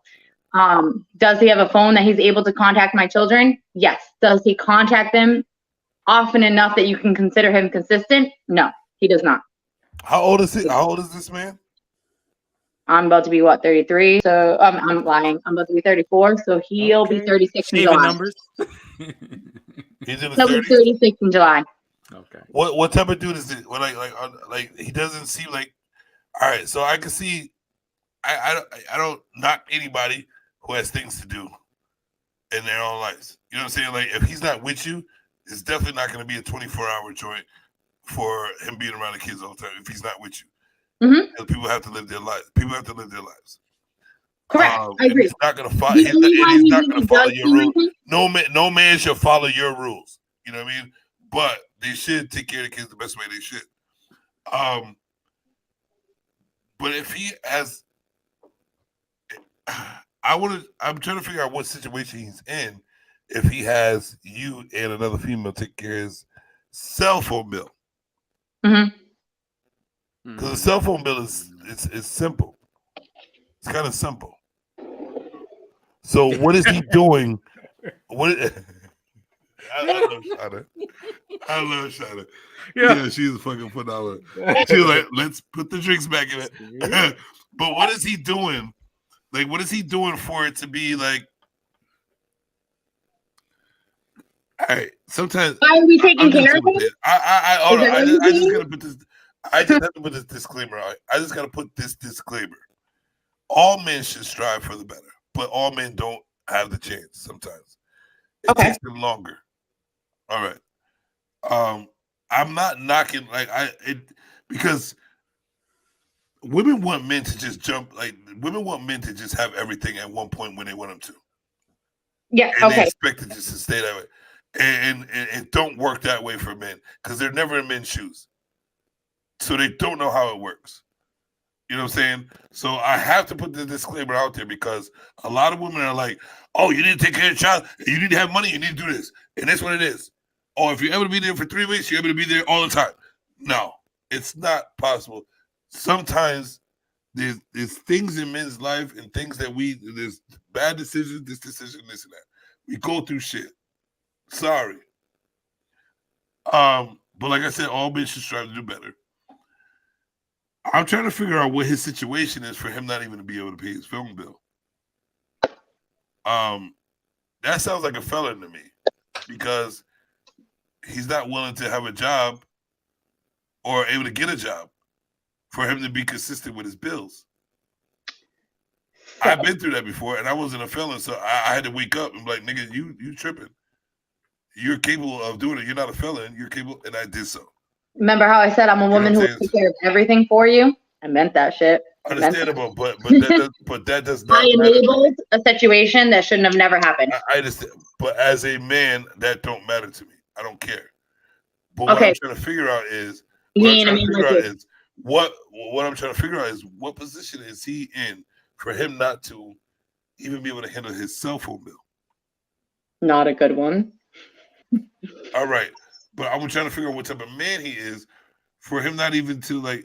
If he's able to be there for 3 weeks, 2 weeks gone, 5 weeks, 2 weeks gone, or it's kind of controversial to me because where is he at in life where he's still able to be there for 3 weeks and 2 weeks off, and then not be able to handle his cell phone? It kind of like it doesn't make no sense to me. So I'm trying to get that from you. Like, where is he at? So when that first was happening, right, when I first left him, he was considered homeless, and I did understand it at that point more, right, when you weren't around.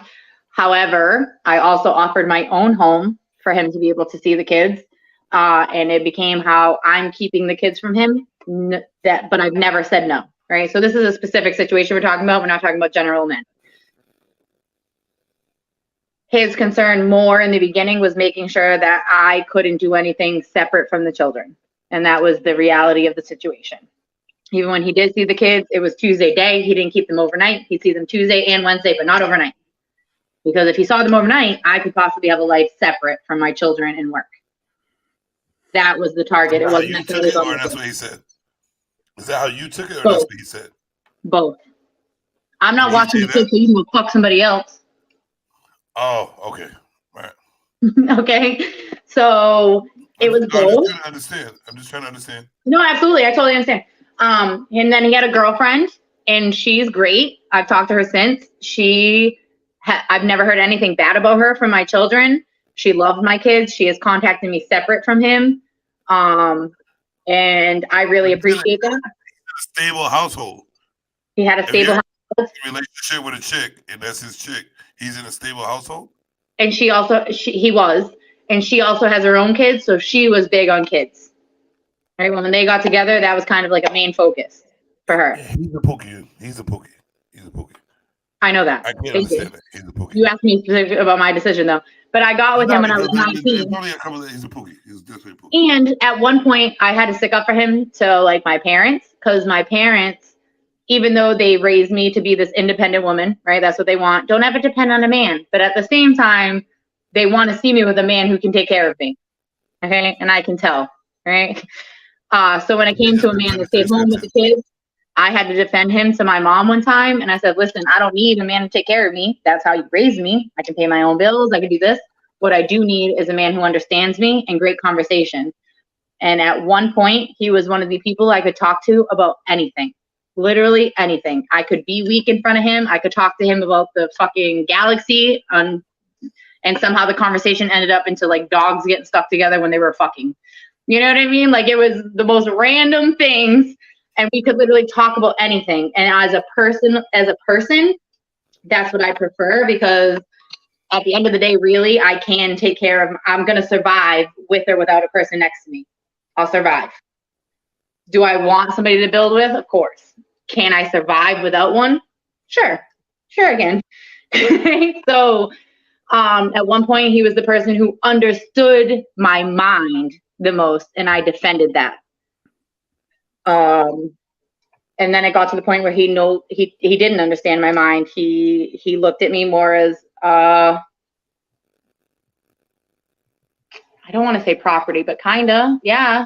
And things got very unhealthy, not only for me but for my kids. And once you have kids, and I think anybody who has kids understands this, you're no longer the first person that you're thinking of, right? So at one point, I thought my best decision was to stay in this relationship because it made more sense for my kids for us to be together. And then I literally started witnessing the damage I was putting on my children from staying with him. My son at one point was like, I've never, ever cheated on this man. In 11 years, I never cheated. And my 5-year-old son at the time, he must have been 5, was like, you can only cheat if you're working, right, Dad? And that's only because my children's father at the time would talk in front of my kids about how he thought I was cheating. And so my son didn't really understand what cheating meant. He thought about it as like a game, like Monopoly, right? You know what I mean? He didn't understand. But the fact that that sentence came out of his mouth, you can only cheat if you work, right, Dad? I knew exactly what was happening, and I saw the damage that was already being put upon them.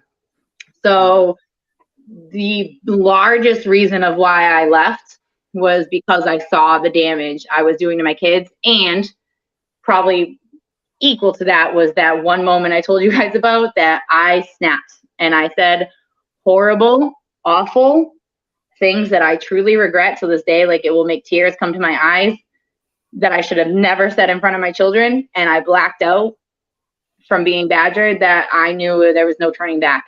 And I want to be better for them than I ever wanted to be for myself. I hear that. Yeah, definitely hear that. So, but what does, you mentioned something, you said the idea of if you're alone forever, you know, it's okay. I rephrased that, but obviously, what does that look like? What does a life being single for years and years It's and not years? necessarily good for my kids, and I can admit that. It's also not worse for my kids. I go on dates. I date men. I sure do. My children think I'm a loser. They tell me that I need more friends. They tell me that I should have a boyfriend. That they want me to have a boyfriend. But I don't bring random men into my children's lives. They've met one man separate from their father that was a romantic figure of mine, and he didn't end up living up to the expectations either. And after that, I had to have the conversation with them about how, hey, sometimes we work out better as friends than we do as relationships. And so I'm even more weary about bringing a man around my kids than I was at that point. So what's it look like? It looks like I make sure that they're fed. It looks like I make sure that they play their sports. I put a roof over their head. I do everything I can to make my kids happy. I'm not telling you that it's the best situation. Somebody loving me correctly in front of them as we build together would obviously be better for my kids. I do know that. I'm not naive to think anything else. But do I would definitely say or that it is better? Say it again. Because the kids will eventually grow up, right? I'm sure. Right. I don't know if you said you have boys or girls, or a boy and a girl. I have a boy and a girl. I got 2, one of each. So yeah, you got the full thing. Eventually they'll grow up. They'll have relationships. They'll live off. They'll have their lives. They'll go off to college, and I'm sure they'll be extremely successful. I hope so. No, they will. They will. The goal is, what does that look like for you after? Because there's that moment afterwards where the kids, you know, we call it the empty nest phase, or the empty nester phase, where our kids are living their lives and they're enjoying life. But here we are, expected to flip the chapter experienced life.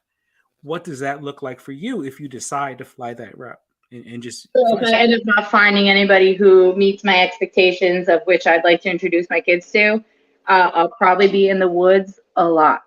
I like to visit the woods. I go to the gym, but I especially enjoy the woods. I feel better when I come out of them. I go for a walk. I'll touch the trees. I say my thoughts out loud, and I go home. So the woods would end up being my boyfriend, I guess you could say. If it turned into that, I would like to meet somebody who made me feel as if I could trust them.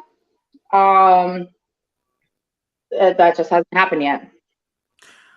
I've known you for all of, what time is it? An hour. An hour and a half. Besides the whole y'all conversation. So I've known you for a little while, and I can honestly say that you're worth somebody being with you through and through. I do believe that. Listen, I don't sit around here and think that I'm not worth anything. Honestly, I probably think I'm worth more than I actually am. All right. I am pretty full of myself. I am confident in myself as a person.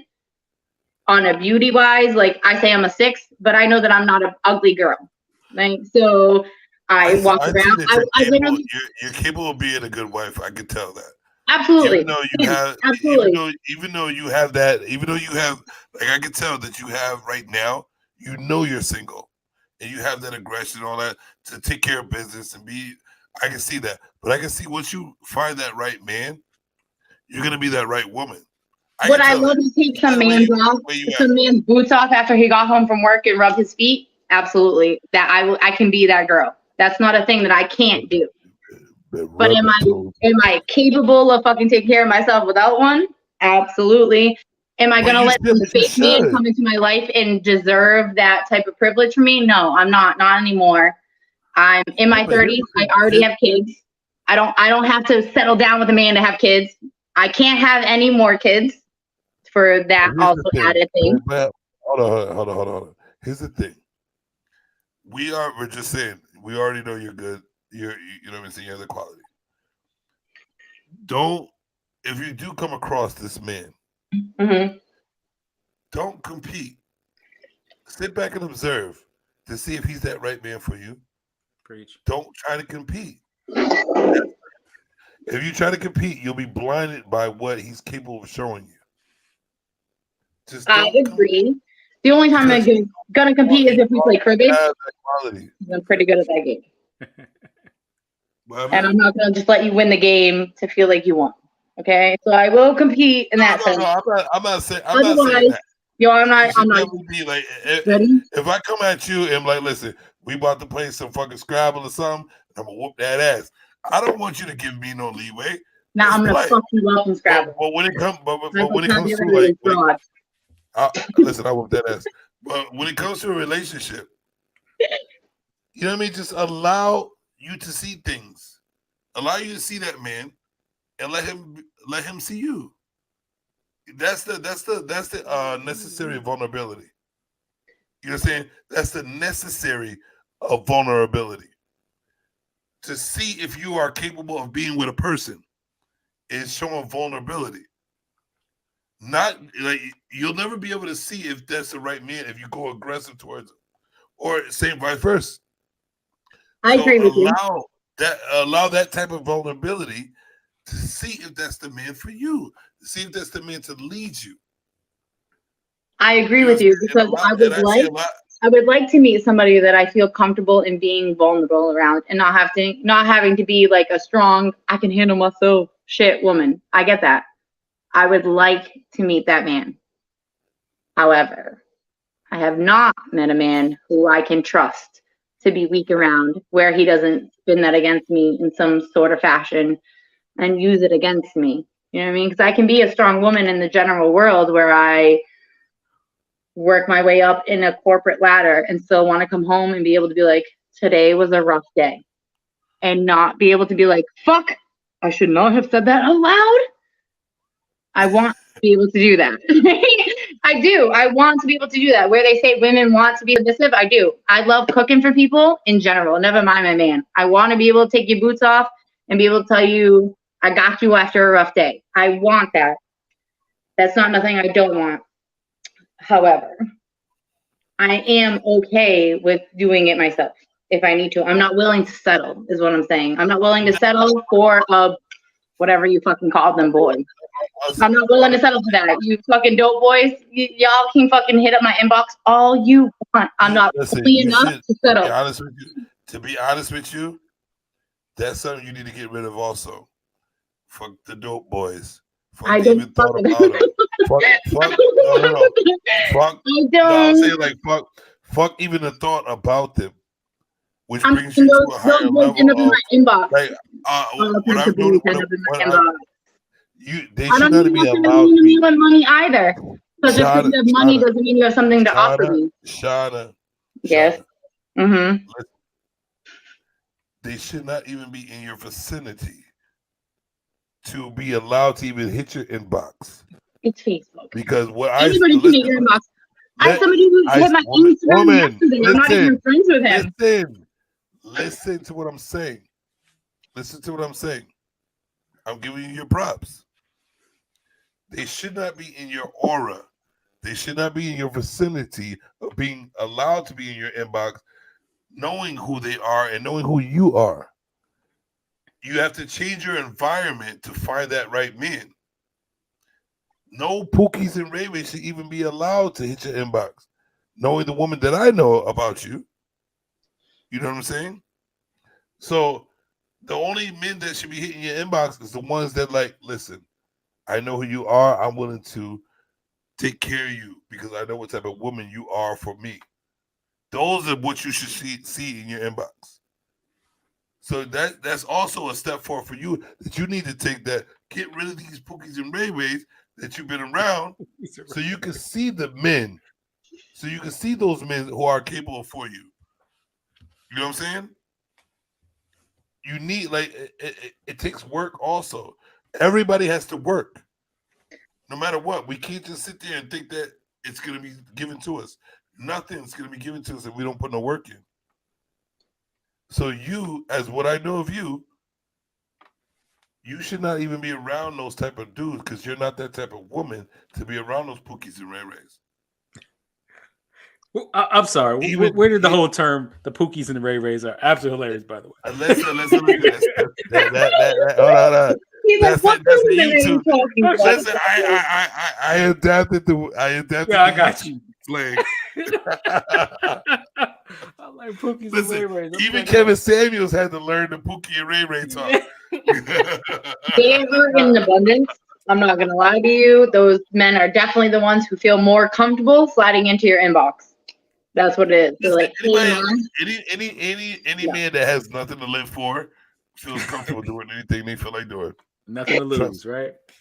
They have nothing to lose. Shoot they shot. They'll holler at anything. Right. Shoot the shot. So, like, put yourself in a different environment of men and guarantee he's going to see you. He's going to, like, even the way you talk, even me, myself, I'm going to be very transparent.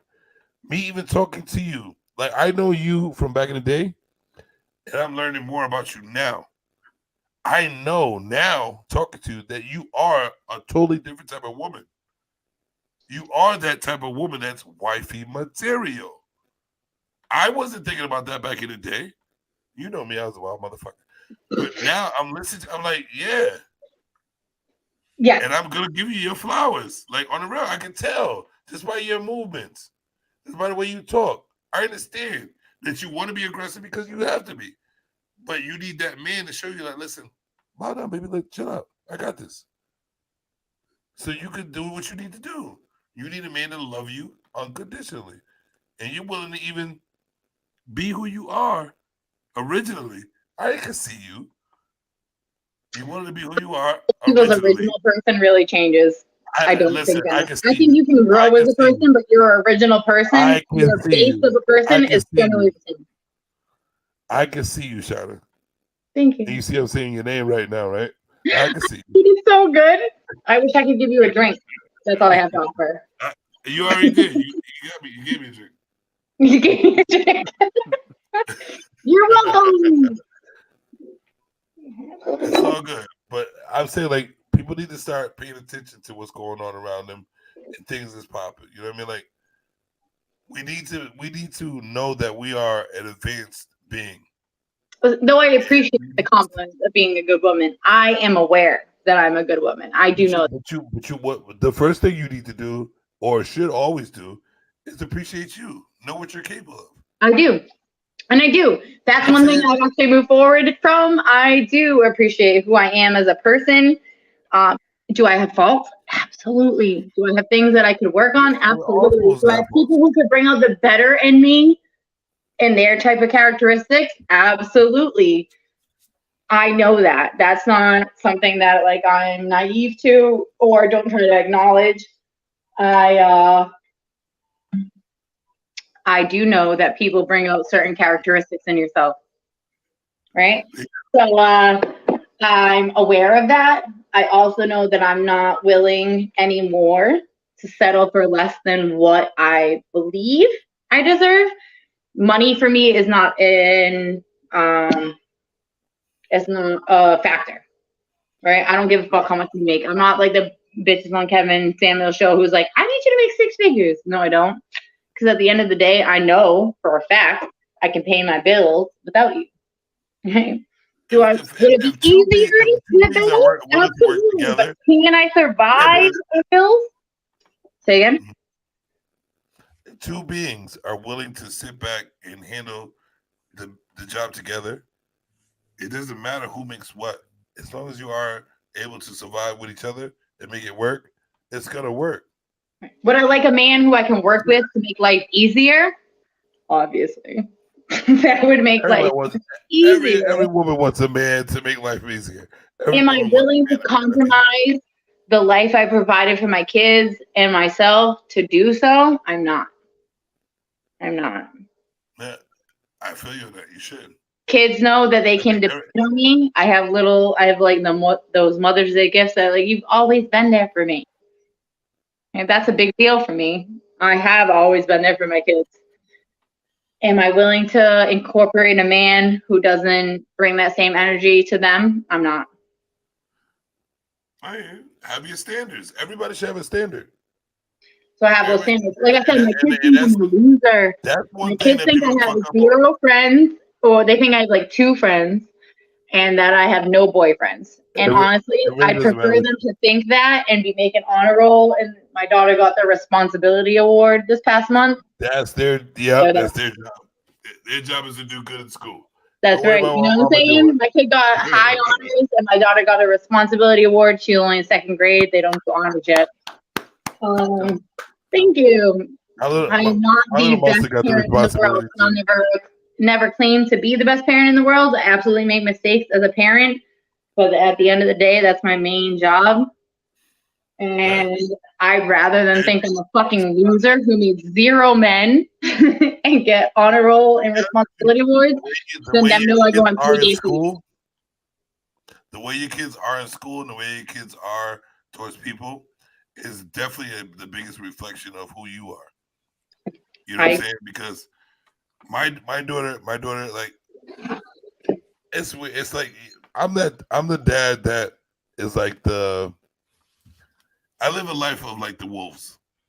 You know what I'm saying? Like if the dad goes out, and it's not like he don't care about his kids or even his baby mom, nothing like that. He cares so much that he's willing to leave to build a whole fucking nation for his kids and even if he don't give 2 shits about his baby mom, he's willing to build for her also. Just so his legacy could live comfortably. That's what type of dude I am.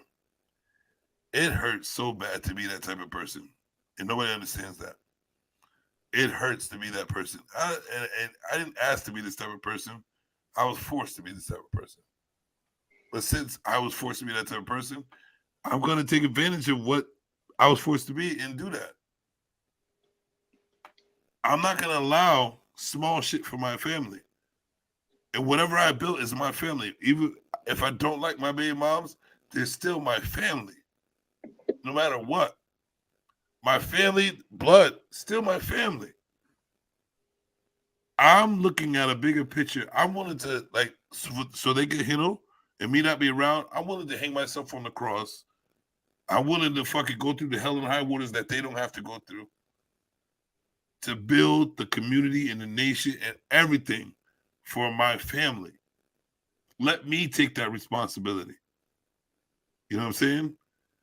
A lot of people don't see that shit that way. A lot of people are not even able to get in that situation. But I was presented with that situation. I will fucking take every slash of any sword, every bomb, everything that's detrimental to my family. I'm willing to take that to build for my family. I'm willing. I don't give a fuck. I am so willing to take that. Proudly. What does building look like? You What's understand that? Because at one point I was What's building is looking like is that I see spoiled in my kids and the baby mom and all that, and that they don't know what a structure is. So I'm willing to learn every bit of what a structure is and build it and show them exactly how this is supposed to be built. Do you believe And that if I don't get a chance to do that, being taken build care even of is more. structure? Huh? Do you believe that structure is being taken care of to your daughter? What do you mean? So you said you're willing to do whatever you need to give structure. So I know that your situation with their kid's mother, I won't mention her name, is not necessarily ideal. Go ahead. You don't have to name the name, but I know you know the fam. I know the name. So let's say, all right. So she may not be necessarily the best example of what a woman should be, right? So you're willing to compromise, giving whatever it needs for them to survive, for her to compromise what she knows what it is to be a woman. What I know of this woman is that she's capable of securing them for a long period of time in a safe way for Papa Wolf to go out and build a whole community for the kids.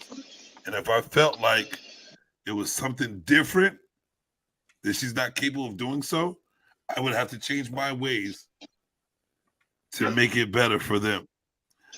But I know how it is to not have a mother around. And to not even be able to even control that. I know how it is to not have your mother around. So as much time as possible they need with their mother, I'm willing to give every single moment. But I'm also watching and listening. She's good for them right now as far as taking care of them safely, making sure they learn and say shit like that. It gives me that time to build a future for every bit of one of my fucking family members, my kids and everything. So that's what I appreciate. I appreciate all of them. And it's only two. I'm not saying I'm one of those Pookies and Ray Rays. I got two baby mamas. Okay. They were both long term. Both long term. I'm not an in and out guy. 5 years with the first one. A personal question? Huh? Can I ask you a personal question? Yes, okay. I'm transparent. It's gonna be a hard one, right? No. If you had the choice, would you prefer that your daughter end up just like her mother? Question mark. No, not at all. Okay. Not at all. I don't disagree with you. I don't agree that my daughter should have ended up just as I was. Now, at this point, my daughter is a fierce little bitch. I don't call her a bitch, but between you and I, that little girl's a bitch. And I wish I was like that as a little girl. I'm not gonna take away from her though. I can't take away from her because I'm willing to go through the hell and high water because of her also. You know what I'm saying? I cannot discredit my child's mother at all. But I can't say we learn what we see. I'm able to build because of her. No, and that's perfect. I would definitely say I would never want her to have all the qualities of her mother, but I would definitely want her to have the nurturing and the goal, the drive to take care of them safely like she does. Okay, that's good. My daughter does not need to be like her mother, but she definitely needs to take that quality as a, I will keep you safe. That's what she I needs also. appreciate the compliment because I didn't know her like that. We don't have to go into details. Correct. What I'm saying, I'm able to build a future for my kids because she is, I can trust her to keep my kids safe. So Trust me. I will always Just keep because my kids safe. hold on, just because things came up, I still have control. What people don't understand is, you know that guy, Liam Nathan? No. That dude, Liam Nathan? You remember the movie Taken? Anybody remember the movie Taken? Oh, Taken yes. Liam. Yeah, I know the movie Taken. I am Liam Nathan. I have all eyes on my kids. Trust me, I do. In every angle. Even though it don't seem like it. She don't even know how many eyes I have on my kids. I always have eyes on my seeds, trust me. I know everything that's before she even knows it's going to happen. I just need to play my part. What it is I'm taking my opportunity to build a future because nobody else is besides me. She's not going to do it. I'm going to do it. But she will keep my kids safe. But the future is on me. Their future, their comfortability is on me. And that's why I stress myself the fuck out. That's why I won't get no sleep. That's why I don't give a fuck how much high water, how much I go through. I don't care. I don't disagree with you. It's for a better purpose. But on a general basis, I do at the same time. So I don't disagree with you because I know you know. I live that life. You know what I mean? I know you know. I do the best I can. I make sure that I play hide and seek with my kids. I'm the cool mom as well as the disciplinarian. Like the kids also know that I don't fuck around. Any other kid that comes into my presence knows I don't fuck around. Right? I'm both. But you know the I've already stated, and I'll repeat it again. I could be the best mom in the world. I'll never be a dad. Don't matter how hard I try. I'm never gonna be a dad. I would like to. I can't be. It's what it is. I'll never be a dad. I would love to meet a man who showed my children a presence. I haven't met that yet. I need to do it without that. The thing about it is, what hurts the most is other men around my kids. But that's the pain that I have to go through. And that's actually the motivation I have to go through. So yes and no, because like how I said I have a great stepdad. My stepdad's great. He never replaced my dad. Women are reckless. I'm not disagreeing with you necessarily, but when it comes to who they put around the kids, great. They're not thinking about the kids. Trust me, they're not. If you have multiple dudes and you still laughing and comfortable, you're not thinking about the kids. Kids are sponges. Kids see that. Trust me, I went through it. I know you're right. You know what I'm saying? I went through it. The only thing I took out of it is, listen, I met so many dudes. You need to give me watches. You need to give me a watch if you're gonna be in my mother's life, because I'll make it horrible for you, bruh. So you need to give me something. And that's how I got obsessed with watches. Because I made the dudes give me watches if you're gonna fuck with my mother. You know what I mean? It is what it is. No, I'm being straight the fuck up. Women are reckless because they don't think about how the kids think. They don't think about the minds of a kid. I still can think about the mind of me being a kid. So I want to tell you, I was beyond confused. I was beyond confused because how am I not talking to my father? How am I not talking to my father? But I'm talking to these niggas that I don't know. So even though I'm willing to do so for you, Mom, but where the fuck is my father? My stepdad. You're not saying nothing. I don't give a fuck what he did. He is my blood.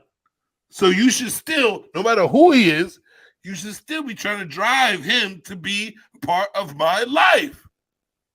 I didn't get that. And that's how a lot of women do that shit. And I'm seeing it. I don't care about how you feel about that man. I don't give a fuck. It's not our problem how you feel about a man in your situation. If you build a baby, that's what matters. That's it. That's it.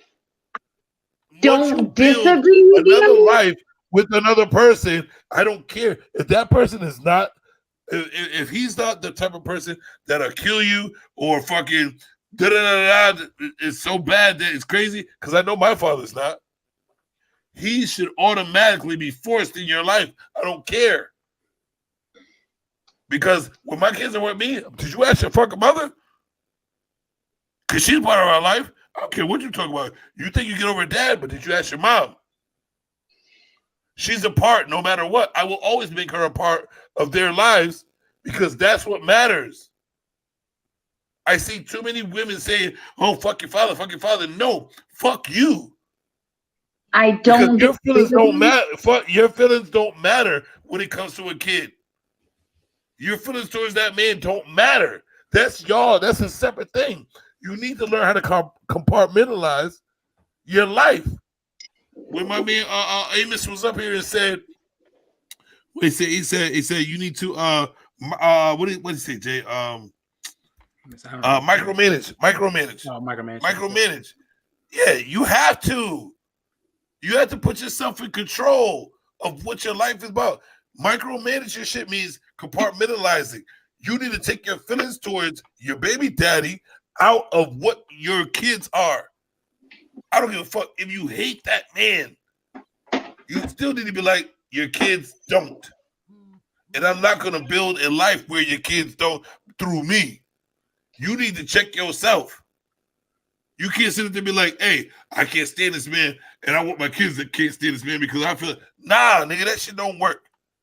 Because as we see, without a man hold up. As we see, without a man in the kid's life builds corruption, builds chaos. You can see these fucking dudes out here now. Chaos built motherfuckers. These niggas want to shoot somebody with panties on. I think the biggest debate Make that happen. The biggest debate is what's better, to not have a father in your life or to have a negative father in your life. I think that's something that we struggle with. Because personally, I grew up, side mission, I grew up, yada, yada, yada. Quick story. He's a civil savage. No, I mean, I grew up without a father. My father was not there. The first time I saw my father, I was 23 years old. And I'm like, oh, wow, this dude his face looks just like my face. Like, type of thing. Like, wow, it's crazy. My mom was married twice. I had stepfathers. The first one had addiction issues, yada, yada, yada. Really difficult, worried about any sort of physical violence. I really had to be on my ones and twos with that. I was probably 11, 12 years old. Later on, my other stepfather, good dude, semi-selfish, but he was a little more peaceful. No big deal. But like I said, the question is, what would a woman, and I guess I should gear this towards Shauna, what would you rather have? No man in that space, or a man that is, I don't want to say negative because no one's 100% negative, but isn't perfect or isn't ideal? Does that work? Do I think it's going to be perfect? No, I don't think it's going to be perfect. I really don't. I don't think it's going to be perfect. I'm absolutely aware that I have my own issues. Whoever I get with is going to have their own issues, and I'll have to teach my kids separate from that, or try to. But am I willing to compromise their overall growth for my personal satisfaction? I'm not. I could find a man who fucks me right, who is horrible. Do I want my kids to experience that? I don't want them to experience that. Like, hold on. You kids should not know about your fuck life. Trust me, like no. okay, but Let's I go- could find let's go someone well. who fucks me, right, who doesn't fulfill any You other know about to fuck quality your mama, right? of what I want. Right? There's plenty of women who find men who fuck them right, and they really don't fit any other quality of a life you should be providing for your children. I know those But mothers. hold up. But let me ask you a question. Why do most women pick them niggas? Is sex that important to them? That Yes, it is that important to them. Yes. Nah, but that's why I took the choice of making. That's why. I'm not saying me. I knew that. I'm I knew saying that. bitches. No, hold on. That's Yes, why. it is. That's why. That's why I chose to choose dick discipline, to understand how important and not important sex is. And what I'm realizing is that sex ain't important at all. I wouldn't say at all. No, It is it's important not. in some capacity. If there's I'm sure no this meaning man behind, has good sex with his wife.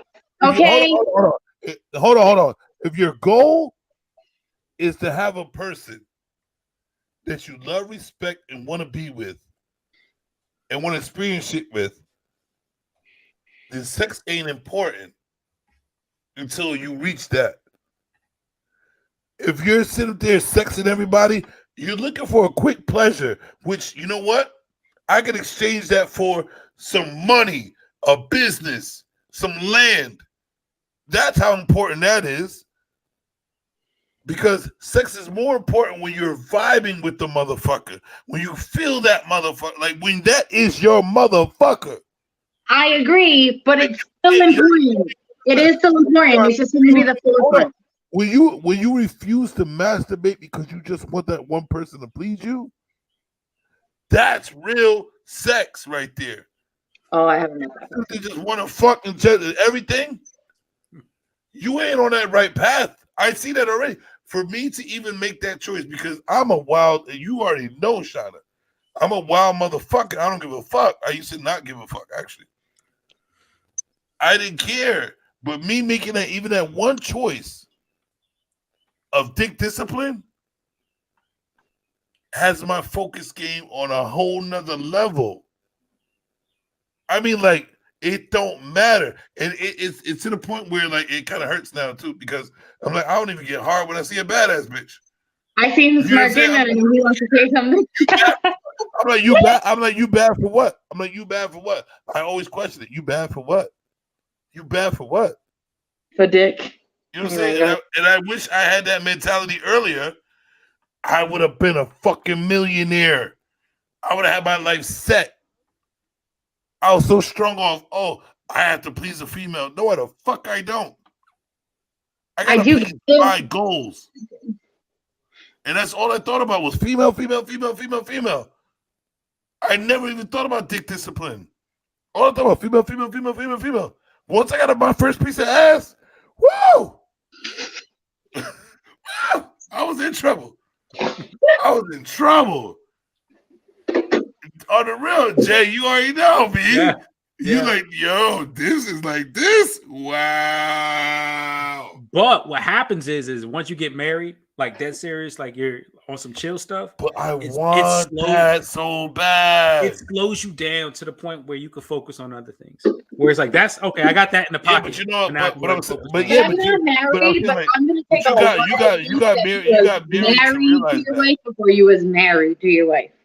What'd you say? No, hold on. No, you got married. You got married and you developed that. So like me, not getting married in the question of marriage. Mentally, but prior to actually being married to her. One more time. Sorry, Shauna. You said. It's okay. I said you were married to your wife mentally prior to actually being married to her.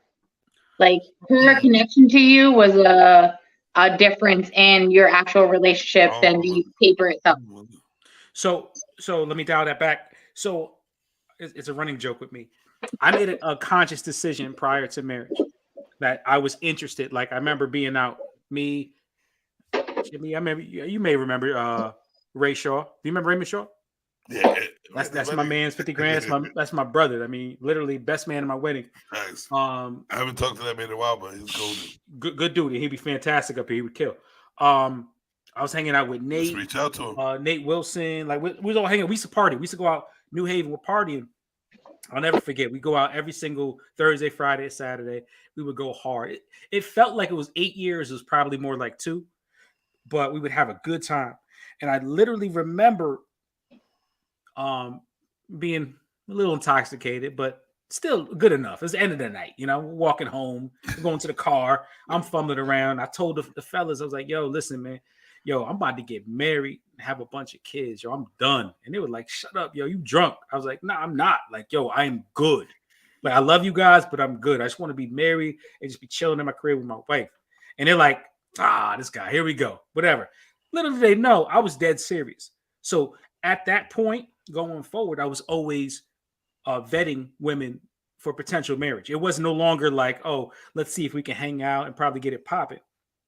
So when I approached different women, the energy was different. It wasn't looking to be sexual. It was more like, let me know more about you. Let's spend some time together.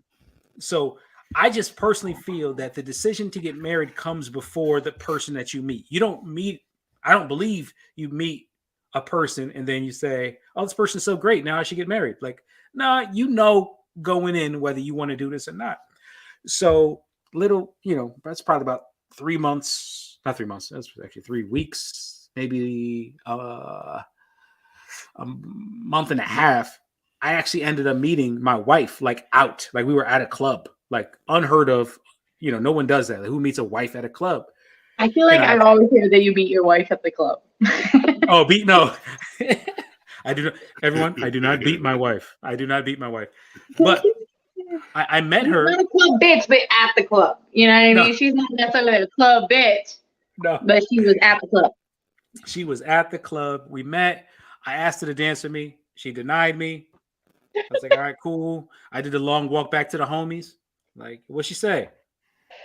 Nah, she said no.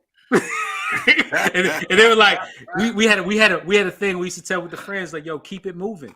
Like, it was a whole big thing, like, keep it moving, homie, keep it moving. So sure enough, couple, you know, probably an hour later, I go back to her because I was uncomfortable. I was like, yo, I was killing in the other clubs, like I was getting attention. Why is she telling me no? I approach her. She said no again. She said maybe later. I was like, all right. Go back later. Third time's a charm. Surely enough, she's like, all right, cool. I'll go ahead and dance with you. We dance. She wanted you to work for that pussy. Yo, but the reality was is that if I met her at a different stage in my life, I probably wouldn't have had the confidence to come back. I would be like, no is no, keep it moving, done. But I brought it back, talked to her. She didn't even give me her number that night, yo. Real talk, she gave me her AOL Instant Messenger. Yeah, back in the day. I'm trying to give out my Snapchat. I'm like, I ain't giving you my phone number, motherfucker. No. I'm like, yo, she's advanced. No. She's advanced. She's definitely advanced. She's definitely advanced. So I'm like, yo, no, I didn't get that love. But something about the fact that I was feeling myself at the time, I was in a good space, and the fact that she was kind of dangling the carrot in front of me really made me push after everything. So, I mean, that's the beautiful thing is like, you know what? I mean, I can't tell you that there's always like if fate is a real thing, like if we're have a special person that we're going to end up meeting, but it kind of messes with me because that's what it seems like deep down, like how in the world did that all line up? If I met her on a different day, it wouldn't have happened. It wouldn't have went the way it went. So I do believe in chemistry and connection. You can meet. I've met dudes who are great on paper. They're great dads. They're great workers. They're great whatever, right? But us sitting and having a conversation necessarily isn't great. It's not that they're not great as a person. I don't want to say that about them because they are. There's people who I've gone on dates with that we're friends with, that I'm friends with, that are great people, but there was never that connection or chemistry. So his 3 C's do mean a lot. There wasn't that connection or chemistry, and I wish I liked them more. I did. I wished I liked them more. I wish I felt that in my core that I was like, damn, I can't wait to talk to them. But that wasn't what was happening. So, you know, connection and chemistry do play a huge role in it. So like you said, do I want to say like it's not a certain person? when they say I don't want a relationship, with you is silent. I think that what I've learned over the years is that everything really does matter. Everything. It's the combination. It really is the combination. It's how you pay attention to it. Everything, like even things that you've already gone through and things that you are going through. It was, I take a couple, like I take one thing, and I had to really go through it to understand that this is what it is. I really didn't believe it, and that's why I always picked the wrong path. But now I always pick the path. I'm not saying it's the right one, but it's closest to the right one. And the reason why I'm still following the same trail is because I had to learn and force myself to know that my life is written. And it is. And people really don't understand. Yes, you can change the smallest things in it, but the goal is written already for you. And once you realize what your purpose and your goal is, you can finagle it from there. Well, what you need to understand is, in order for you not to go through so many speed bumps, is for you to pay attention to your life and put everything in perspective. This was supposed to happen. That's why I don't live by regular effects. I live by a domino effect. I use domino effect. Like Jay, we've had discussions on you know what I mean, and we disagreed. But when I go back and look at our fucking talks, we agree. But we agree on our own terms. You know what I'm saying? We still thinking the same shit, but we're agreeing on our own terms. Yeah, we disagree. You disagree on how I do mine because you do yours your way and it works. But it's really not, we're not really disagreeing. It's just like, all right, well, I'm just telling you that I'm not going to go your way, but I'm going to go mine. But if we really dial down and detail it up, it's the same fucking way. It's just the way I present it, and it's just the way you present it. We still want the same things in life. You know what I'm saying? It's just you're going to go your way about it because you found a way that works for you. I found a way that works for me. Yeah. But the goal is still the same. Still the same As goal. long as the goal is the same, it don't really matter what we believe or how we think about getting there as long as we get there. You know what I'm saying? Definitely. So my whole thing is to pay attention to all the details to everything I fucking do in life and critique it to make me a better person. I don't see me less than nothing. Whatever's high, I can be high. But I know that I can be less than something if I allow myself to be. I accept everything. I accept the bad. I accept the negative. I accept the positive. I accept the wrongs, the bad choices.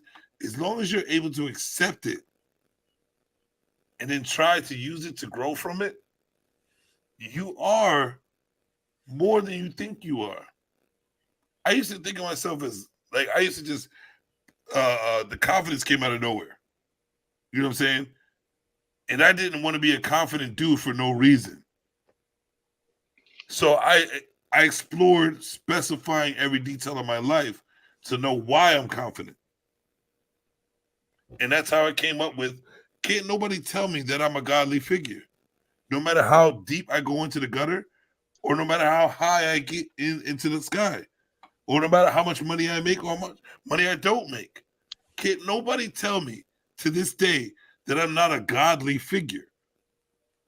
And I'm only saying that as godly figure. I'm not saying I'm God, the highest power of all. I am a godly figure because I'm able to do the things that you are worshiping. I've done it. I proved my point. Even when I have that thought of you thinking it's paranormal or this and that, whatever, or thinking that it's not, you're not capable of doing so, I pushed myself to the limit to figure out why I'm thinking this way and able to do that. If I wanted to give myself that power to do so, nobody can tell me what I'm not capable of doing. And that's the start of a beautiful goal of completing a life of positivity. To know that even though that person thought they knew you and you went against it and proved them wrong, with odds that were against every odd. I have proven every odd against me. And I'm capable of doing so. So nobody can tell me less than anything. And if it's the word God that you want to use or that I want to use, that's what I'm going to use. Because that's what people worship. People worship a person that's willing to put themselves on the cross, or willing to kill themselves, or willing to go through hell and high water for the better of life. Not only their own, but for other people. So I'm going to give myself that credit. Even though it don't mean nothing to you, I'm going to make it mean something to me, because that's what pushes me forward to do more for me and for other people. You know what I'm saying? So just like I said that we're here we don't know why we're here. You have to figure out why you think you are here. You know what I'm saying? We can't sit back and be like, oh, we're just blah, blah, blah. No, I think I'm a higher being than most, because I see myself at a better light, because it's not only me that I'm worried about or that I care about. I care about everybody in my own way.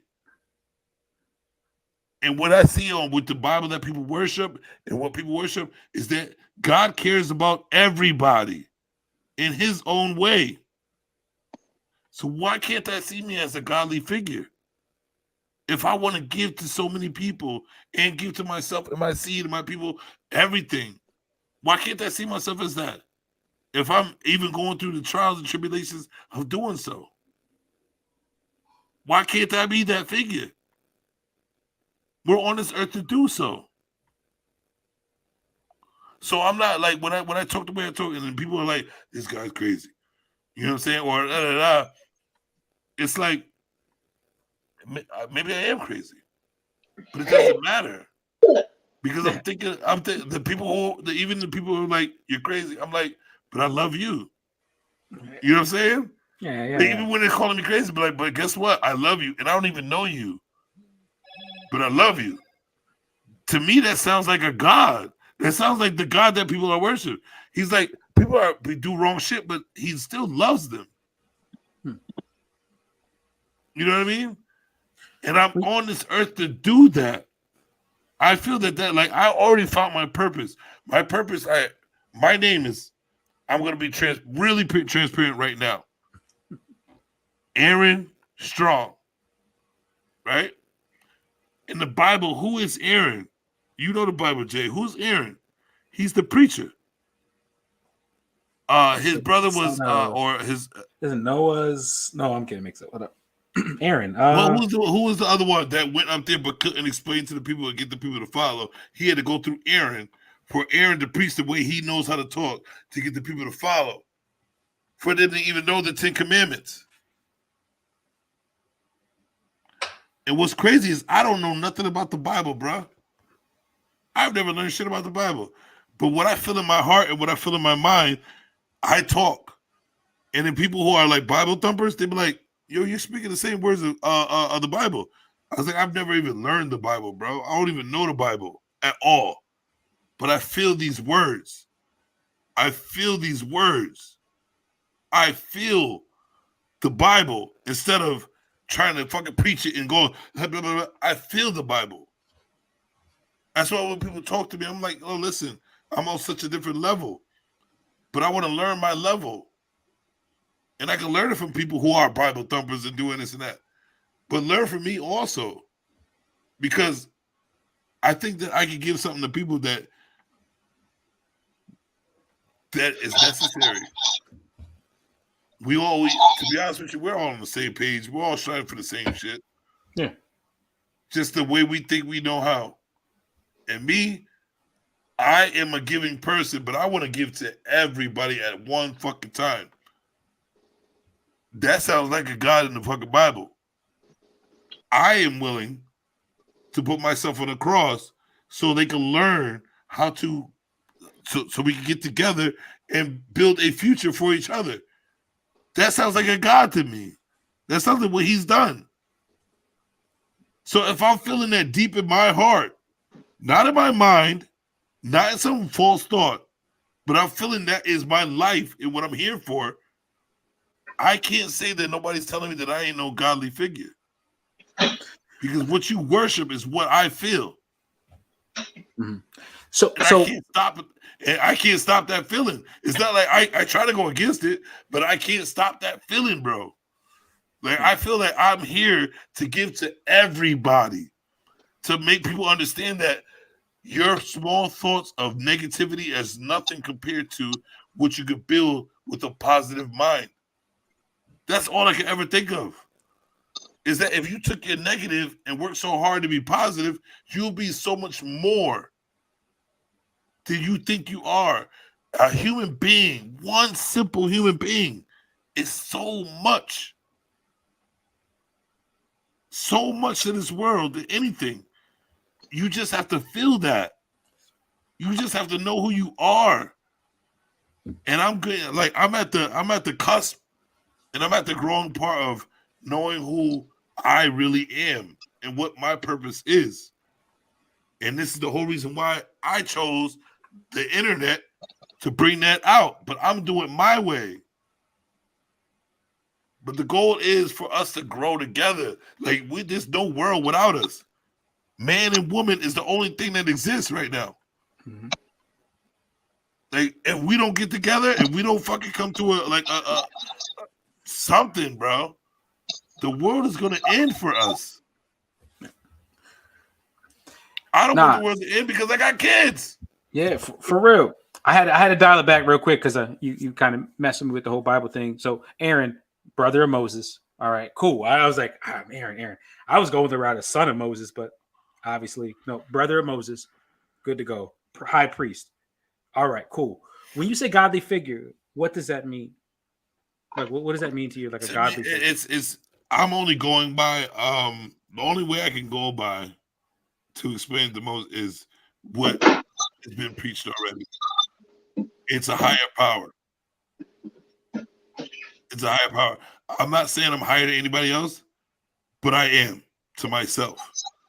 And if I'm feeling that I'm higher power, I think that I'm going to give myself a responsibility as a higher goal to give to people. Even though that, you know what I'm saying, I have my own human thoughts, whatever it may be. I don't even know, bro. To be honest, I really don't know. But my feeling, I'm leading with. My what I feel that is the goal for it, as long as it's positive, as long as I feel is a positive thing that I'm bringing out, I'm going to go with it. And what I feel is a godly figure to teach the world how to be confident within themselves to make the world a better place. We don't want the world to end. We don't want our legacies to end. I don't want my fucking kids in a negative world. Even though it can be. But I want them to understand it can be, but you are bigger than that. If we all thought that way, we don't have to deal with that much negative in our life, bro. Even though I appreciate it. I appreciate the negative, but it's getting to the point where there's more negative than positive. And that is a world ender right there. Why would I want my legacy to end, bro? No, I definitely understand that. Why am I come here and make kids for what? I definitely understand that. To me, that sounds like a teacher or a person that has information that's willing to share it. I believe I know things that some people do not know, and it'd be a disservice if I weren't to share them with others.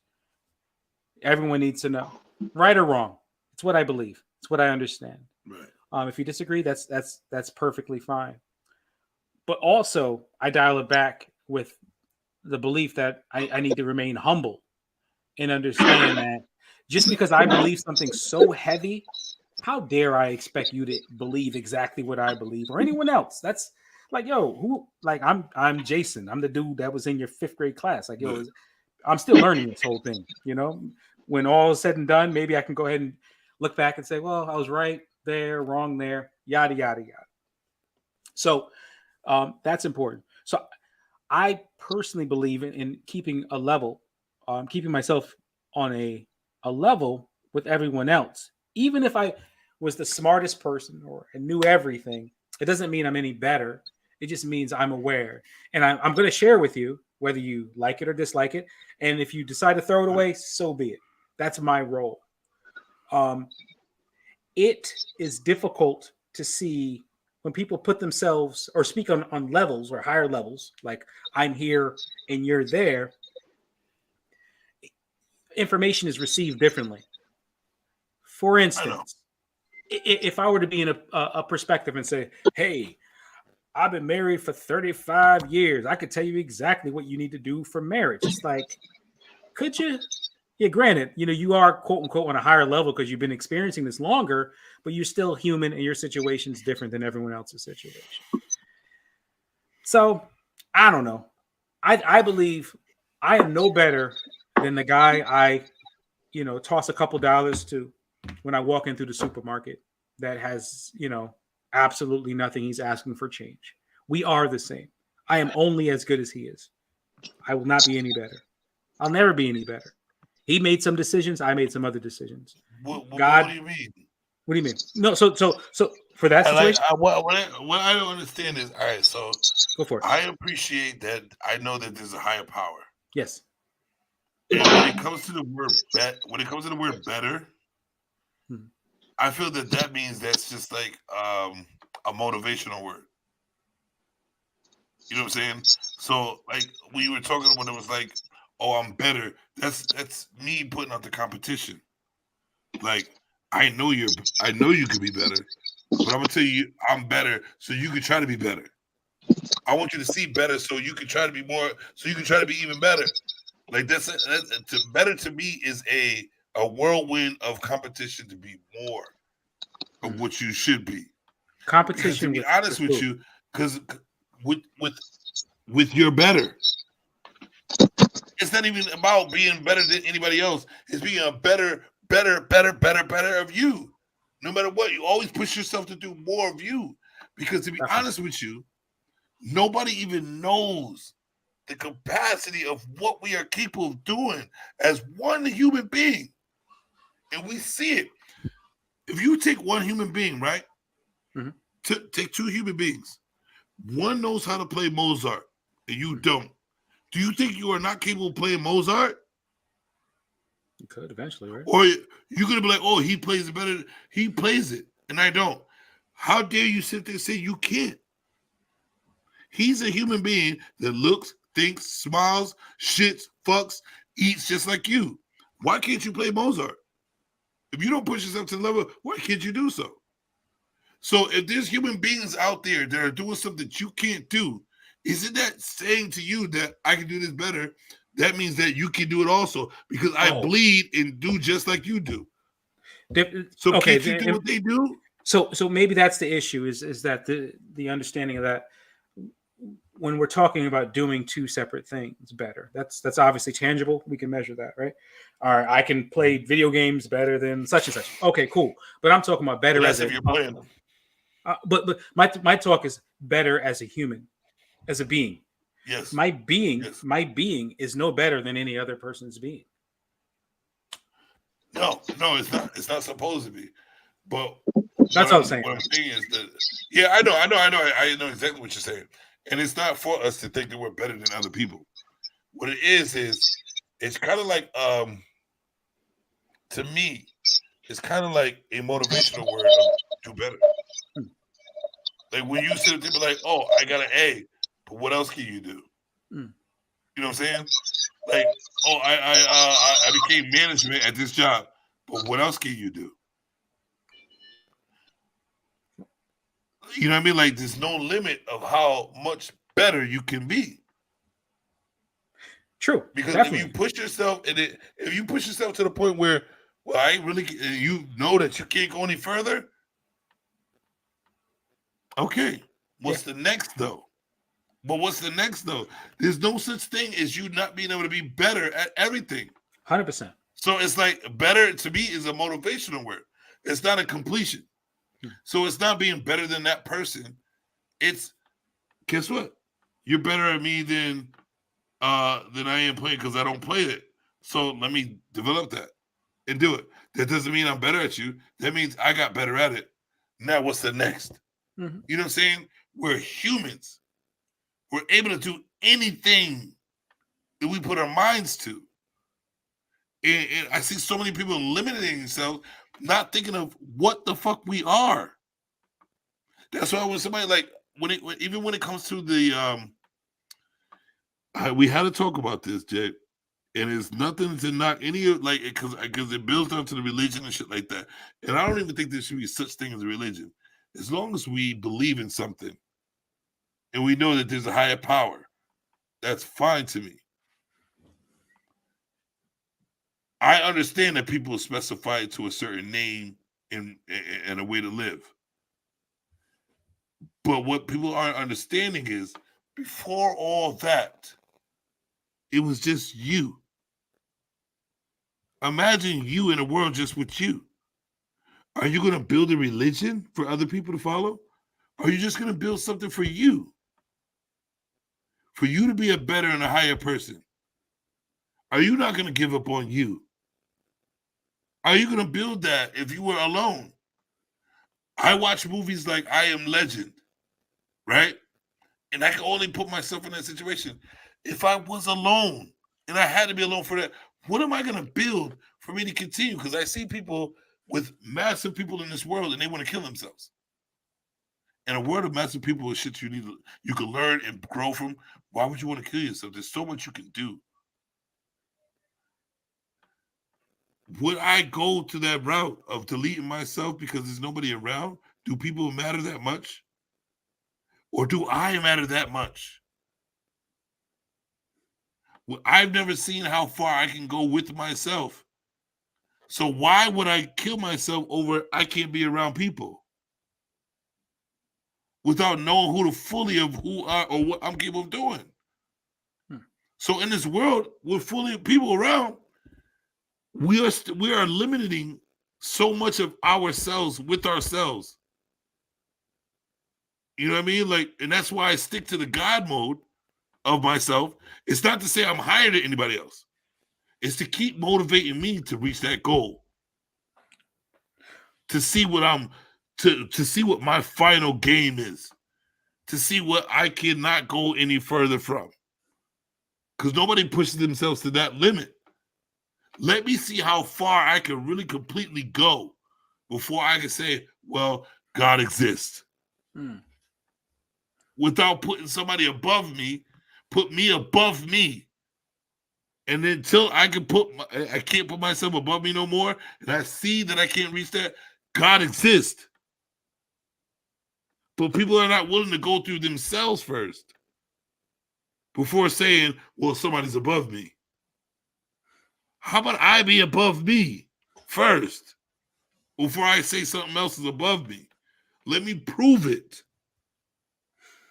Let me prove this.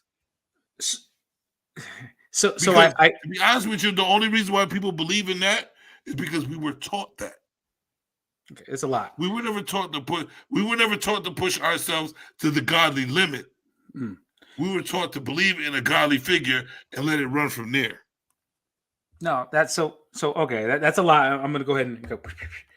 So I understand your goal. No, it's fine. I understand your goal, right? Your goals, your aspirations. Why does it matter objectively, grand scheme? And the grand scheme, honestly, what does it all matter? Why not? Why? So why? All right. So, for example, why would I sit there, have sex, have a baby, and just sit back and chill? Why not? Why does it matter? Well, why not? Because but morally inside, you can't control what you are like. This you already know. Whoa, morals. No, Jay, hold on, Jay. Whoa, morals. You already know there's a power. Hold on. You already know there's a power inside of you that makes you make a decision like, I'd rather take care of my kids. Where's that power? Right? You're not taught that. You're not taught that. We're not taught we're really not taught to do good shit. We're not taught to do good shit. But don't you feel the difference? I mean, even when there's something going on, don't you feel the difference? do I feel right and wrong? You're like, right you know what, like maybe I should take the better route instead of taking the negative route. 100%. Don't you feel it? And morally, you're not taught that though. Not taught it at all. 100%. Not taught, but don't you feel that like maybe that's that inner DNA moral type shit? So I'm taking that to the extreme. But where does that come from? I'm taking it to the extreme. I don't know. I'm willing to fight the fight to find out. I'm telling you where it's coming All from. right, but no, but it's coming from me. It's coming from me right now. No, it's coming from me right now because we wake up and we have. But you don't know that. But you do not know that. You were taught that that's how we should be thinking. So you're saying it okay? Because all right, because when you all right. So let's do this. Let's do this. Let's change it up. The original. What we talk about the original, right? They were the gods. I don't know. There were multiple gods. There were multiple gods. Pharaohs. From where? We have that in our history. History. History what? There's no such thing as time. If we no, think about time, like when? Like is this no, you 3000 don't. BC? You really don't. You really don't. 2000 BC? We don't need time. 1000 BC? We don't need time. It's 80? events. It's events. Life is not time. Men made up time. It's events. So when are you referencing though? I'm trying to get so I can go ahead and understand what you're. Egyptian time, pharaohs. Egyptians. Okay, we're still talking. That's probably BCE. It's probably pre-Jesus. Around the same time. Yep. Slavery of Jews. I don't know. Like I don't know. I pharaohs. don't know. I wasn't there. It's important though. But go ahead. But what do they see? What do they show them as in history being taught as history? Okay. They were actually more knowledgeable than we are. They're actually more godly figures than we are. So don't you think if we're going back, if it looked like we're going backwards and they were godly before that time, don't you think something's missing? Look at the structure. Look at the math. Does that structure still live? Hold on. Bro, if you see one pyramid made, let's take this one pyramid. Do the measurements, the math, and all that. We were not even given that back in the day because at that time we would think we were fucking cavemen, and we're just learning this stuff. We think we're intelligent now. But if you sit there and get the research and the history, they were extremely intelligent before the intelligence we're even having now. So that means we're going backwards. That means something missing in our lives that somebody's not telling us. How are you able to make that structure? And now you're just now teaching us how to make that structure. When those people made that shit already. They were more intelligent than we are in the past. I cannot let that go, Jay. So if that's history, and we see it to this day and it's made already, now I gotta question every fucking thing in life. Okay, let's put that aside. I have not seen one yet, right? But I've seen show little clips or whatever like that. Let's just bring it out. Let's just say it. Aliens. Does aliens have anything to do with God? In your history, in your learning history, or what you were taught, does aliens have anything to do with God? I do not know. Me either. So now that we're learning that there's an extraterrestrial, there's technology. Whoa! That's a jump. So we went from aliens and did they have anything to do with God to now that we know that there's extraterrestrials. Whoa! I'm just saying, I do not know if they exist or if they. All right. So are we seeing technology that we can't explain? Are we seeing technology that we cannot explain? Well, I don't. That's it's a very difficult thing. I mean, yes, technology has moved forward. I mean, there's nuclear reactors. There's so how are we even able? Let's put it this way: how are we even able to move forward with all this technology when it was so simple with what our upbringing being taught was of what God and knowledge is, and God and what we bring to the table? Technology is pretty much overpowering religion. One more time. Technology is literally challenging religion right as we speak. In what regard? In what regard? People even because the only thing you got from religion is the Bible, which is written by men. Right or wrong? It is. Right or wrong? It's written by men. Okay. So let me ask you a question. Could you write your own Bible? Due to what you've just learned? Due to what you learned from your life? Do you think you can and name it Jason, Proverbs 22 to 20 or whatever your life is? Do you think you can build your own Bible that is not the same, but similar? I believe, actually, as a writer, I could write a fantastic, beautiful story, but people would not recognize it as truth. Okay. Do you think that's what the Bible is? No, because it would have been discredited a long time ago. How? When we learn and everything's different every single day, due to when the Bible is written and how long it's been, why are we not discrediting or why we are not taking things out of the Bible that have all challenged themselves? It's challenged the book of the Bible. Everything that we're going through now has challenged it. What do you mean? Jay. No, what do you mean? Because Everything. No, everything that we've gone through now is challenging. All I gotta do is say technology has nothing to do with the Bible. And how I even started the story. The pyramid. Let's just go by pyramids. No. We're in a good space. Hold on. Technology has nothing to do with the Bible because they didn't have cell phones back then. All right, let's go about pyramids. How much is all right? Let me try to make it simple. How much is what does the Bible teach?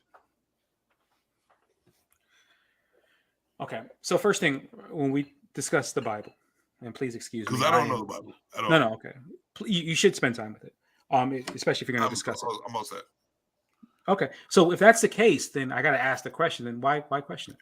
I feel it. All right. Listen, I was all right. I'm lying. I was raised on the Bible. Okay. I was raised in the Bible since I was little.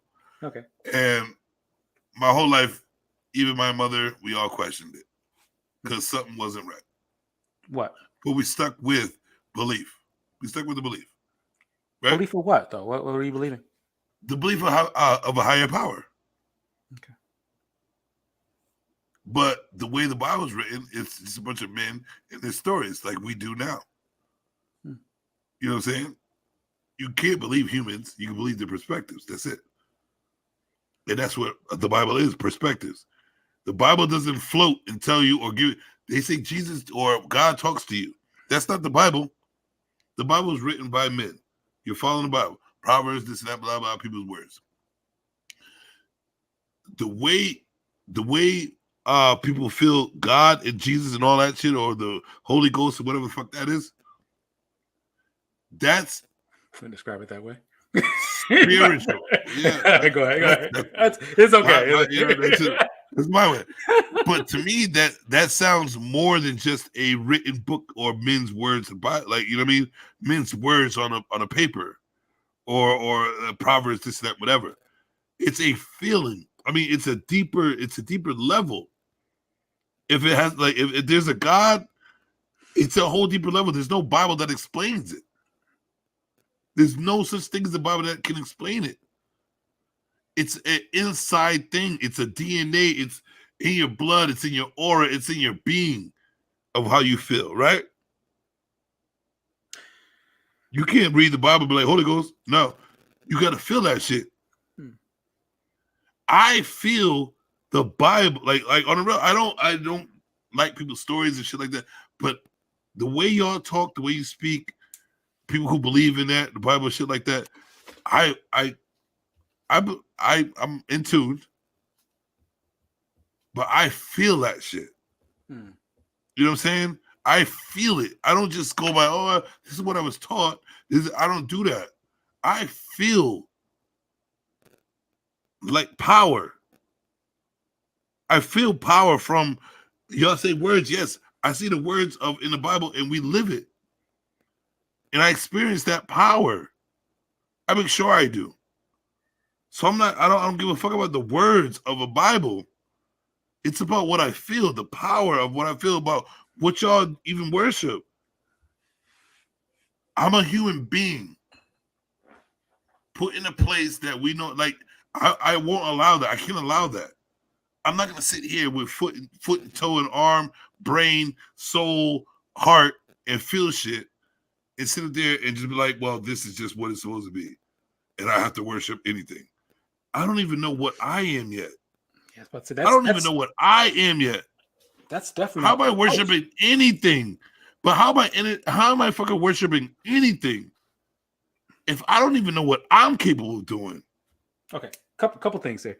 So first, if I have intuition, if I can see the future and I've predicted it, and I'm constant and good at it, how am I not what you're worshiping? Yeah. You believe in a higher power. You said that, correct? Right. Okay. What would you consider that? What would you call that higher power? Just out of curiosity. It should to be honest with you, if you really want to know, I would say it's something we don't know about ourselves yet. Okay, but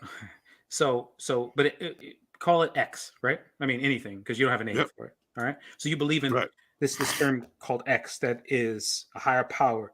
Is that same higher power the creator of things? I don't know. No? I wouldn't know ever. I wouldn't even try to go that far because I still have to learn myself. No. Yeah, but let's go ahead. Let's go that far. So,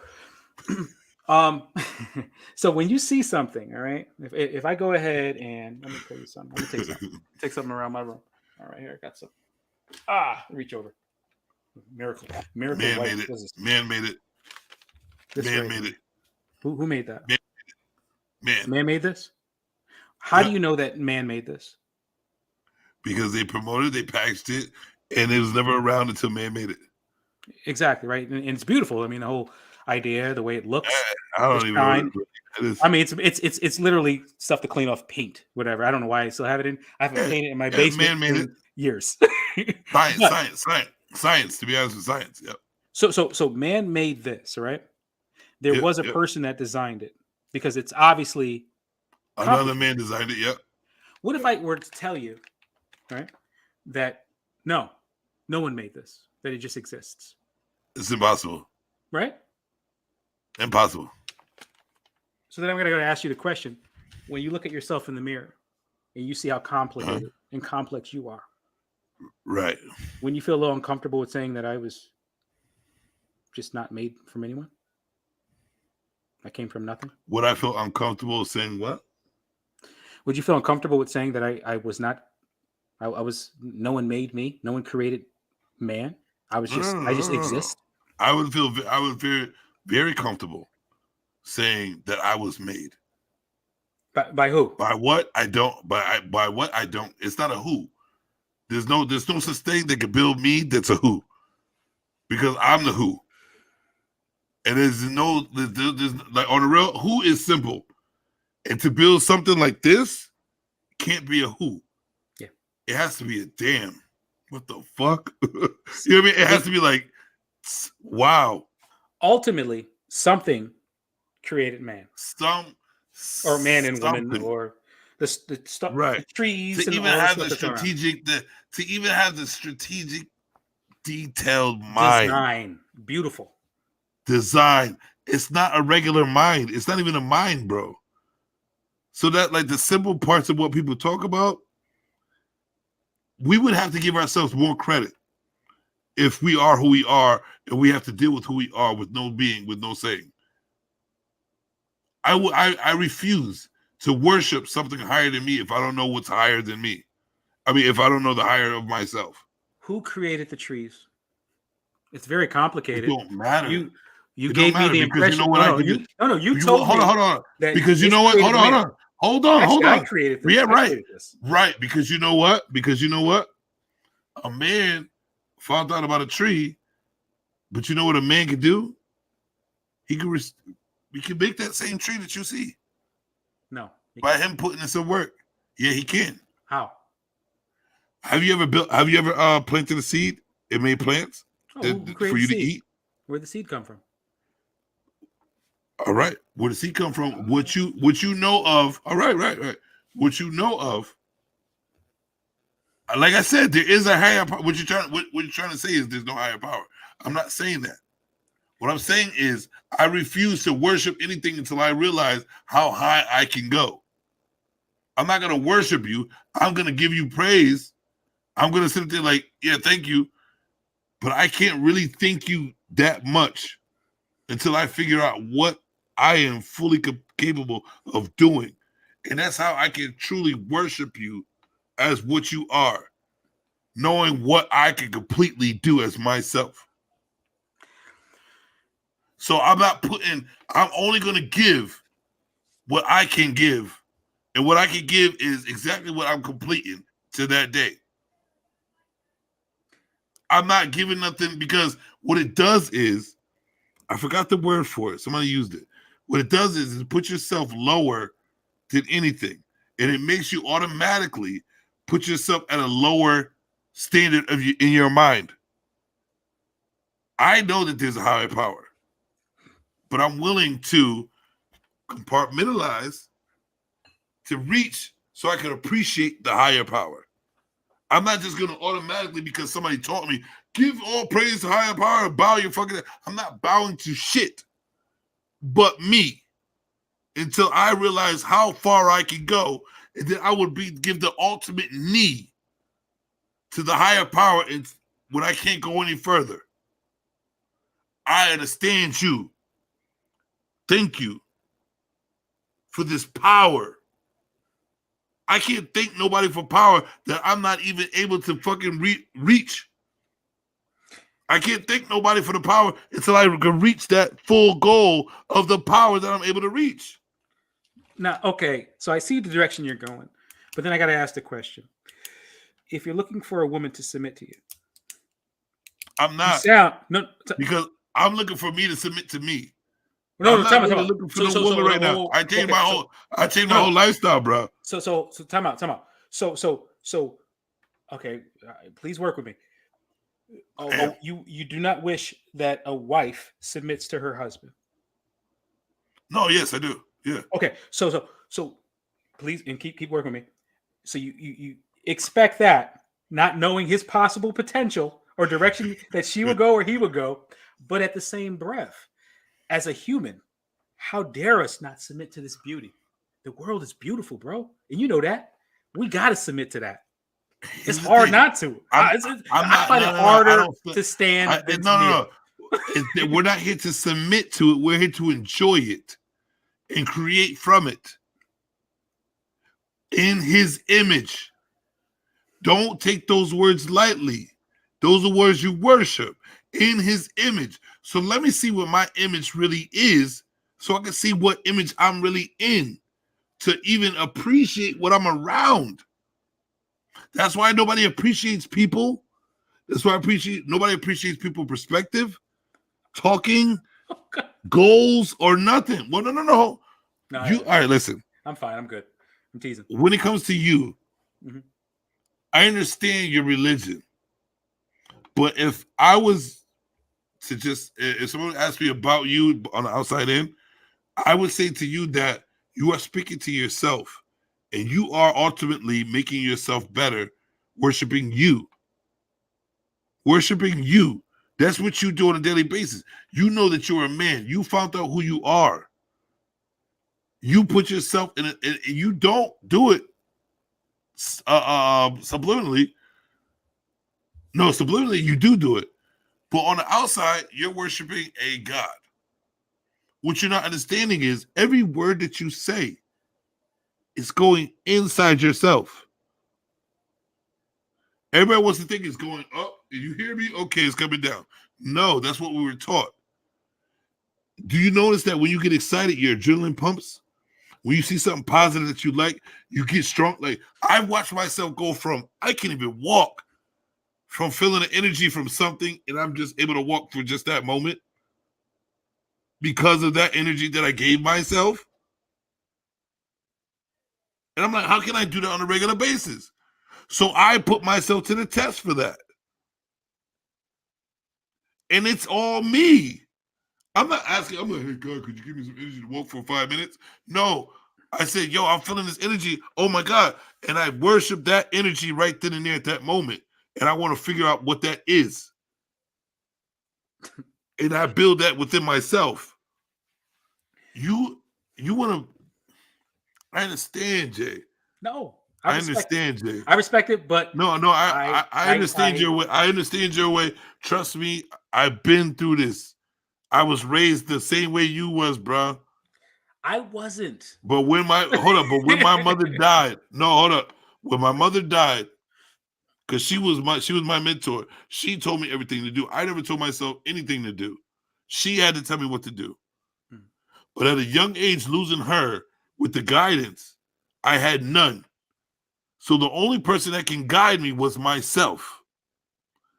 My sisters left me. My whole family left me, bro.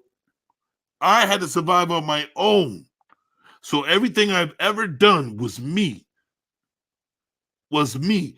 Building, crashing, anything was just me. Every thought. I even had to ask myself what was right or wrong because I couldn't trust nobody.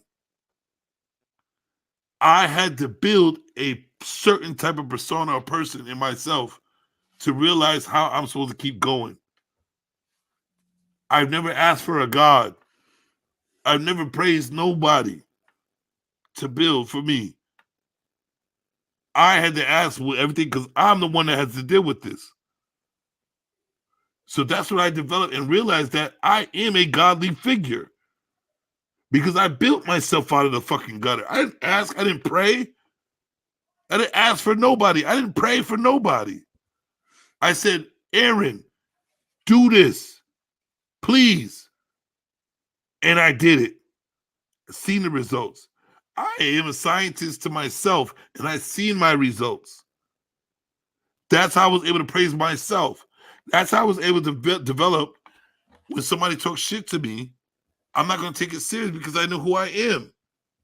That's how I was able to keep going forward when I see people go backwards when somebody talks about them. I'm always taking anything I learn in life and developing from it, growing from it, learning from it. That's all me, Jay. I've never went to a church. I never praised. I never thought about a Bible. Yeah. It was all me.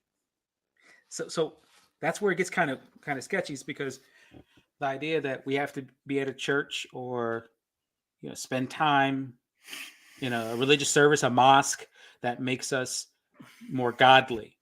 I'm here to tell you it's not. What if I told you that when you went through what you went through, which God must have been awful, Lord. As far as your mother, I mean, I can only imagine. I lost my mom when I was 30, man. It's been 10 years, still hitting 10 years later. Real talk. I can only imagine experiencing at your age. 17 to 40, still hitting. Yo, crazy. But, oh, man. Okay. But what if I were to tell you that God was with you that whole time? Even if you can tell me that. You can tell me that. You can tell me that. And you know what? Me being able to think inside out, outside in, all around me, I can take that from you. Because that's your belief. And I can believe how you believe if you want me to believe that way. What I'm saying is that it's not crazy. But when it comes to me, it's not crazy talk to me. It's not. Your belief is your belief. If you really believe, that's what it is, bro. I'm not talking about belief. I'm talking about that actually if there was a higher power with you, guiding you through that turmoil. You know what? And you know what my higher power was? As soon as she died, that's what she became. I know my mother protects me. But before that, it's energy. What people don't understand is science is overpowered. Like the facts of science is overpowering people's religion. Tell me about it. I can tell you about it, but I can't tell you too much about it because that's the thing. I just go with the flow, man. It really don't matter to me because just like you said, that's the thing. and wave it off. Just like I was taught religion. That's the thing. Who cares? No, I want to know about how science. I know about me. I'm going by me, not anybody else's statistics. I will take a little information, like, you know, to try to see what's going on, but I know what I am going through. That's the only thing I would ever know, is what I am going through, because I'm going through these. I'm not asking for nobody. I'm willing to take the danger, the effects, anything that comes with it, the accountability, everything. I'm not going anywhere to pray for nothing, because I want to see how it is not to do so. I see too many people going to pray. Oh, please God help me. Please God help me. I don't want to ask somebody for shit. I want to ask me for shit. If you're going to tell, because I will take anything and make it to the extreme. If you're going to sit there and be like, we're made in his image, I'm going to accept that. I'll accept that there is a higher being, and you know what? Maybe, Jay, you're right. But we don't have the facts yet. But guess what? I'm still willing to keep you in my mind of maybe Jay's right. Maybe I'm right. Maybe the atheist is right. Maybe this person right. But until I reach that day of the full facts, I'm going to use all y'all shit to build my own right. So I'm gonna take everything from every single one of y'all worlds to see what's right. Scientists do it every day. And they create shit that you would never even believe. So I'm gonna do the same shit with my own self. In his image, I'm not gonna take that away from nothing. So that means I'm a god, maybe a demigod. If you're the highest power, I'm a demigod then. So let me see how godly I can be compared to you, knowing that I'm going to worship you. No, I know that I'm going to worship the higher power at the end. I know this. This is how I can stay structured. I know I'm going to worship my higher power at the end of the day. But guess what, Mr. Higher Power? Just like you in Kung Fu, you got the master, and then the master's like, hey, let me see what you got. Test the master. Let me see how far I can go, so I can show my God that I'm worthy of being with you.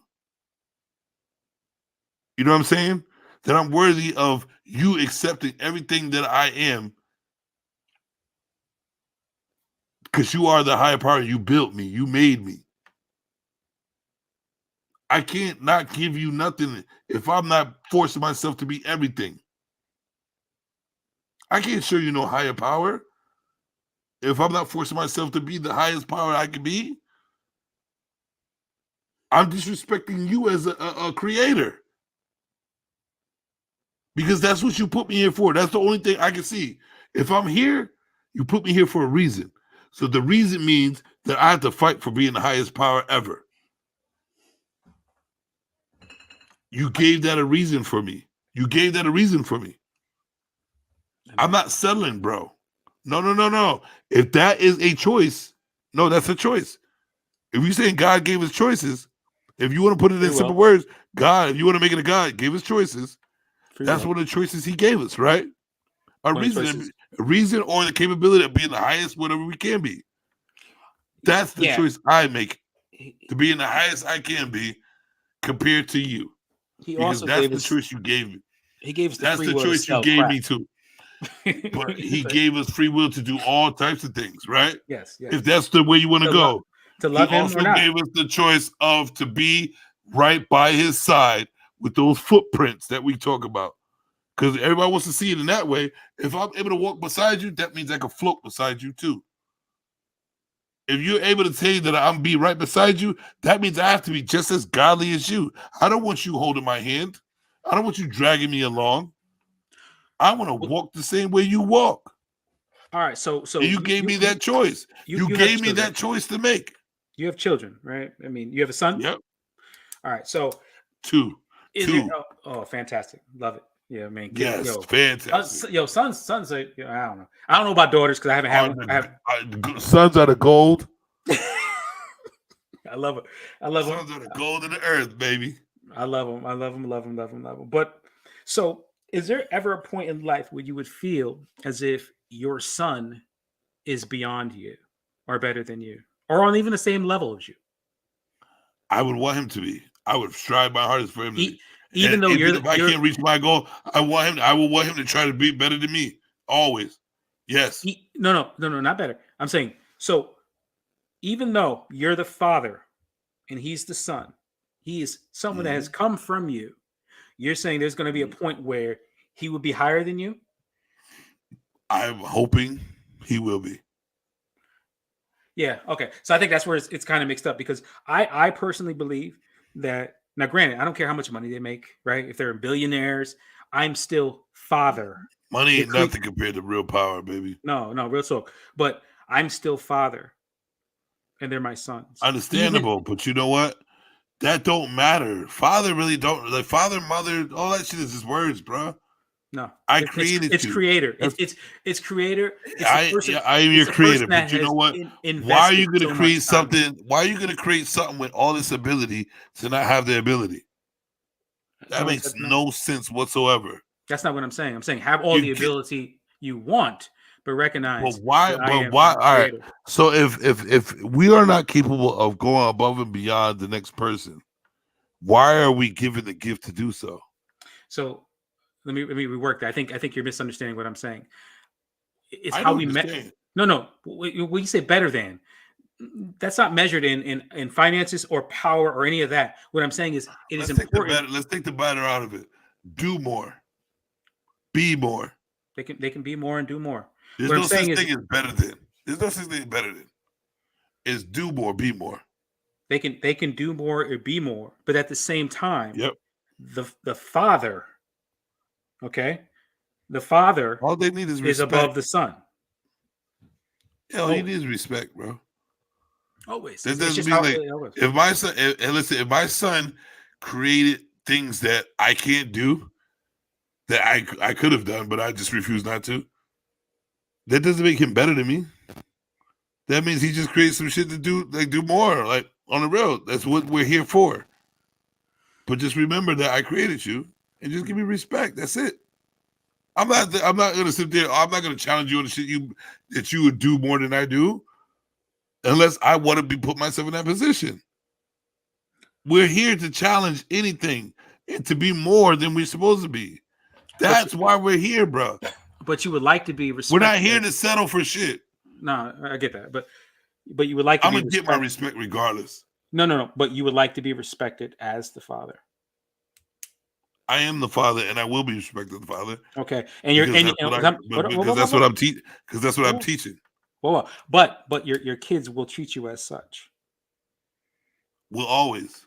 Okay, so please understand that the creator is the creator, and his kids should treat him as such. Always. Well, yeah. Until we, yeah. Always. That's all.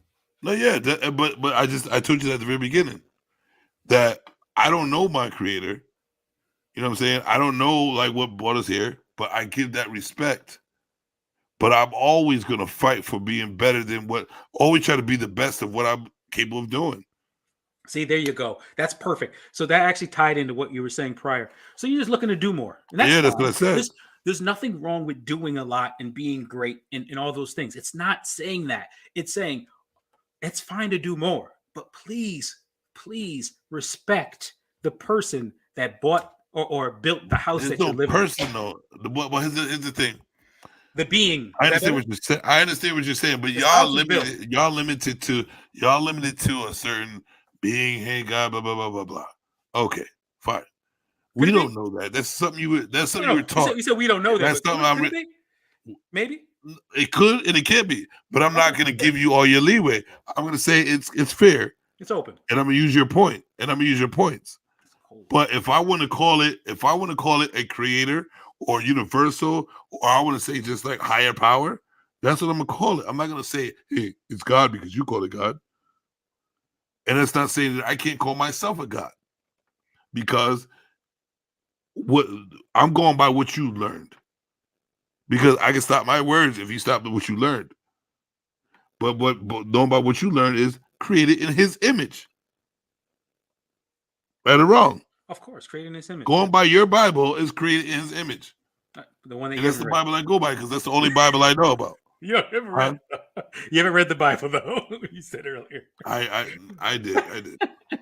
Not the whole Bible. A little bit. But created in His image. I took the best points out of it.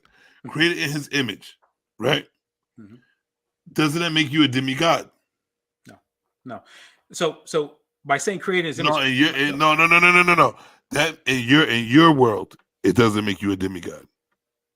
Because that's what you said. You just said no. That's what you think. In my world, I'm as much as I want to be because I've proven it. I can go beyond levels and I've proven it. I can read minds because I've proven it. I can control bodies because I've proven it. I've done everything that you call a god. I've proven it. Well, that's the case. Why nobody can tell me shit. Yeah. Listen, as The far only as thing I can't do yet is walk on water. But I can swim. So yeah. So you could do the same, bro. No, see, you know what? You can. You do it every day. You just don't believe that you can. You do the same shit every day, and that's what I'm saying. You do it, bro, and you're probably better at it than I am. You just don't see you doing it because that's just your normal life. That's what you do. I like to critique and see the details of everything I do. You do it already. Your life proves it. You have a happy life. You're doing your thing because that's the life you built. You are doing that, bro. You be like, hey, give me a life and then do it. No, you built that shit yourself. You created everything you're doing right now. And if you want, perfect example, do you know when your wife's about to get sick? Do you know when your wife is happy or sad or happy? You know this shit, right? You can read her. Of course. Can you read your wife? Okay. I can read people's emotions, mannerisms. Yeah, it definitely is. Well, people don't understand. It's a gift. That's another being that you're able to read before they're able to tell you that what's going on. You can go to her and be like, "Are you all right?" And I'm like, "Damn, how'd you know?" Because that's what we are. Now imagine bringing that to the highest level. Before they get sick, I know it's coming. That's what I'm saying. We are capable of doing this. The only reason why we don't is because all this society shit that you already saw that chopped up. I can't hear you. I saw your eye change, so I had to stop because I did a pause. Okay, yeah, I was like, I can hear you. Yeah. So all the shit that we're doing, we don't appreciate nothing that we're doing. And that's what society makes you do. Not appreciate your accomplishments. And appreciate because they don't want you to feel that higher power. They don't want you to be higher. They don't want you to feel what you're capable of doing. That's the whole point, bro. Perfect word to me that I always use, ignorance is bliss. Do you like that word? Do you like that phrase? Ignorance is bliss. I mean, that's going against everything I am. So, no. Right. Ignorance is far from bliss. But you know what? If you go through, if you think about ignorance is bliss, think about movies. Think about an imagination. Think about what you see, the manipulation. How would you even know the color red is red if who made it red, bruh? How do we know it's red? Yeah. How do we know the sky is blue? As you know that we can manipulate our own minds and think that something until we really see it. If you really focus and think to something else, it's going to be that. That's how gifted we are, but we don't know. We don't do that because we're set in this simple level of this is the way you're supposed to live your life. And we stay on that simple structure. I refuse. If you're going to give me the knowledge of knowing that I can manipulate this or create that, I'm going to go full force. If I can control a person, let me see how far I can go. If I can make the sky red, let me see how far I can go. If I can manipulate the power of water and make it move, let me see if I can do so. Have you? That's what I'm saying. I've done it. If I say so, you're not going to believe me anyway. Hey, It doesn't matter, right? I mean, if you say it, you just say it. When I was younger with the purest mind, I was able to do things. Mm. I never paid attention to it because I just thought it was imagination. Being an adult, going back into the things I've done, crazy. And now I'm trying to develop it to this day.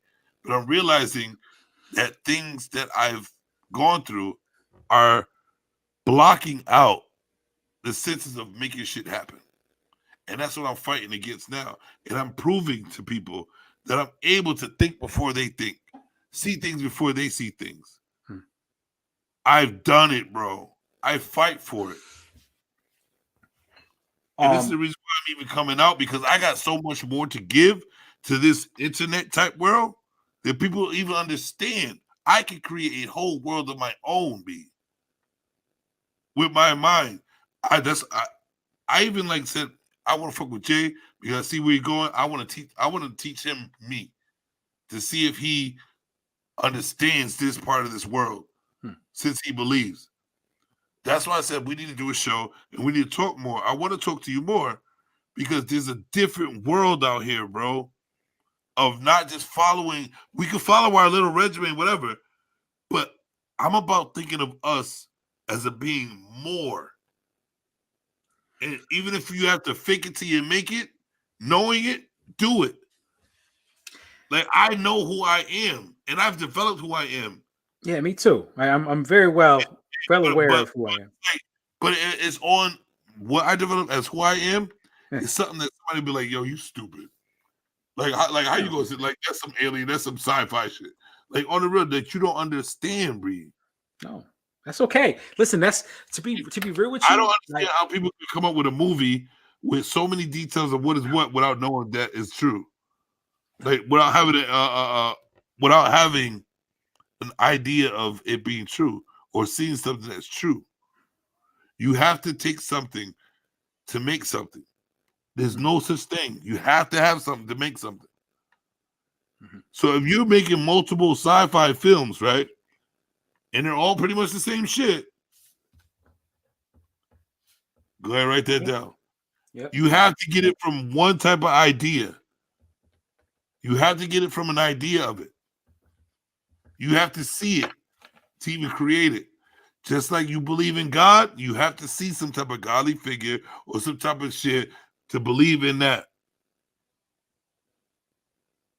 Just like a person be like, "Oh, God talks to me." If say somebody goes up to somebody like, "Oh, God talk to me," nobody gonna believe that shit. How the fuck did God talk to you? Well, he talks to me in my head. No, I don't believe it. Would you like? I mean, I can explain that real quick. What a That's lot of people sci-fi to me too. No. So what happens is, and you may have experienced something like this where your hand has been guided. I call it your hand being guided, where you find yourself, something's not right. Let me go ahead and check on that woman over there. She needs some help. All the time. But what I'm saying is that it might not be go to that woman and figure it out. I haven't gotten to that stage yet. Has someone? Maybe, not me. I haven't had those exact words. I've had situations where I had a woman that was suffering. She was sick. She had cancer, and I felt like I'm supposed to give money and just secretively give her an envelope. And you're like, I don't know why else. That's not me. That's not that. I'm sorry. Let me work that. That's not what I would typically do. I don't typically run and just give. Oh, almost dropped my glass. I don't typically run and just grab and help people out by giving money, especially at that stage, man. I was 2 young kids. I ain't had like that. If my wife knew, she'd have been like, "What?" I was like, I just felt like it had to happen. So what I'm saying is that when people say that God told me to, a lot of times I believe it's more of like God guided me to something that was, you can always tell because it's against what you're used to. You remember Pierre? Do you remember Pierre Bidor? Yeah, Mador. Good friend, brother, love him. You know, dude's killing it down south. But you know, when I started the whole podcast venture, I was like, yo, I'm a little nervous because my strength isn't speaking. Public speaking has never been my strength. That's crazy. Always been uncomfortable. That's crazy. Terrified. When you speak, that's crazy. Well, I appreciate it. You're so comfortable. You're so comfortable with it. It's crazy. But he was like, listen. He's like, Jay, realize that when you're doing something that isn't comfortable with you and you're doing well with it, realize it's God doing it. because this is anti-me. This is me being in an uncomfortable space. Like I spent entire time fumbling words and being like, I don't feel comfortable doing this. And then all of a sudden, say a friend coming up and say, yo, let's do a podcast, and having to like work it, and I'm feeling uncomfortable. And so all of a sudden, certain topics come up, and I'm like, this is what you need to do. I need you to let's work. You know what I mean? And just kind of work through that. Let me ask. Can I ask you a question? Sure, of course. Imagine. All right. Who is your biggest influencer? Is this recent or like all time? Is it like what do you mean? Oh, it doesn't matter. All time, recent, whatever. Who's the biggest influencer? I'm sorry. Somebody that if they said Celebrity? it, you'll believe it. Somebody that if they said it, you'll believe it. Oh. If they said it, I'll believe it. Oh my goodness gracious. Yeah, something like that. You know what? I know this dude. I know he's real to the core. I believe it. Wow, deep down, it probably my grandfather. My grandfather's always been a big time straight shooter. Never. Let's go that. So, say your grandfather, he developed some knowledge. It came out of nowhere, and he goes like this: "Hey Jay, do you understand that when someone says to you that there's God guiding you, there's really no such thing as you guiding yourself, and you blame it. You're trying to put it on a higher power because you don't believe in yourself. You don't believe in yourself as a God. You just try to, like, for you to even like acknowledge or go with it, you have to believe in a higher power and not yourself. That's why people do that." And he was like, "But to be honest with you, you are a God. It's just you don't know how to tap into your power to be so. So you have to believe in something else to move you forward. But if you really thought about it, and he gave you details and shit like that, you are the God that you're talking to. You are the God, because the only person that makes the action out of what you're doing is you. And the only person you're really talking to is yourself. Because if you really think about it and look at it, bro, the words are going into you. And then you're making the action happen. Like that's what I'm not articulate enough to explain how it is because I'm still learning. But all I do is feel. I go with my feeling. My feelings has always worked for me. Because I don't appreciate people's feelings really because they use it wrong. But the feeling about you, yourself, and your body and your shit, it's always been right for me. It's always been right for me. So my feeling as me talking to myself as a God, or talking to myself as a human being, or talking to myself in regardless, that's me being the God within myself, talking to myself like, hey, because you have a subconscious. You have another being in yourself. That's how I feel. Like somebody guiding you in yourself. And I don't want to sit there and keep calling it a God when I have never met you, but I've met me. I'm the one that's listening. I know I'm listening because I'm the one that heard it. Until I can reach to the point where I know for a motherfucking fact that there's a higher being above me, that's when I can say, okay, and I'm willing to do so. But until then, I have to put the blame and everything on me because I hear it. I hear the words that I'm praying for. I hear what I'm asking for. And we will be so, I think people will be so much stronger if they put themselves, I am talking to me. Guess what I just did? I said to me that I want more and I went and got it. But people are willing to be like, listen, I ain't shit until I ask God for something.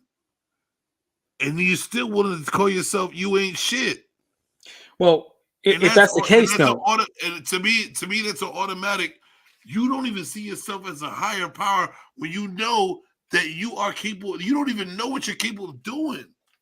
Yeah. You have a brain that don't know how it works. You have skin that don't know how it works. Why doesn't glue stick to your skin?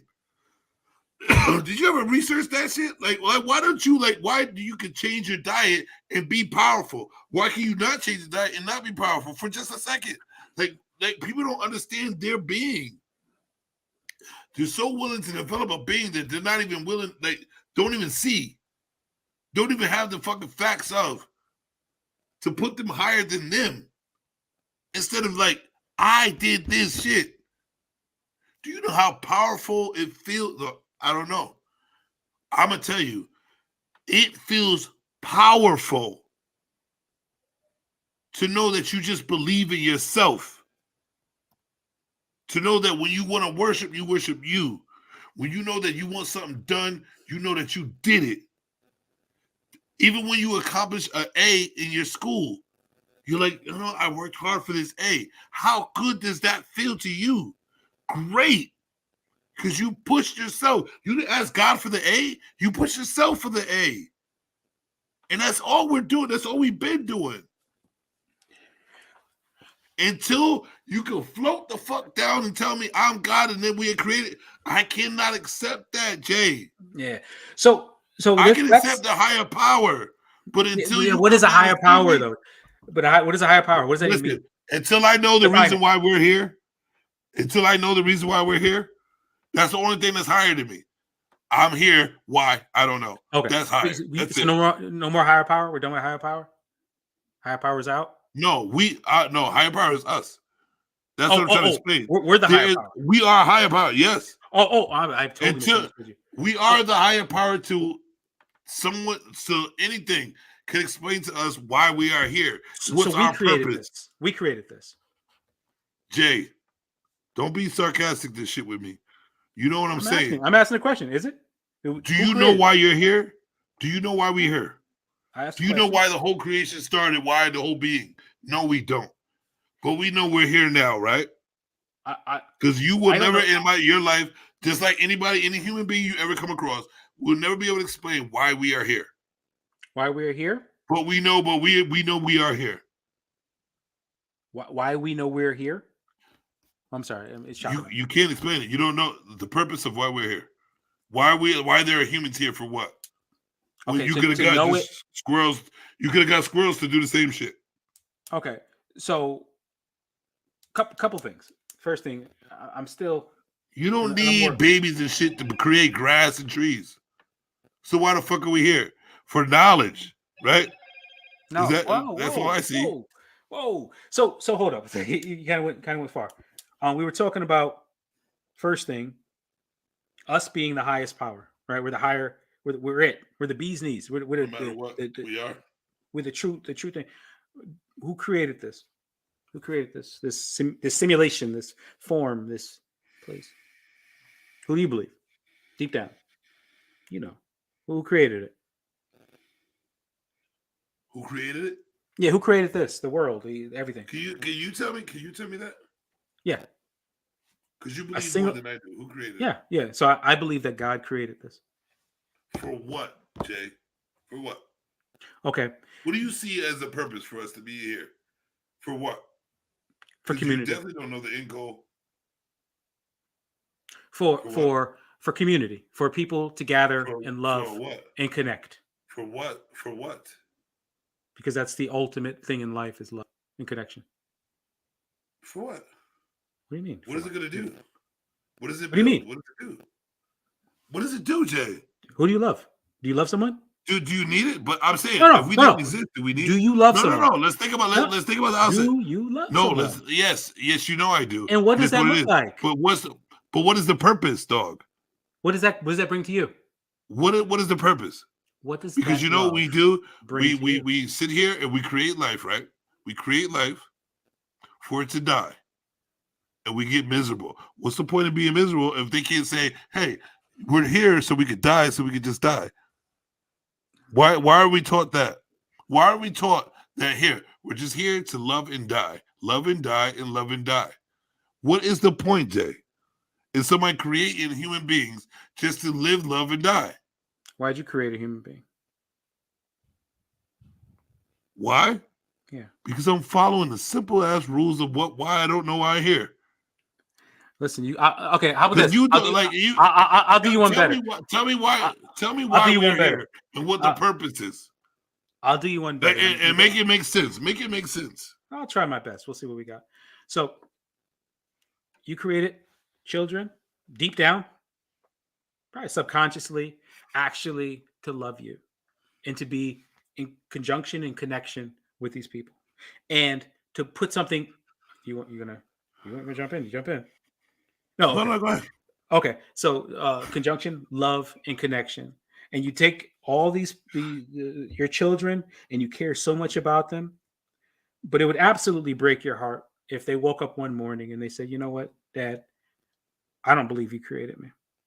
I don't think you had anything to do with me, and actually, I want nothing to do with you." And I believe, once again, I'm talking.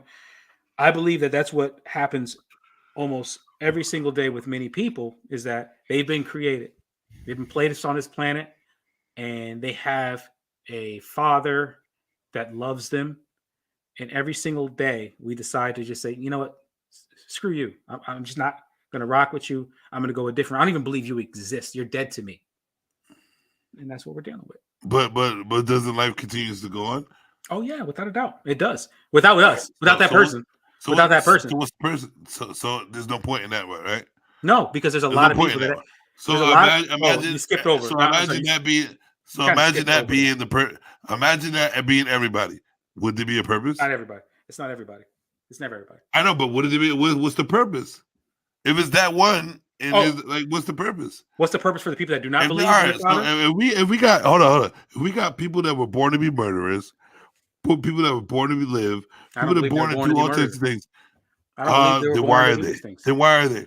If there's a higher power that has hold on. If there's a higher power that can control everything, right? And if y'all say he has control of everything.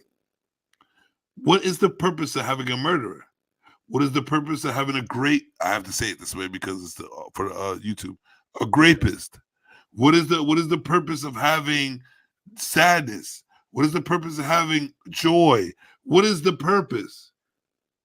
For what? When the whole end game is what, Jay? Die. So what is the purpose?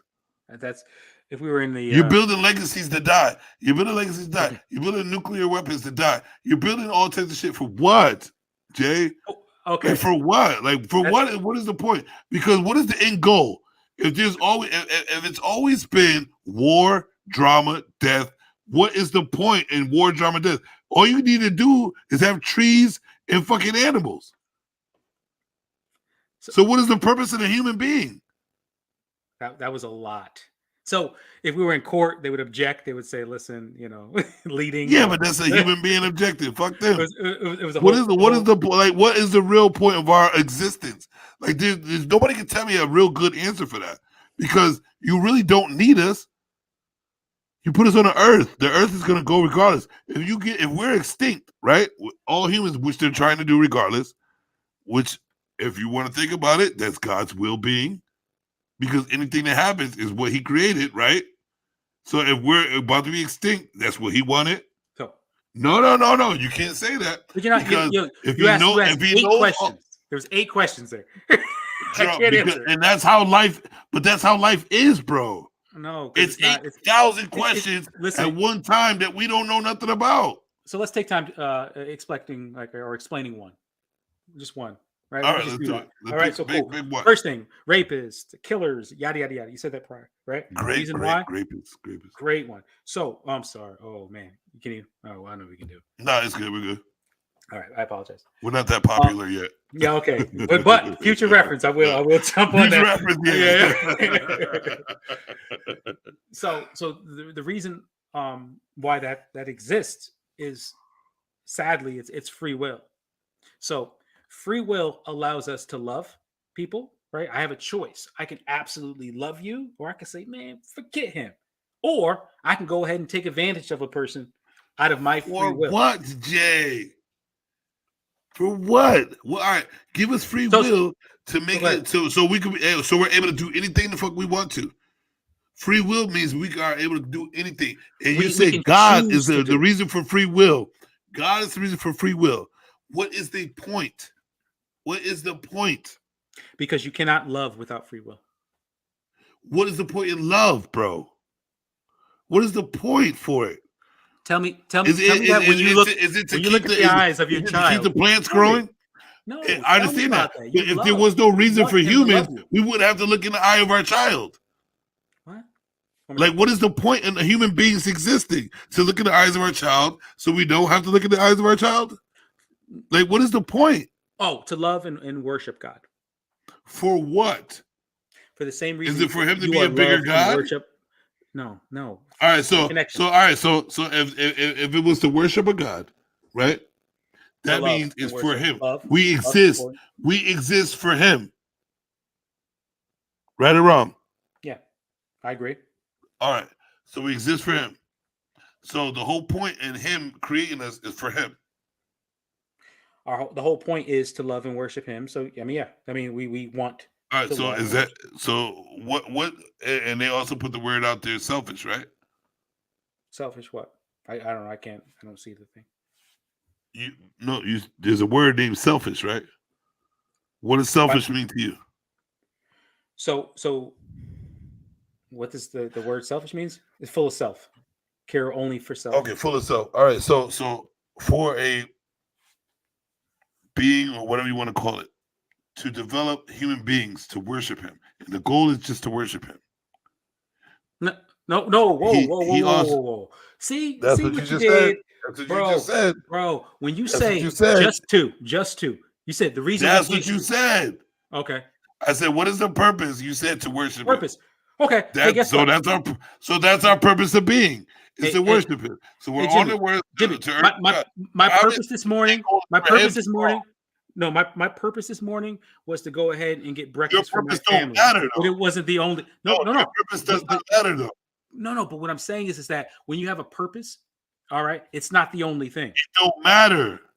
No. Okay. Because you worship a God that his purpose is for you to be here to worship him. So whatever your purpose don't matter unless you're worshiping him. Oh, that's just made up. You just right or wrong. Hey, guess what? My purpose was to get breakfast this morning, but also I happened to listen to a podcast, and also I talked to my wife and my brother. Which was my purpose? None of it. None of it, right? No. None of it. Even though my purpose was to do this. You need to be on your knees. You need to be on your knees worshiping God because that's what he wants. That's his purpose. See, my thing is this. That's what it is. No, but it's, you know what? I think what it boils down to is just understanding. If I say someone's, and this is just a rabbit hole, here we go. If I say your purpose, all right, that's the reason you came to the party. But if you so happen to, I came to the party. If I say, hey, why did you come to this party? Oh, I came here because I wanted to enjoy myself, right? Yeah. And just on the way while at that party, I got sick, got punched in the face, a whole bunch of other things happened. They weren't part of my purpose, but they are still things that have happened while I was at the party. So what I'm saying is that not to go to it, that would have never happened. I'm sorry? And if you chose not to go, that would have never happened. Either way, what I'm saying is that, and right now you're kind of dancing with that whole straw man idea. The idea is it's not one singular thing. You could sit there and say, yeah, granted, we're here to go ahead and my kids, their purpose, their original origin was an expression of the love of my wife. But is that all they are? Well, that's crazy talk. What does it matter to a God, though? Yeah, but see, your love for your wife don't matter for God. I can't listen. Because I can't talk about B, C, and D if we can't get past A. If you can't understand the fact that you already said A, but you said A. But you don't understand if you don't get it. But no, A was that you're here to worship God, right or wrong. So fuck what else you doing. It don't matter as long as you're worshiping Him, right? So if our purpose is to worship God, we shouldn't do nothing else besides sit there and be on our knees worshiping Him so He can be a bigger person. No, I do. Right or wrong? Listen, that's like saying the only reason. Listen, if I'm going to the party, I'm going by your words, bro. No, but you're I'm not going by your words, not mine. You but said the reason why we're here is to it's worship important God. to go ahead and stand in a place of actually like listen to what's going on. If you're going to a party and I said, hey, my only purpose is this. If something steers you away from that or anything outside, it doesn't affect the fact that you're here enjoying yourself. Like, yeah, but here's the thing. But you're only partying because God put that in your place. Like everything you do is because He wanted you to do it. No. So obviously He wanted you to party. Like He wanted you to get shot. Also, is everything I He wanted you to fucking multiple questions. If is everything I do because God wanted me to do it? Not at all. No. Yep. Okay, look at some of the crazy stuff I've done. I'm sure He didn't want me to do it. Yep. Because it's scaring me. It's scaring me. Part of it. No. Do you think God is as good as He is evil? So I do not even because He built evil. I can't even. The hardest part is that like we're talking about like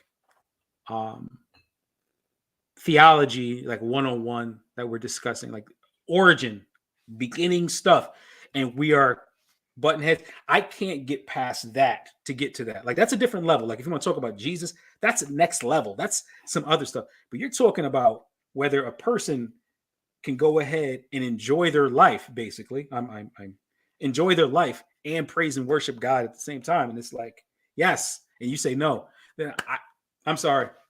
All right. So let me ask you a question. Yes. Can a person take the knowledge that which is brought to him, which you are able to? Knowledge brought to him from.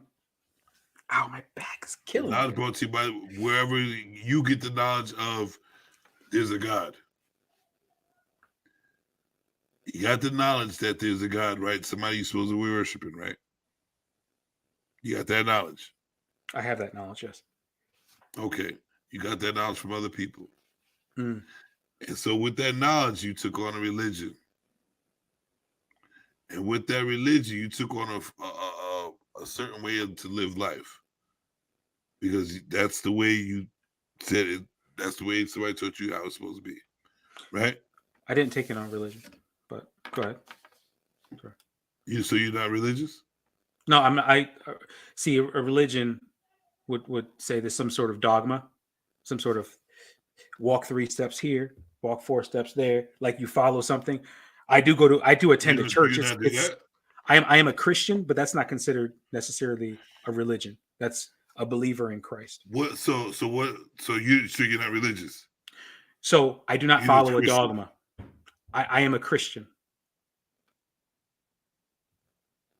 So if you sat there and said, "I have to do," no, I'm learning something. No. So religion is not.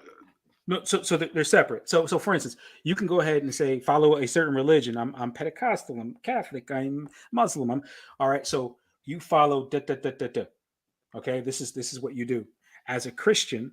All right, it's not about being religious. It's more of a connection. It's more of a relationship with Christ, understanding what Christ is and what He has been, and understanding that there's a difference. So what's religion? So religion, like I said before, it's usually specific. It's a sect. It's a dogma. It's a like the ones I named off of. I follow Scientology. Okay, so we do this on this day. We live like that. You know, my focus. So let me dial that back. So you could sit there and say, all right, am I religious? Not from the traditional sense, but I do follow Christ. I am a believer in Christ. So yeah. All right. So right here it says, religion, the belief in and worship of a superhuman controlling power, especially a personal God or gods. Now, let me read that slowly to you.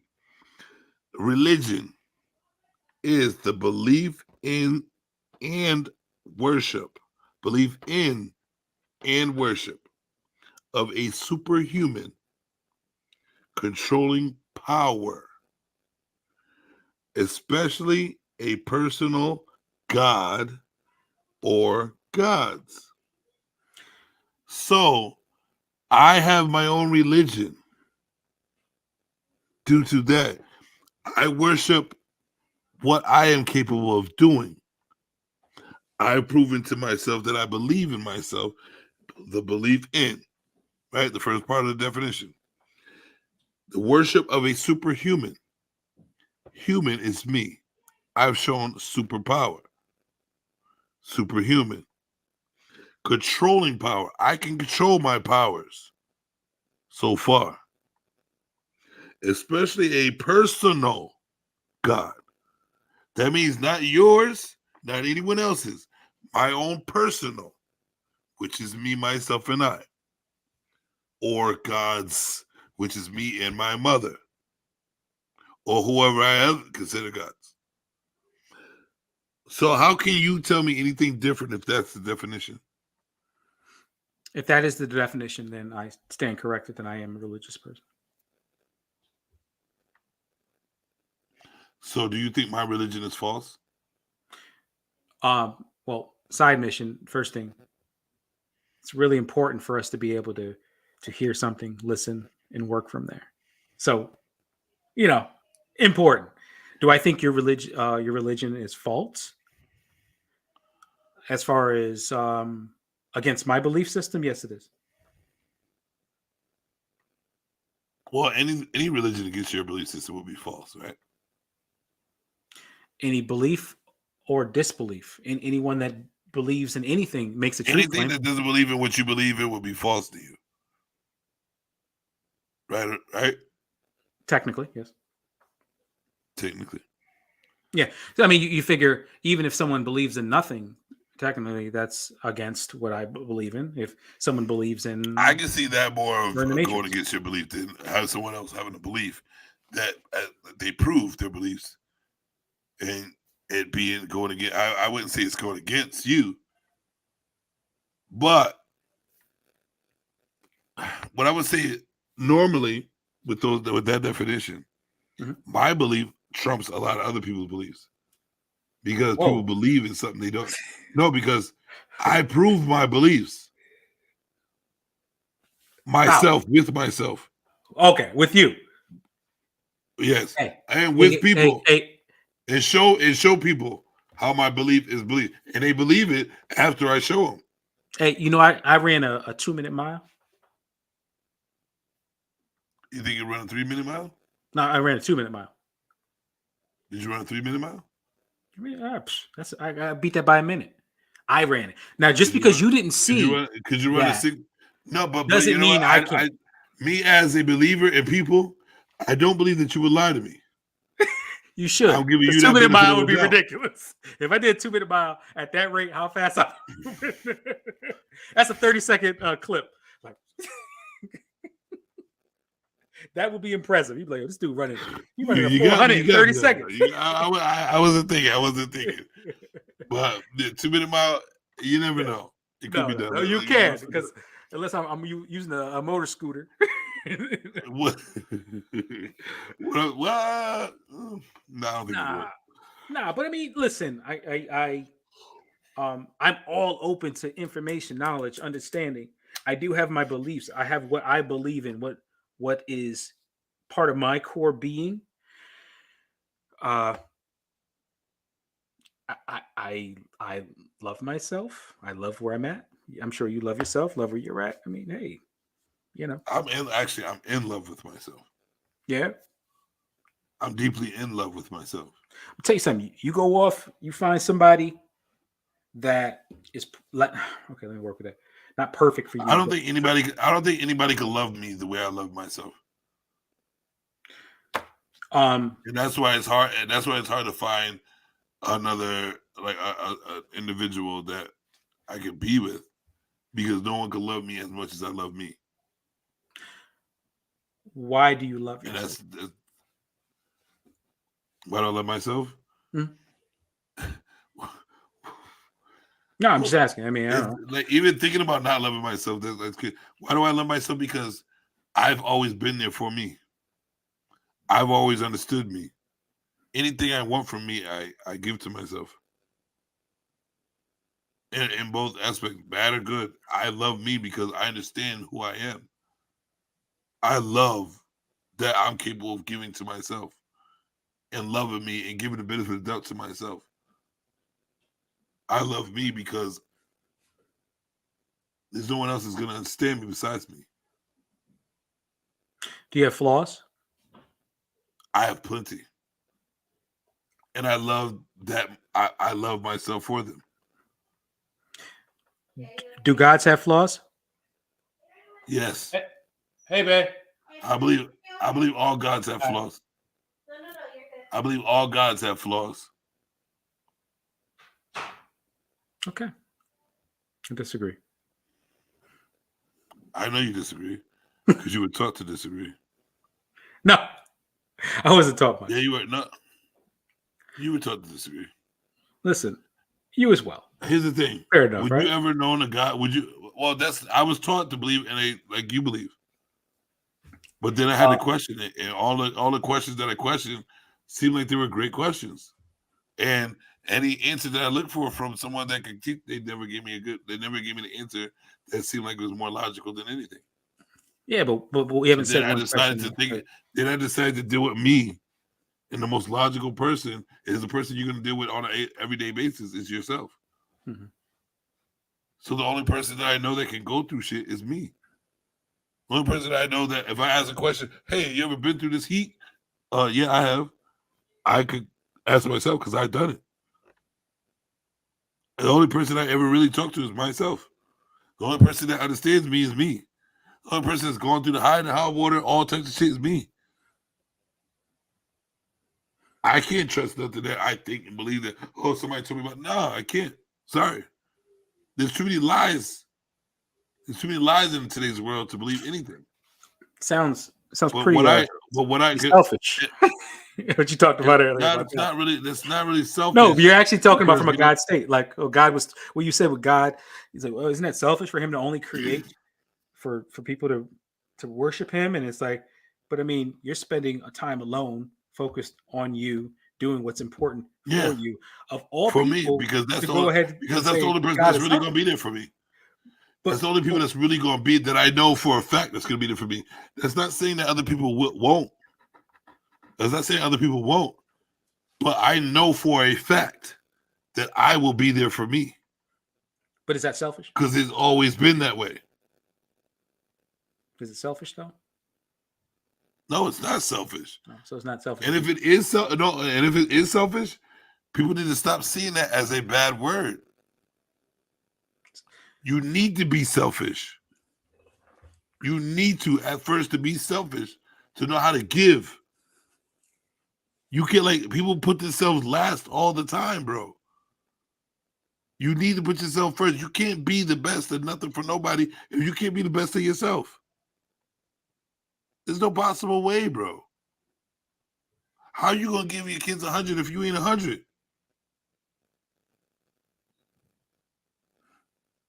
How are you going to be able to take care of your kids if you don't take care of you? Of course. Definitely. You got to take care of yourself. How are you not going to feel the confidence of being able to take care of your kids if you ain't confident within yourself? It all comes down to you regardless. It all comes down to you. And if you don't feel yourself as the highest power ever, you cannot give the highest power to anybody. I feel like it comes down to you, but also it comes down to you and what you provide. So, for instance, if you don't do you, you can't provide, my bro. If you don't do nothing for you, you can't provide, bro. Define do for you. We can all say we can do this and that, but until we are able to do so, just like this, you're not able to pay a bill till you get a job for yourself and do for yourself for you to pay that bill, right? You can just be like, hey, I'm here to pay your bills. You have to do you for you to pay the bill. You cannot. Yes, you please. Cannot give. Sorry. You cannot give love unless you put yourself to the ring of knowing love to give love. You can't do shit without getting you first. How are you going to give love if you don't know what love is? You have to put yourself through love for you to know what love is, to give love. It's all about you, bro. Man, I couldn't disagree more.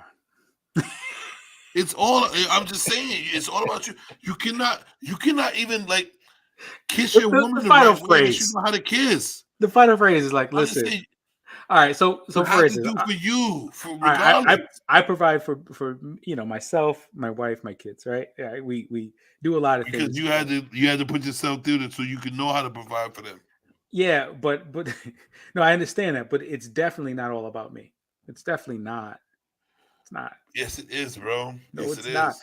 It's not. It's about. Yo, I'm sorry. It's the about. more you feel confident in yourself, the more everybody else matters. No, The more you are confident and knowing that you could do for your kids, the more they matter. That sounds You like matter so that you that sounds matter like a the most, so multi-billionaire. everybody else that you care about can matter.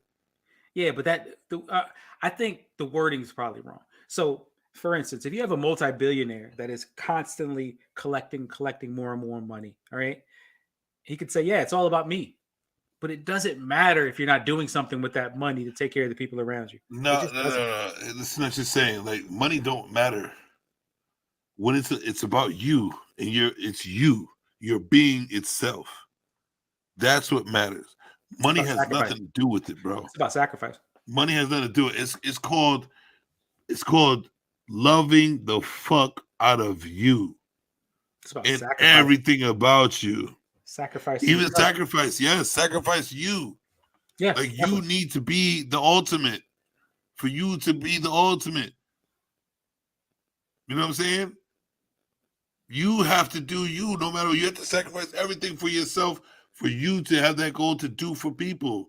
If you are a person that needs to do for, and your goal is to do for people, how dare you be nothing and try to give for people? I don't give two shits about myself, but you know what? I'm gonna give it to people. Give them what?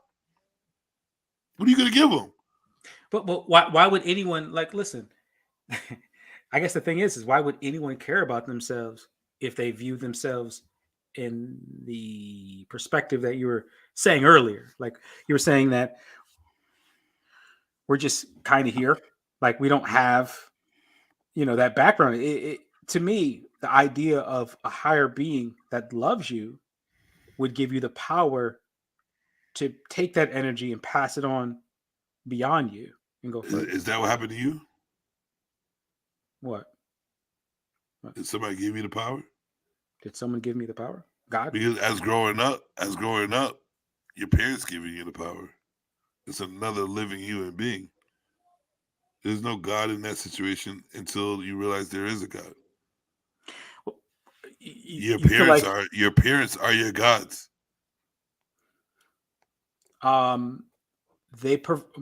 Everything you need in life, your parents give to you. Everything. And the only thing you do about it is cry. And they give you what they know they need to give you. And then they don't. And some don't. No, at some point. At some point they don't, right? It's no longer. It ends. Once you realize it, they don't. They let you decide on your own. But they did that for you. They built you to that level. So why don't you see your parents as gods? Because they didn't create the world. They created you. Exactly. That's why they're my parents. So are they your gods? No. God is God. And you say plural. Gods, no. I believe in one singular God, if you're wondering. And God's a creator, right? He's a creator. He created all things. All things. So he created your mother and your father. Correct. Or their mother, father, going down the cycle. Yeah, but still, nonetheless. Actually, you're my original. You are my brother. Yeah. Since you want to go by the Bible, Adam and Eve was the first people, right? Sure, we can do that. So that means that everybody's fucking their brothers and sisters until we created the whole world. Disgusting. I guess it all depends on how you read Genesis. It depends on whether you see it as it's not how you read it. It was two people. They fucked, created a baby. Put this in your head. Two people created, right? They have to have a baby. You have to build a world with just those 3 different people. Don't that sound really disgusting to you? So here's the thing that I struggle with. A couple things, right? Got to take things into context. Because the Bible speaks of 2 people, does that mean that there are only 2 people? It depends, and if you believe the Bible or not. So no. Now we're going. Hold on. Don't say that. This is just what I'm saying. You believe in the Bible, and the Bible's saying there's 2 people. So obviously you believe. So obviously there is only 2 people that started it because you believe in the Bible. Ready? So if I were to write a book, and I said Jimmy and Jason were in a room, does that mean? Why gotta be a Jason? Why gotta be a dude? No, Jimmy and Jason are in a room. Does that mean that only Jimmy and Jason are in the room? Or no, because you're the one who wrote it. Because you're the one that wrote it. All right. Say if my wife wrote Jimmy and Jason are in a room, does that mean? That means there's 4 people. Because now that's your wife. So now, even though there are people that were not mentioned, contradicts itself. No, I don't know if you're listening. The whole Bible contradicts itself. No. So let's keep going with this. So if I write or someone writes a story that 2 people are in the room, that does not mean necessarily that there's no one else in the room. That means there's 2 people that they're referencing. I ain't saying. I'm just saying. I don't know if that's what was going on. I'm just saying worth thinking about it. No, but is that worth thinking about? No. Is that worth thinking? Always, okay. Definitely. All right. It doesn't make sense. Anything that's brought up is definitely worth. Of course, Jay. Of course. Anything that's brought up is worth thinking about. You're better off with the snake. The snake would have been the better one you can go with. Who fucked the snake? Maybe you had to take the snake. No, the snake speaking would have been a tough one. I could have battled with that. And what I would say with the snake is that the snake can speak, though, right? So exactly. So that would have been the whole thing. So animals can talk. So that's the whole thing. It's like, hold up, are we speaking literal? Are we speaking literally? Or are we speaking story-wise? I don't know. I was sounds like a whole contradiction to me. It sounds like when Cinderella lost a shoe, it sounds like a bunch of Cinderella lost their shoes, Snow White needed a kiss, and a beanstalk fell from anywhere. That's what it sounds like. A bunch of fucking stories. Fair enough. Fairy tale stories. Fair enough. Because if you really think about it, there's no possible way, Jay, 2 people were developed. Let me grab one of your ribs and make another person. Okay. Where's your rib located? You make another. Where's your rib located? It don't matter where it's located. Where's it's your rib, right here. Okay. And we snatch that shit out and make another person. There's only one person. You reference a woman close to you and you hold her by your side. You're missing the picture, Jay. You think this is you're doing the afterwards. You're doing the afterwards. No, I'm doing the before. I'm doing it before because if there was Adam started first, right? Adam sitting around just keep playing with himself with nothing else to do. Oh, you need a woman in your life to create a world. So let me snatch a rib. That sounds extraterrestrial to me also. All right, so you build a woman out of that shit. Boom, a rib. A woman out of a rib. Chaos to me. From your side. From his side, that means she needs to be by his side the whole time. Became a piece she needs to be by his side the whole time. Let's put that aside. But she needs to be by his side because she was his side the whole time. Nothing else but by his side to hold him down. Let's put that aside, though. Now, there's 2 people. Nothing else in this world but clouds, land, and Adam and Eve. No other DNA. Who says that? That's the Bible. We just said it, though. We said just because 2 people are mentioned doesn't mean that they're not other people in the room. We just talked about that. All right. Thing, remember? But wait. But if the story is Adam, Eve were the beginning, that's what they said, right? In the beginning, they were. Is that the story that they were the first? That they were the first beings, right? So that's the story, Jay. There's no one else. We can't just because they said it, that's the story. Those are the beginning. Those are the 2 people. Hey, have you watched the movie Titanic? Have you watched the fucking bullshit in the Bible? No. Stop trying to make excuses for this shit, No, man. because I need you to be like to think outside the box. And if you're not willing to, that's okay. I am thinking outside. That's all I Okay. do is think outside the box. Okay. So what I'm saying is that just because the camera scope is focused on two individuals doesn't negate the fact that there may be other people. There may be other things. God didn't know that shit? So what? What does that mean? So Jesus didn't know that God didn't know that shit? Okay. So just because we're talking about these two individuals, right now we're talking about Jimmy and Jay on a podcast. We're talking, all right? It doesn't mean the whole world doesn't exist. It means, guess what? I'm talking about Jimmy and Jay on a podcast. It could be so much more going on there, but we're focused on two people. All right. But I'm not saying, listen, what I'm saying is this. I'm not saying that that's necessarily the case at all. What I'm saying is that if you were to go ahead and truly visit Genesis, early Genesis, there are some things that are just beyond natural belief. It could almost be poetic. Beyond believable. Poetic. Beyond believable. Like if I were to write a story a couple thousand years later and tell the story that was passed on, it may be a little like the heart. All right. So come on. So let's not let bullshit around. Let's not bullshit around. You obviously just explained that the Bible's full of shit. Not at all. Not at all. What I'm saying is the story of creation. The story of creation was it's full of shit. I mean, if that's what you believe, that's okay. That's fine with you. That's work with you. But I know, no, we got the facts right there. Do you is it not contradiction? No, it's not contradictory that's shit. Not the term. So all right. So all right. Does it say in the Bible that the first two people were Adam and Eve? Ever? I would have to read it and then go word for word, but okay. What I know is the first two people were Adam and Eve.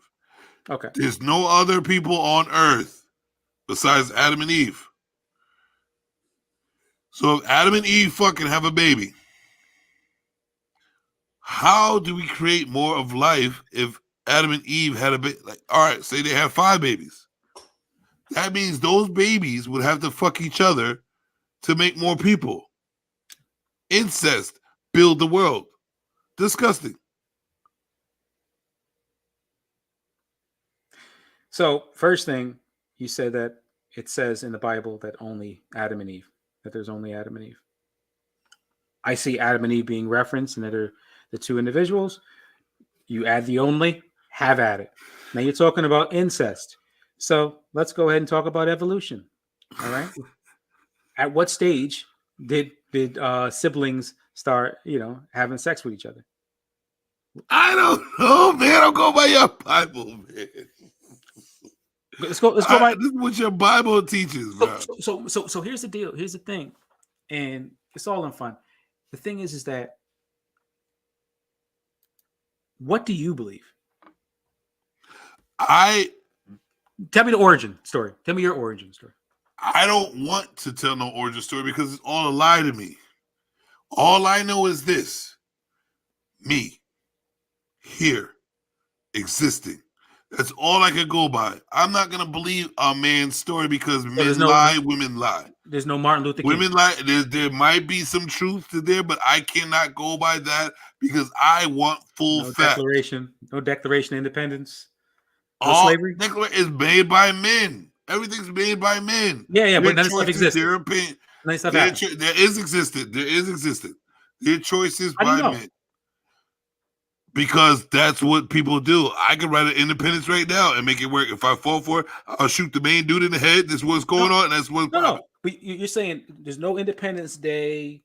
Hitler never rose to power. No, I didn't say that. I did not say that. What I'm saying is that all these things are things that happened before you. All you know is 1982. Right. No. All I know is what everybody's talking. So I know that it's full of shit. So no Malcolm X. So none of that stuff is no. Are you not listening to what I'm saying? I didn't say there's none of that. I said it's full of shit. Okay. So I said all this shit is full of shit. Okay, so what do you define that? What do you mean by that? that means there's no morals to any way this world was built. No real possible, like, the God. There's no godly, the way people see God, no godly morals of how this world was built. I wasn't talking about God. I'm In talking a about positive way. I'm talking about humans prior to 1982. But what we were talking about is people being made. You skipped all that, so all right, we're gonna skip all that. Because it kind of went weird when you say you don't believe in anything prior to you. You just know you. I don't listen. I don't. I believe that it happened because I know it happened. You know, whatever. I don't know it happened. It is what it is. All I know is me now and what I want to believe now. Because for 40 years is what I could take. That's it. On my beliefs. Or what I've developed to believe is 40 years of shit. And what I'm taking out of my 40 years is what I develop.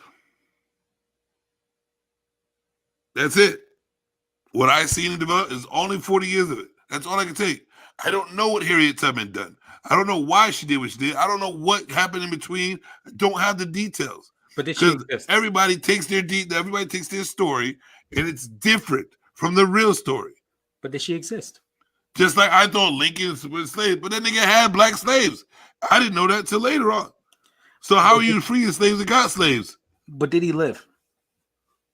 It don't matter, B. No, but it's an honest question. I mean, what I'm doing is setting you up. He did live. He did live. You're not setting me up at all. No. What you're doing is setting you up. No, I'm not set up because I'm pretty comfortable with myself.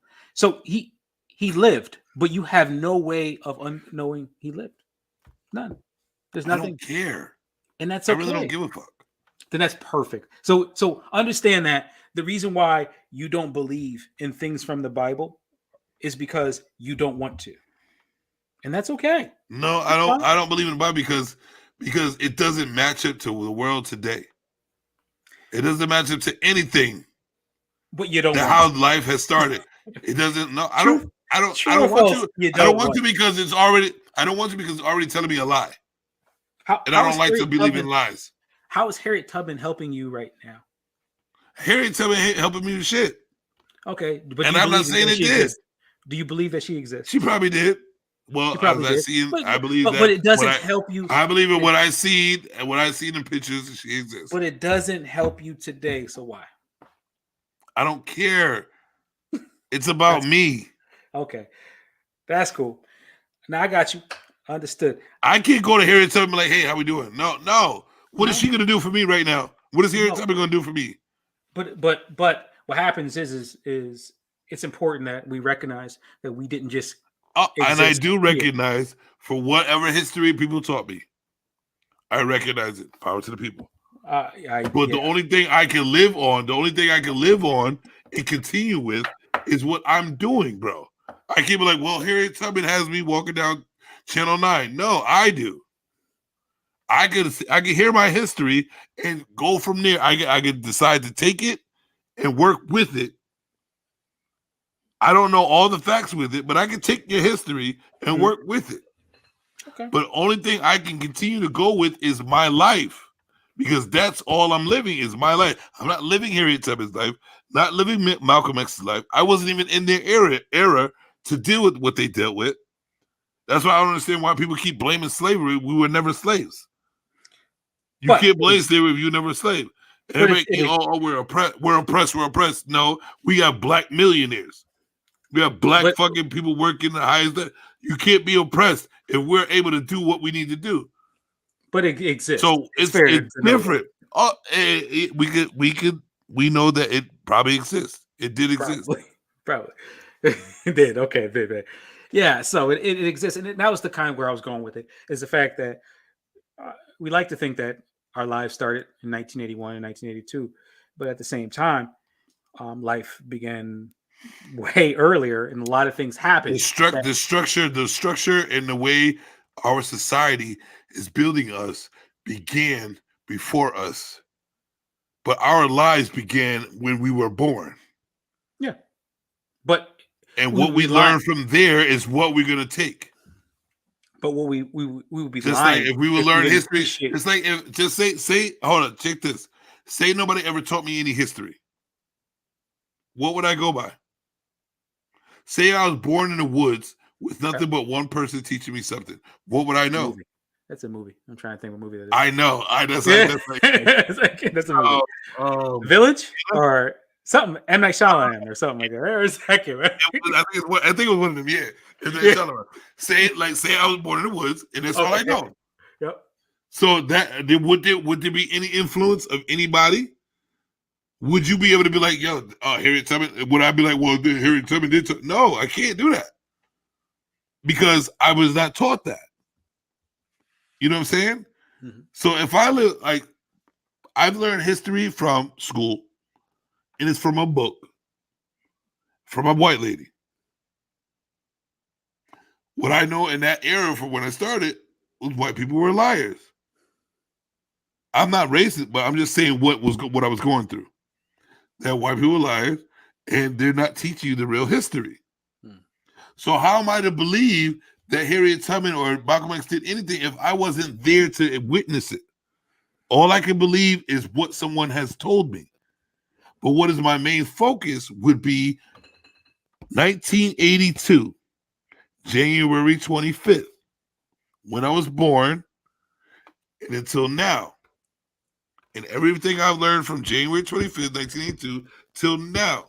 Yes, I can be taught a history, but what if there was the smallest thing that was the biggest thing that I didn't understand about our history that someone's not telling us? Just like the belief in, like, who wrote the Bible, if there was a Jesus, blah, blah, blah. You don't know because you wasn't there. Just like they be like, oh, the guy landed on the moon.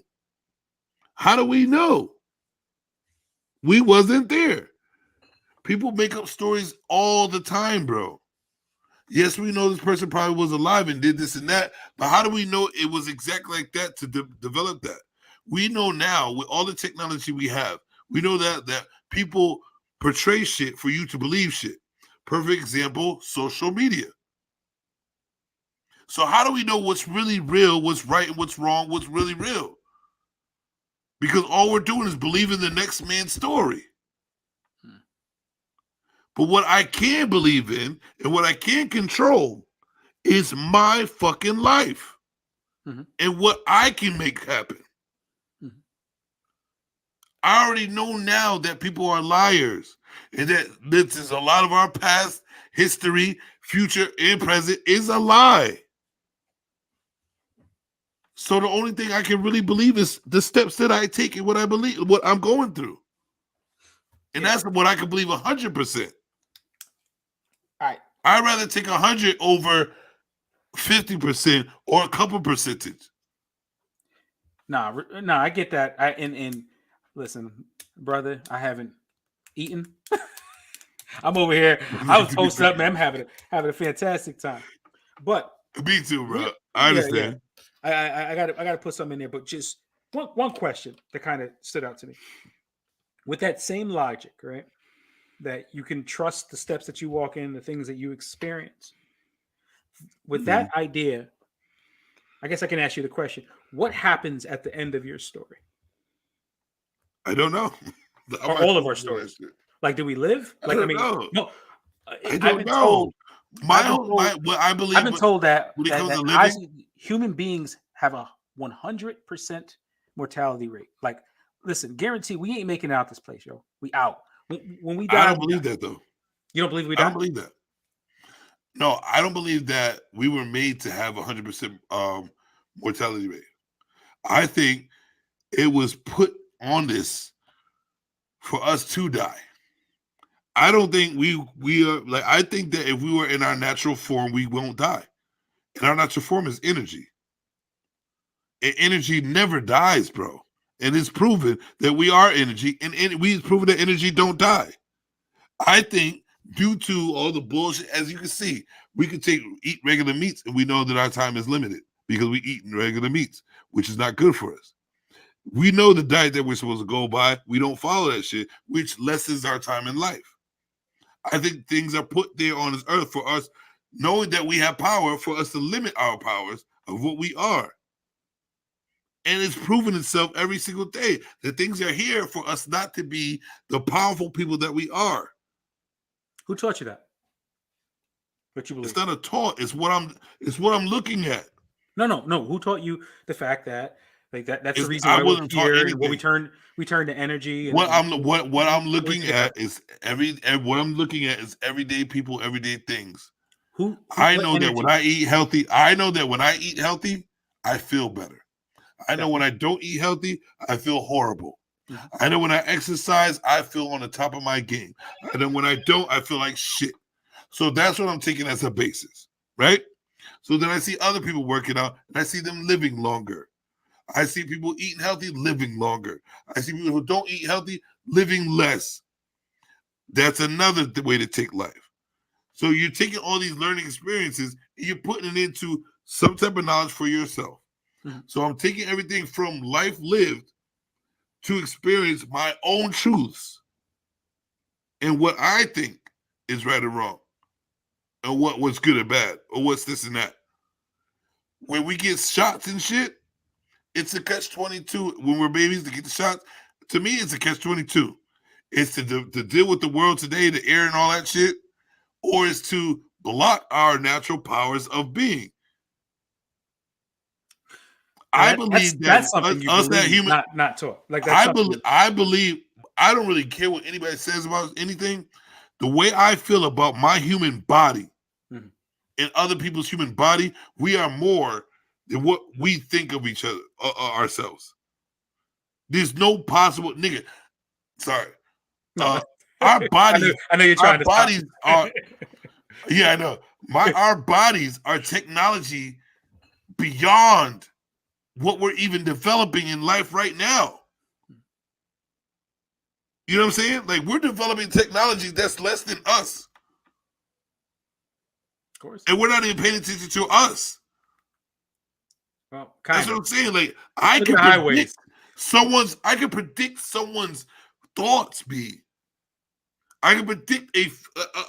someone's ways. That's beyond the technology that we're even using right now. Actually, it is the technology. Your AI in your phone, due to what you're putting there, predicts what you're going to do next. We've been doing that and not paying attention to that on a daily basis. That's what I'm trying to say. Like, people see themselves so low, even when they think they're high. Good shit. Take that high and go so high, it's ridiculous, man. Stop thinking of us just like, oh, we're just put here because God says we just follow the gods. Put yourself as at a level like I can do anything and prove it. Fight for the proof. Because there is no limit. How can a fucking child that's never been taught to play the piano play a perfect Mozart? I've seen it. Because we're intelligent on some other level. On some whole different level. And we're not even paying attention to our intelligence, B. We are the aliens. We are capable of doing anything, B. I watched a dude do a backflip with a fucking $400 dumbbell, B. What the fuck? Like, what you don't understand, Bruce Lee, the people that they kill are the ones that are ahead of the game. Bruce Lee was the perfect example. A man like that was developing shit that nobody could do. A dude that can't do it, why wouldn't you get rid of somebody like that if you're in control? I wouldn't want nobody to take over me. But I'm the type of dude, I'm not going to kill you. I'm going to see what you're capable so I can get it. I'm going to learn from you.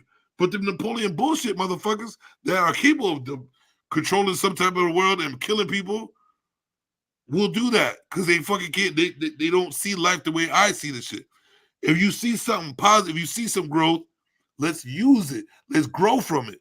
Let's not be no Napoleon and be like, oh, you're better than me, so you got to go. And you see that happening every single day.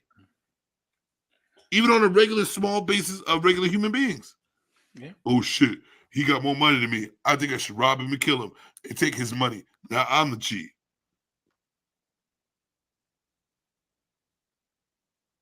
It happens on the smallest level. Imagine the highest level. I want to find the inner being of everything about me, B. Before I can go worshiping anybody, I need to worship what I'm capable of doing. and then I'll give all praise to whoever created me. I'm willing to bow the fuck down. When is that? But let me find out what power I got right now. When will you be done worshiping? I'm still doing I'm it. sorry, stage. I'm still doing it. But I mean, like, do you plan on doing that at 60, 70, 80, 90, 100? Like when? Doing what? No, as far as you said, the idea of first trying to figure out as much as you can do yourself. Like, I'm always gonna figure out what I'm doing, no matter what age it is. So you don't go out and say, oh, I'll go ahead and worship somebody once I reach the stage, because that stage will never be met, right? No, I don't. It doesn't matter. Right. That part don't matter to me until I'm able to maneuver. If it don't happen, it don't happen. It is what it is. So what I'm saying is like the whole point is to find a. Why do I have to be forced to worship something? Why can't I worship me? You know what I'm saying? So it's no point of ending the it's coming to that point where I gotta worship somebody. That is just if it does happen. I don't give a fuck about that. It's about worshiping me, my highest power. Because it's selfish. I know that there's a higher power, but that's all I'm gonna take is I know. But I'm going to worship me, and I'm trying to develop my higher power, regardless. I understand that I was created by I don't know what. But since I was, and nobody's willing to come down and talk to me about who you are, what it is, or whatever it may be, I'm here all myself to develop who I am. And that's exactly what I'm going to do.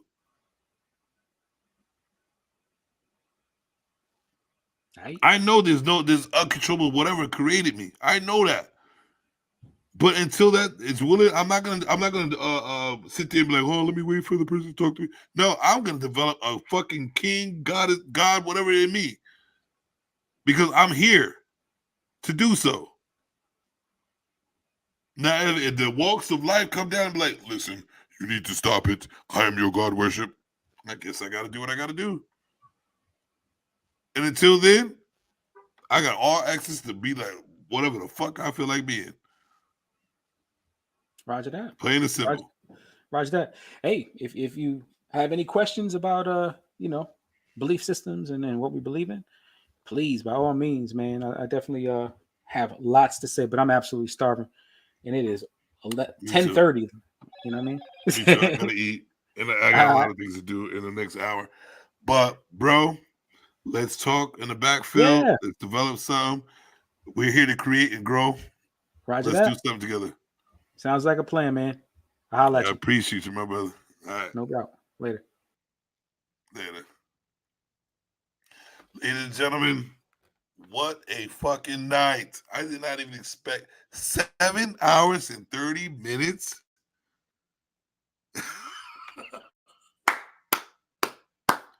That's good talking, man. That's good conversation right there. And it didn't end.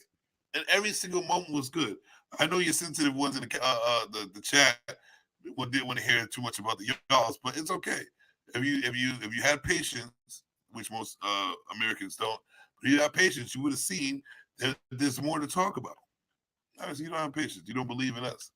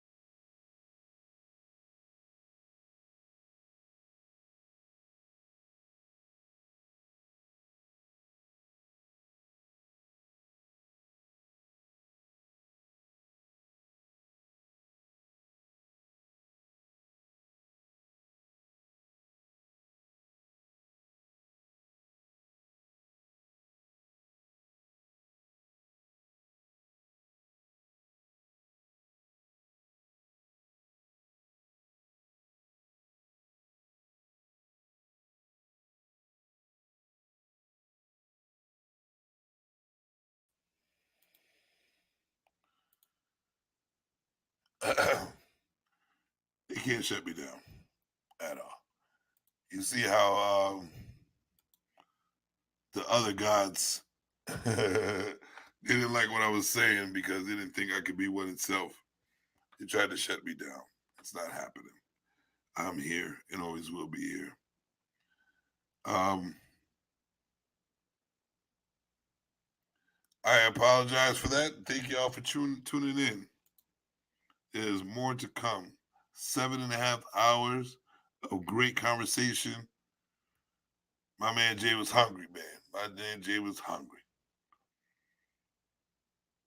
And I'm gonna hit it with the JS. I'm gonna hit it with the JS interlude. Thank y'all.